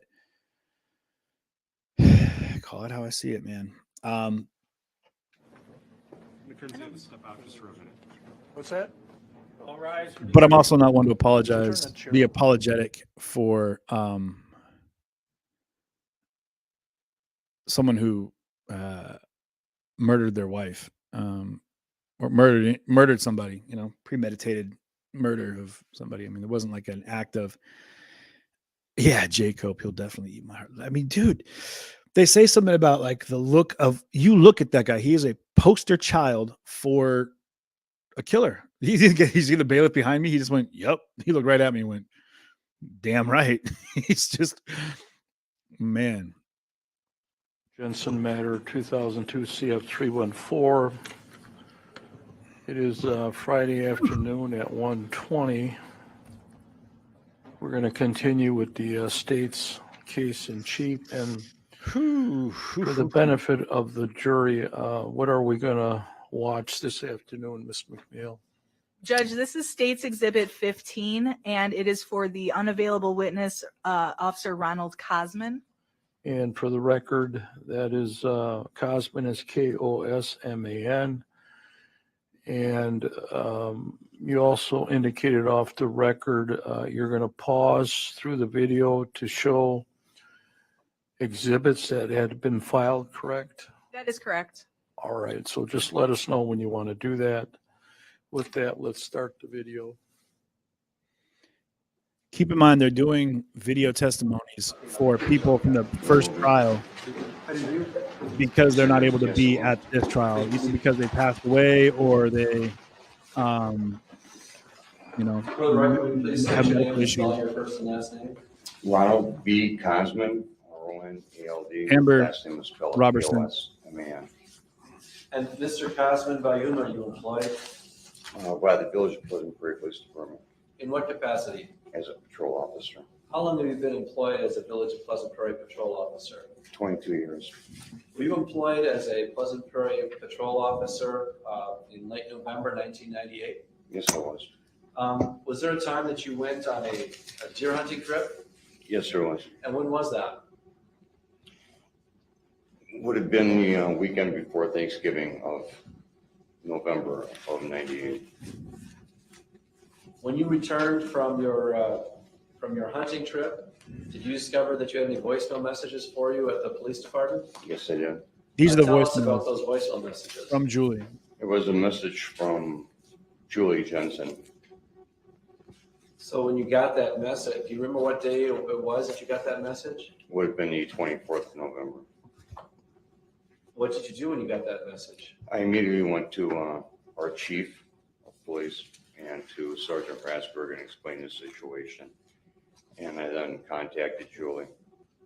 Tell us about the contact that you had with Julie. I gave her a phone. She asked if I could stop over after 10 o'clock. She wanted to talk to me. She sounded confused, a little afraid. And You were familiar with Julie Jensen's voice? yes, I was. So you knew Julie Jensen as of this time. Yes, I did. And how was it that you come to know her as of that time? Throughout the years, I had approximately 40 to 50 contacts with Julie Jensen. And what were the 40 or 50 contacts you had with Julie Jensen concerning? And Judge, The majority of them, excuse me, I have an objection that I previously placed on the record. If the court would like me to further state the grounds, I'm happy. Necessary. It's, the objection's overruled. That means you can answer the question, officer. the majority of contacts I had with Julie Jensen were for harassing phone calls or other strange incidents occurring around home. What kind of strangeness? Excuse me, small. Do you want a special? Not at this moment. Okay. Go ahead, Mr. Chairman. Thank you, Honor. What sort of unusual circumstances were you describing besides the harassing phone calls? Pornographic pictures being left around the residence. So as of November 24th, you were familiar with Julie Jensen's voice. That is correct. So then you went to see her. Yes, I did. When I called her, she asked if I could stop over after 10 o'clock. So after this phone conversation that you had with Julie Jensen, what happened next? I then drove over to their residence and I met with Julie Jensen at that point. And about what time was it, if you can recall, that you met with her? I would say it would be shortly after 10 o'clock, probably within 10:15 or 10:30, And this was on what date? November 24th. So you spent a fair amount of time with her that day. That's correct. Did she ever get you the film? Yes, she did. So you waited there while she went and got the film? We went outside and she went to the neighbor's house to get the roll of film and I stayed in the front yard. How many rolls of film did you get? I believe it was one roll. And so she brought back the roll of film, and then what was the understanding between the two of you as to what was going to happen next? I told Mrs. Jensen that I would take the roll of film and we'd get it developed. And I also explained to her that if at any point in time she felt any fear of staying there, to contact the police department immediately, or if there was some other place that she could stay, I offered to try to get her some help for Women's Horizons, or if there was a relative or someone else in the area, if she felt compelled that something was going to happen, to please take that course of action. And that seemed like pretty good advice to you? At that particular time, yes. What did you do with the film? I took it down and had the roll of film developed. And then what did you do after you had the roll of film developed? After I picked up the pictures from being developed, I brought them back in and I viewed them at that point with Sergeant Ransford. When did that occur? Would have been, I believe, might have been the same day or it might have been the 25th. I'm not sure. I don't recall the exact date. And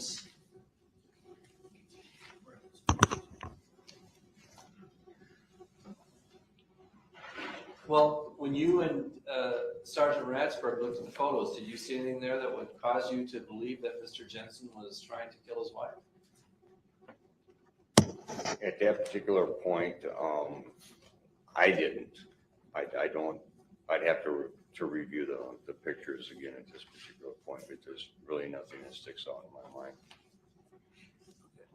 Well, when we find those photographs, we'll show it to you. But tell me this. Nothing leapt out at you at that point when you looked at those photographs? I'm sorry?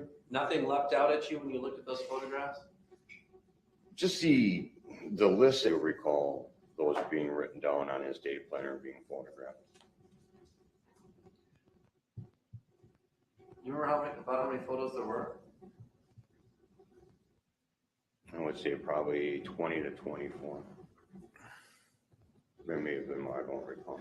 Now, after you and Sergeant Ratsburg reviewed those photos, did either you or to your knowledge, Sergeant Ratsburg ever take those photos back to Julie Jensen and indicate your thoughts on that? I did not. After we had viewed them, I entered them into evidence. And I did not have any other dealings with Julie Jensen after that conversation on the 24th. You know, there was a Mr. Voigt that thought there was a squad car stopped in front of the house after those photos had been turned over to you. That wasn't your squad car? objection to any suggestion that there was a squad car? He doesn't know there's a squad car either. He was there, he wasn't there. Well, I think he's testing his memory. The objections overruled. I don't recall going back to Julie Jensen's after I had roll film involved. So you don't recall telling Julie about your findings with respect to those photographs? No. At that point, a lot more of my time was being spent out as a court officer as well at that point, and a lot of my time was being taken up in court. That's when Detective Rasberg did more of the investigative portion of it.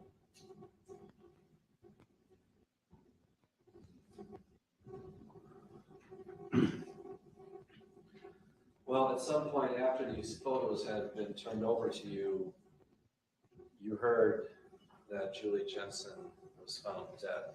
That is correct. And were you at the scene that day? No, I was not. When did you find out that Julie Jensen had died?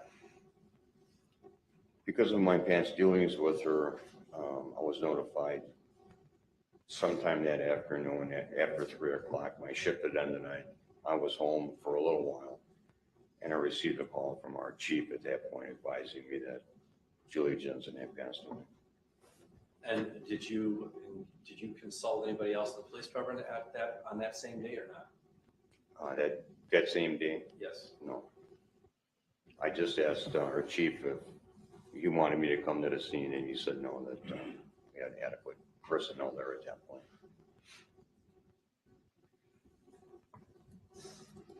We're going to get back to those photos in a minute because they're being marked as an exhibit, but let's talk about some other photos. You'd indicated that in the years preceding Julie's death, you responded to that residence on numerous occasions because of harassing contact and photographs and so forth.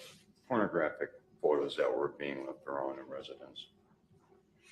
Do you know when that course, when was it that Julie Jensen started first complaining about this course of conduct? I believe it would have been right around the same time I had the first contact with her, about 94, 95 in that area.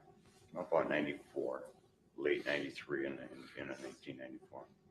And so back in 94, 93, 95, whenever this was that this first started, what was the complaint at that time? Her complaint was that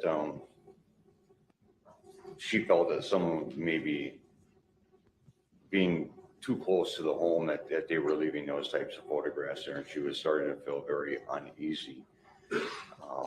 She did state, however, that most of the time that photos were found, Mark Jensen had usually found the photographs and found them outside the residence. So she was telling you that Mark Jensen was finding these photographs? Yes. Well, he stated most of the time. Yes. Okay, she found some of them too. Yes, I believe so. Okay. And did they produce those photographs to you? I'm sorry? Did they show you these photographs? Yes. Tell the jury what kind of photographs were being left around the house. They were pornographic photographs of men and women involved in various sexual acts, including oral sex and the ejaculation of the male onto a female's face. When you talk about oral sex, you're talking predominantly cunnilingus or fellatio, or both? Both. Did any of the women that were depicted in these photographs bear any resemblance to Julie Jensen? At one point. Now, how many times do you recall responding to the Jensen residence over the years preceding Julie's death regarding these harassing phone calls and these photographs? On a rough estimate, I would say probably 30. So maybe once a month or so? Something. That's not once a month. It doesn't, it's not clear that it is.